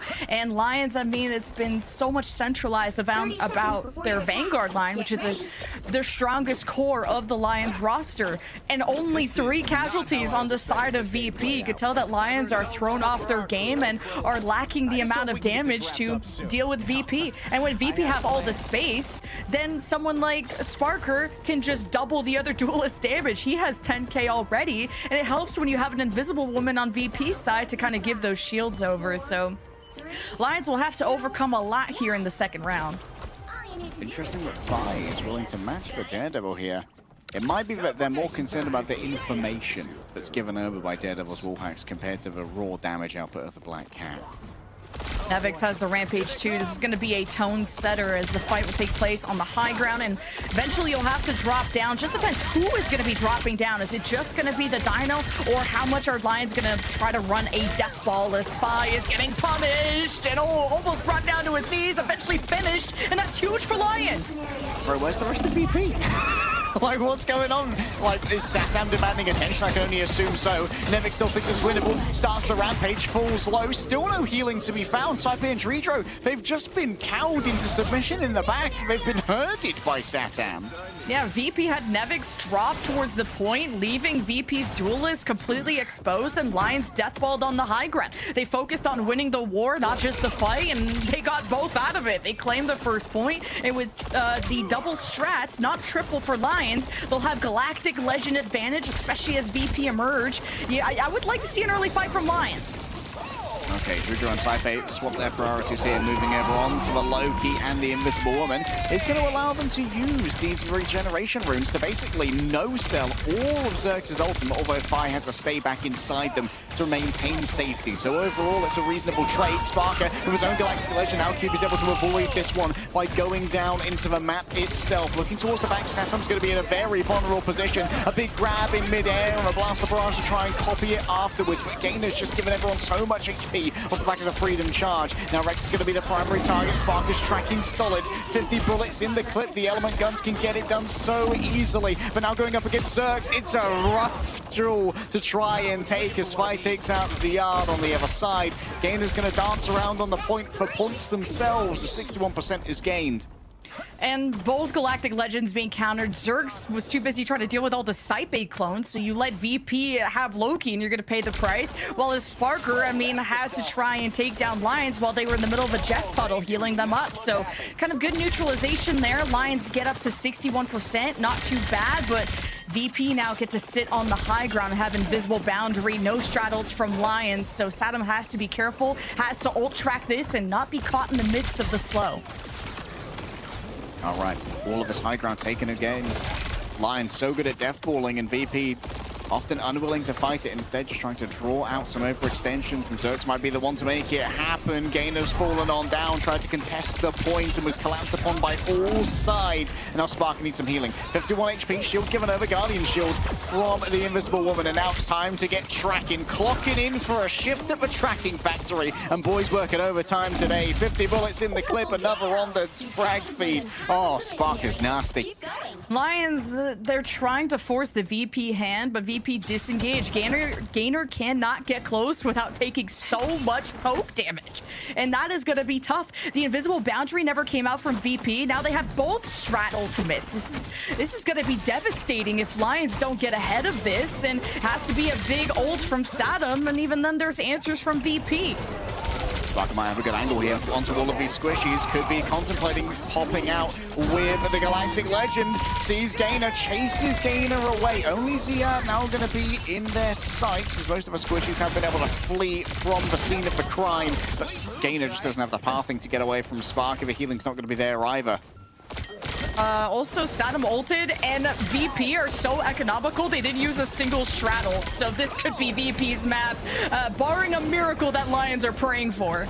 All right, Nevik temporarily stunned. Satam 2 versus 1 in the back. Great 2v1 manufacturing here by VP. Interval generation runes. Down comes the potential lead. QB manages to get maybe 1 or 2 in the midst of all of this, but it seems that Fire's going to be able to shut them down rather quickly with the release of the Devil. Rex next up inside of their sights, and attempt to drag the Daredevil from the safety of the invisible boundary, because Fire's feeling audacious, feeling brave, and he's going to need all that bravery when facing down the Sorcerer Supreme, as Satan brings up the portal and brings Lions back to the point, but it's only to face the danger of a recently roused polar bear. The Predator has made sure that this is not going to be a stubborn ice sheet. It crumbles underneath the pounding of Lions. Out comes the Freedom Charge. Yeah, again, it can give over extra health, but can you even survive in the face of this much damage? Dances off the point for about a moment, and that's enough for VP to claim the map. Tough situation to not get anything out of your Daredevil ult, and then you have to use Galactic Legend while the invisible boundary is online. Maybe they were trying to get some stragglers on the perimeter of the Invisible Woman ult, but man, this was a pretty... I know the scoreline doesn't look one-sided, but if you actually watch how these fights broke down, first, second, third bloods, all in favor of Virtus Pro. This is them really hitting their stride, bouncing back from their first match. We'll see what happens after this. 이루어지는 마법인 거야. 분명한 소리 들려. 여기서 저기서 날 찾으며 달빛이 날 비춰와. 시작해야 let's go. 어둡고 흘러는 우주 따뜻한 눈으로 감싸는 순간 신비롭게 녹아내릴 거야. 좀 더 기다려. I'll be there. 쓰러지지 마 끝까지 일어나야 해. 어딜 가든지 극복해. 힘은 너에게 있는 걸. 소리 높여 노래를 불러. 작은 걱정 따윈 던지고 최선을 다해 작품을 쳐봐. 어둠이 떠날 때까지 아름다운 꿈을 밝혀봐. 우리에게 달려서 그 세계 오면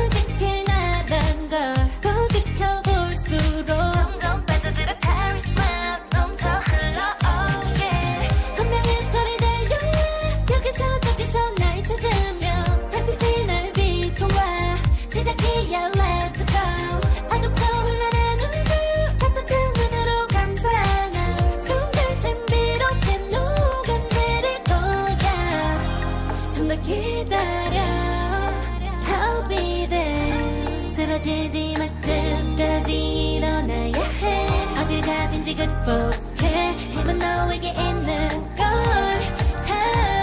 소리 높여 노래를 불러 작은 걱정 따윈 던지고 최선을 다해 작품을 쳐봐 한도 믿어 내때까지 아름다운 꿈을 밟고봐 우리에게 달려서 세계 운명 눈이 부신 모든 순간들 지켜내야 해 내가 좋아지려면 꿈꿨던 너와 나 그래 그래서 네 완명해 The weight of the both the world is in our hands 작은 걱정 따윈 던지고 최선을 다해 작품을 쳐봐 한도 믿어 내때까지 아름다운 꿈을 밟고봐 우리에게 달려서 그 세계 운명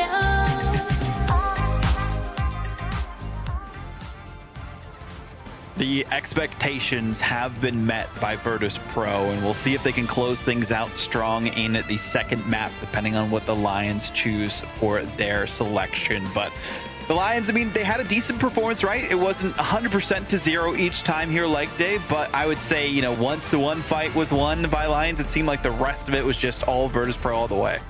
Yeah, Virtus Pro, when they figured out their plan, they were pretty good at executing it. We saw a little bit of sloppy play on the second map of Celestial Husk, where they didn't see the high ground away fast enough, so the kite back didn't work out quite so well.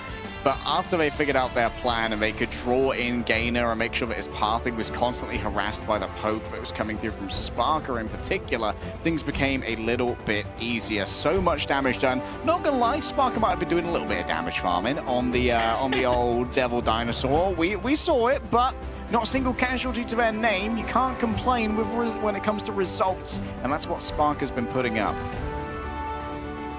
Yeah, I mean, looking at these results here, 11 specifically, like these are the numbers we wanted to see, you know, from the group stage, and we did in preseason for Virtus Pro. So just writing, you know, the mistakes that they had previously, but I think it's also, you know, just goes to show how like strong of a team Pulsar was, and Lions still looking for their footing here.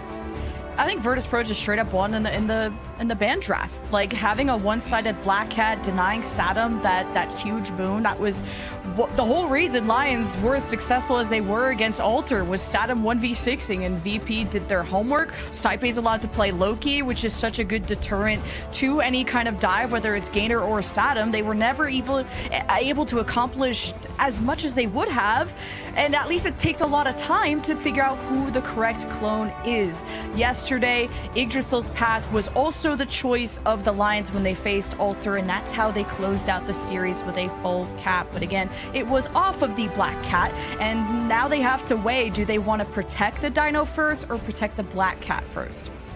That is a good question. Yeah, they got a 3-0 victory there. We're able to hold them around the first corner before even getting towards that final touch for Alter Esports. But, you know, that's a team who didn't make it to the playoffs versus a team who, yes, they fell to two top teams, but it's still the world champions in Virtus Pro, right? So two different battles, you could say, for what to expect here. And also just a different time period as well with the meta, right? You know, teams know the strategies, know what you're trying to play from just looking at the footage and the results and the replays in game. Shout out to the devs for even adding that esports tab and allowing the fans to even go into it. But going to Yggdrasil Path Convoy here, this is a must win for the Lions, and see if they can be the second team during stage one, take a map off VP, or VP back in the saddle will close things out and sail off into the sunset.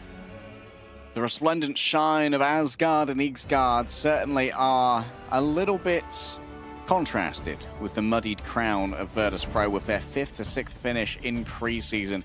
But now is their time to recapture the spark and the confidence of the people as we head towards map number 2. And once again, Devil Dinosaur is indeed going to be a big priority.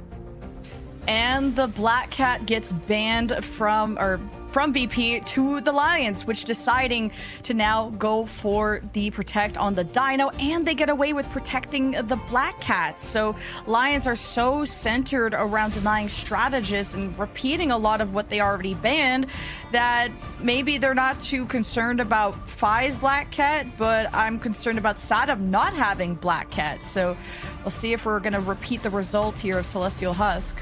Yeah, does the Satam ban on Black Cat also force the Daredevil protect is the question. As this can allow Virtus.pro to essentially have like a free slot for their last ban, or they can ban away the Daredevil and just try and take away all of Satam's most impactful heroes.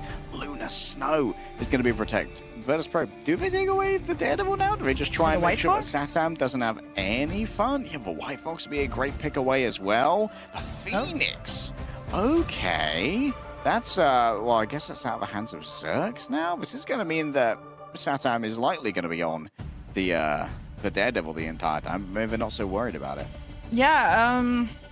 Yeah, the Zerx played the Phoenix and was incredible on Yggdrasil's path. They paired that with the Black Cat, or Saddam also went to the Ultron, so that's the fallback plan there. Lions had their Luna banned out, so now, as in that match against Alter, so now they'll have the Luna double charm team up with the White Fox.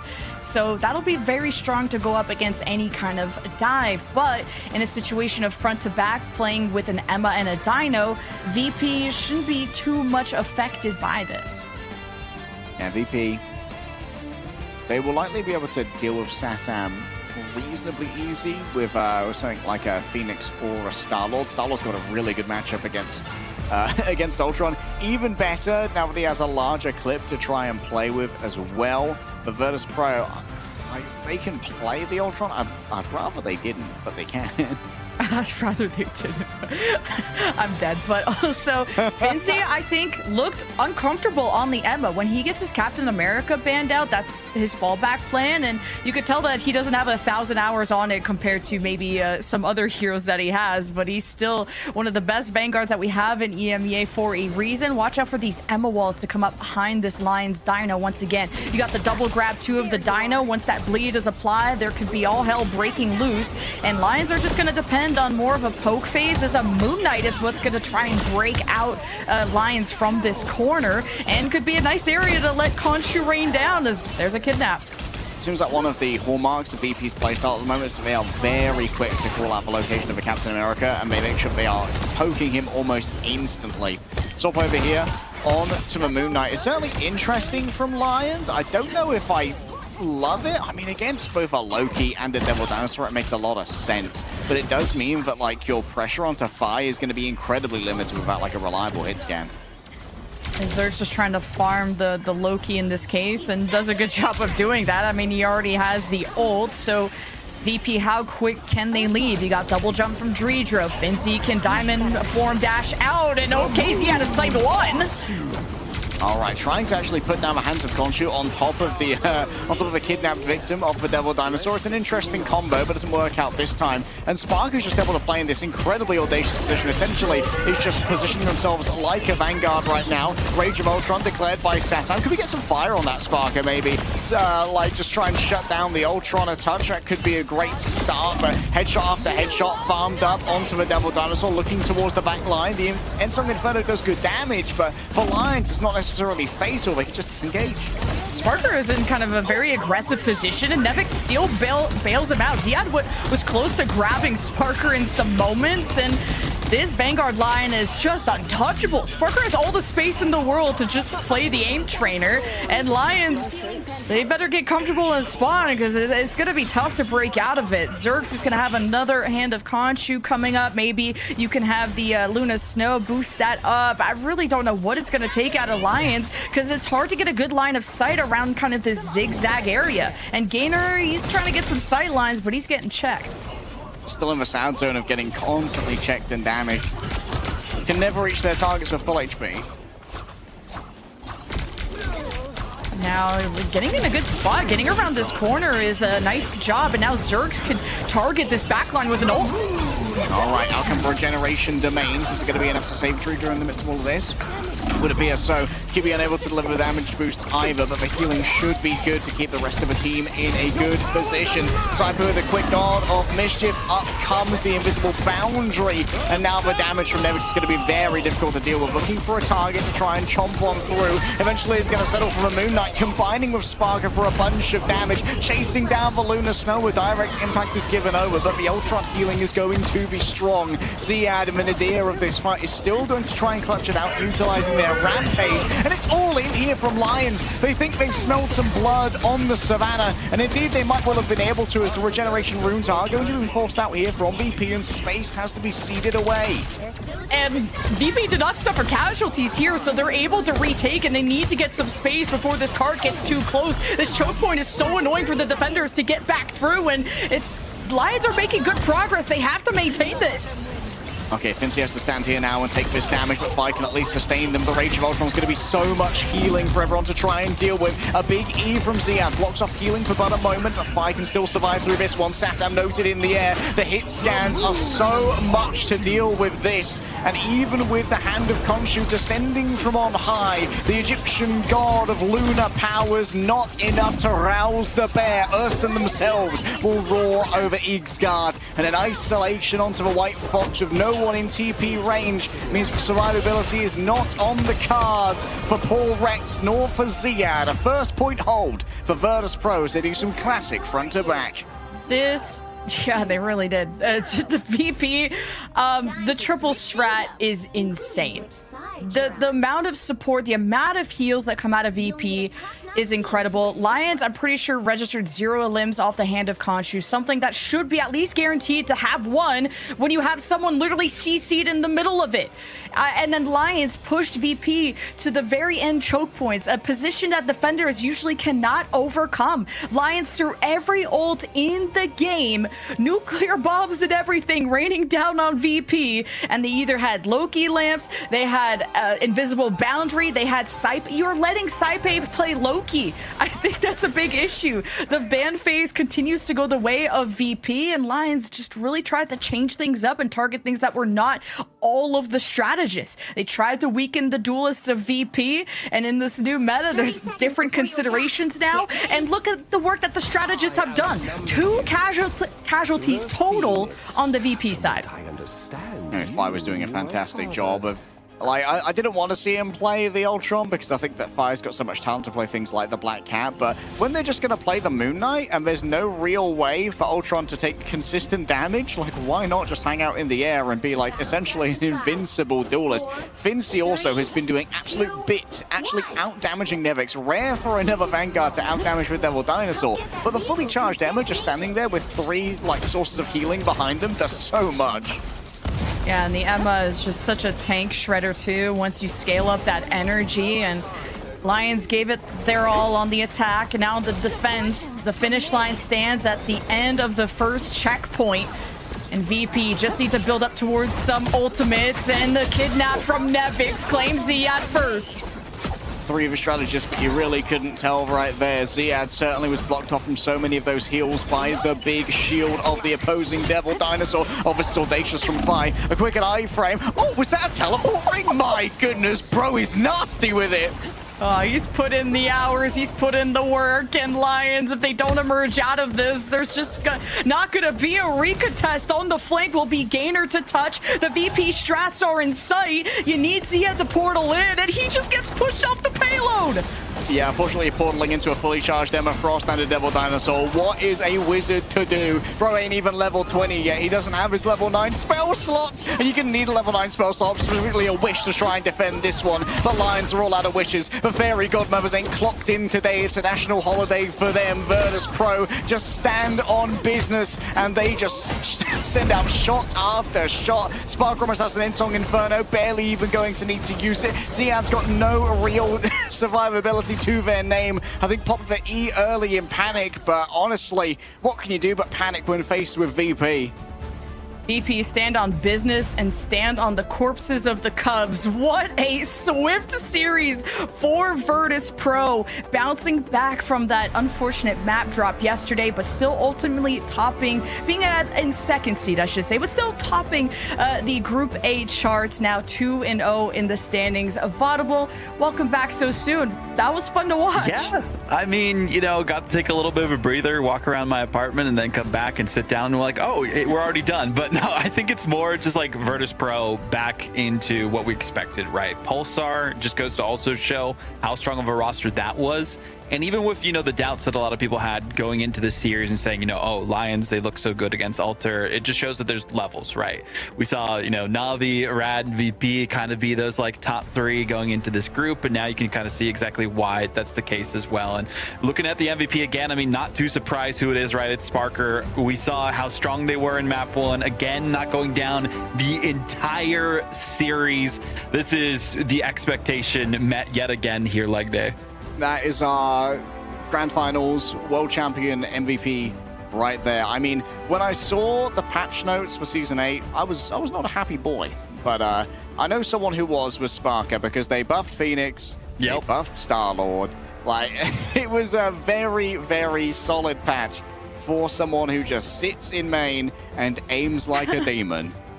I mean, talking about, you know, someone who's just doing really good specifically for this team, though, I feel like the back line as well that we saw, you know, it felt a little bit shaky against Pulsar, but I feel like Saipe and Dredra have really figured out exactly, you know, what they want to focus on here too. And even with all the bans, Lemon, targeting this back line of Virtus Pro, I feel like they might need to spread that love around a bit if you're trying to take down the world champions that are VP. Yeah, you literally have to pick your poison, and it all tastes bad. Like, Saipe being allowed to play Loki, that would have been my MVP, just because, let's see, he also had no casualties. I mean, most of VP didn't, but Saipe had such good utilizations of the regen domain to save people like Fi, who had to escape from the Lions, and to always know what the team needed to be basically undivable, to make it so that Gainer didn't accomplish anything on the Captain America, which is both in positioning and also the strategist choices. So Virtus Pro all around reaching flawless levels of execution, and even getting really good at the stuff like EMEA, kind of their tertiary vanguards, if you will. So again, great uses of the shields from Finzi to basically make sure that Ziad was a victim almost every single fight. I mean, this was just a highlight performance that we saw from Virtus Pro, right? This is what we witnessed during the preseason group stage, right? Them taking down teams and not really struggling too much. And I think it's great for them specifically that they did drop a map so early against Pulsar, because it, you know, it always forces a team like this to lock in, to analyze, okay, why did we go down? Was it the ban phase? Was it the way that they were playing their heroes? And I think they realized, you know, Black Cat was a big issue, that they didn't have as much experience as they would have liked against. So taking that completely out both maps like day, I think was a big difference maker.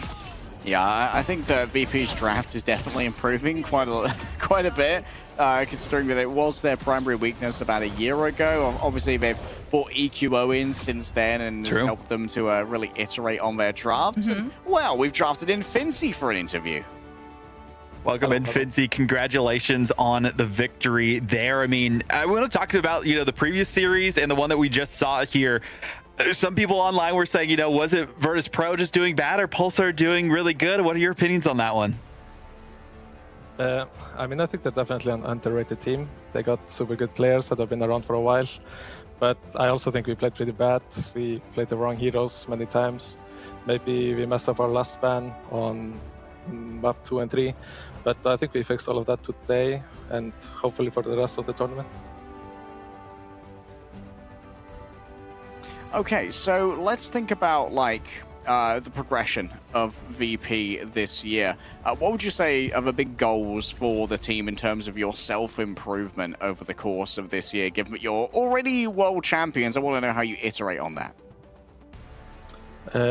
I think it's just keep going with what reviews a lot, expanding like our game sense and knowledge, expanding our hero pools and playing different comps and stuff, making sure we don't mess up in the draft phase, and most importantly, picking the right heroes in game. We've been struggling with that a bit, but we're getting better at that. So I think that's like the main things we need to improve on. Yeah, and talk to me about how those hero pools are expanding, because you're, putting more hours on the EMEA, and it seems like between Fi and Sparker, Fi is the one doing the Black Cat. So talk to me about how you guys are ironing out these roles. Yeah, it's mostly like Fi plays the melee heroes, and Sparker plays the hitscan, obviously. And then they both play Ultron and both play Mantis, so we can play triple support melee hero or triple support hitscan hero. And then me and Nevix play mostly all the tanks. I think it's really good to be able to play all the tanks, just in case anything happens. You can't get banned out, so you can play any comp. So yeah, I think we're just all working on our heroes like in our pools, and then also expanding a little bit outside our pools. So I do have one final question before we send you away, Fincy. We got to talk about the elephant in the room, right? Drop to Navi, drop to Rad during the preseason. You're playing off against Rad Esports for a rematch from that matchup next Saturday. What are you guys doing to prepare differently compared to the last time in the preseason? Yeah, I mean, I guess Navi and Rad, we just think we didn't have the draft completely on lockdown. We didn't pick the right heroes in game. We were kind of lost with the Gambit. We hadn't played much Gambit because people were mostly just first banning it, and then people started doing Elsa. So now we've had like a month or something of Gambit practice, so now we're ready for that. So I think we're gonna do way better now. Yeah. Love to hear it. Well, thank you for joining me, Fincy. Congratulations on your team's continued success, and we'll see you next week. Well, there you have it. I mean, feeling confident, knows the things that they have to work on. I feel like it's one of those things like, oh, what do we need to work on? It's this, and this. But hey, they know exactly what they need to focus on here as well. The hero selection, the draft as well. And it's not necessarily the mechanics, because we know they're world champions for a reason here, Leg Day. Yeah, like when it comes to mechanics, that's one place where I'm never really concerned about VP. Like if you put them in a deathmatch, if you put them in like a Doom match room, like they're winning all their duels. They don't get out talented when it comes to how fast they are on the mouse and keyboard. So that's definitely something that they don't need to focus as much on. Well, Levin, I mean, final thoughts that you have about that series as well, right? We saw some, great improvements, I would say, based on what Finzy was saying as well. Yeah, he looked like they're obviously working on their flexibility, and they show improvements every single time, and they face off against Rad, who are going to be post wake-up call. And if there's anyone who is an incredible Black Cat, it's Crazy Kitty, and his team said that Crazy Kitty is one of the best Black Cats, so that has to be a ban for VP.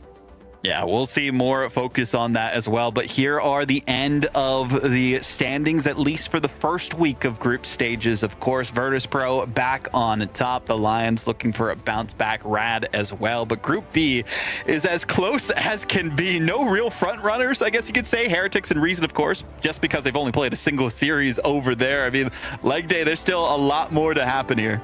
Yeah, like Crownfall being 0-2 after we just saw them almost beat Shikigami. Like, no one's safe in Group B. Like, Crownfall being in last place, I'm like, this is a team that's pretty strong. I can see them making playoffs is a wild draw, to be honest. Over in Group A, things are going kind of as expected. Virtus Pro versus Rad is definitely going to be one of the great determining matches of the entirety of this group. But we also need to see how Pulsar stacks up against some of the rest of the competition after taking a map off of VP. Yeah, I'm most excited to see, the performances from Pulsar, specifically on where they will met out there as well. I know Lions, they're definitely wanting a bit of a bounce back too after their performance here against Virtus Pro. But again, it's Virtus Pro, so it's a good team out there. You can't really fault yourselves too much for going down there. But, talking about the matches that'll be starting again next Friday, this is the end that we have for the show here. Reason Gaming against Heretics to see who will be at least the undefeated team for now in Group B for that matchup. Shikigami versus Fire Strays will be another heated one as well. And Pulsar, they're just going through the ringer here, Leg Day. Yeah, like VP into Na'Vi, it's certainly a draftable time. Get him out of the way. Get out of the way early, but it's just cruising on easy street, baby. Reason, like, importantly for all of these matches, which are going to be happening next Friday, there's a week of scrims until then. True. And the teams that are down in terms of their map scores so far are going to have a lot more, like, concrete improvement that they can make. And we did see, like, a big turnaround for Fire Strays in particular between week 1 and week 2 of preseason. So I wonder how many of these teams are going to have successful triage on the weaknesses that have been revealed. And I think Fire Strays really found a good stride here today. They are looking so strong. They finished out that series in style, while Shikigami really floundered in their first match against Heretics, which don't blame them. But with that, and Shikigami went the distance in their series, but like I worry about that. And I think this could be Fire Strays getting back on their high horse in terms of the standings. So that'll be my matchup of that week. Yeah, there's a lot of good matches to come, not just on Friday, but Saturday and Sunday. Another 3 days of action will be happening there. But we still have some more for week 1. It is going to be America's following us up. And, well, we had some game 3, some banger matchups today, and hopefully they do as well. That's been all for me, Vaudable, Leg Day, and Lemon. We also had Tetcher and Ryan earlier on, and Moxie will be joining us next week as well. So stay tuned to the action. We'll see you on the flip side.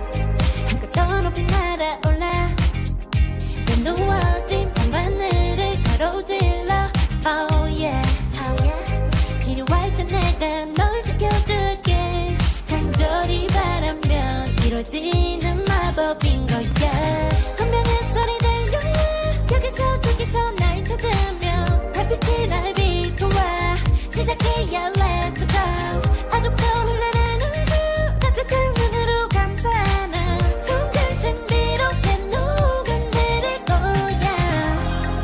기다려 I'll be there 쓰러지지만 끝까지 일어나야 해 어딜 가든지 극복해 힘은 너에게 있는 걸 소리 높여 노래를 불러 작은 걱정 따윈 던지고 최선을 다해 작품을 쳐봐 어둠이 떠 날 때까지 아름다운 꿈을 밝혀봐 우리에게 달려서 그 세계 오면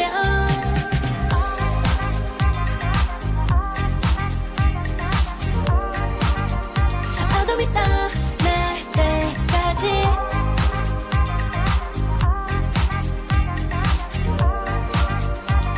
세계 오면 오랜 시간 간직해온 열망 까만 밤의 빛처럼 빛나 네 눈앞에 바로 왔던 나라 탑을 딱 봐도 스포츠스타 딱 보면 뭐든 널 지킬 나란 걸 지켜볼수록 점점 빠져들어 카리스마 넘쳐 흘러 oh yeah 분명한 소리 들려 여기서 저기서 날 찾으며 달빛이 날 비춰와 시작해야 let's go 어둡고 흘러는 우주 따뜻한 눈으로 감싸는 순간 신비롭게 녹아내릴 거야 좀 더 기다려 I'll be there 쓰러지지만 끝까지 일어나야 해 어딜 가든지 극복해 힘은 너에게 있는 걸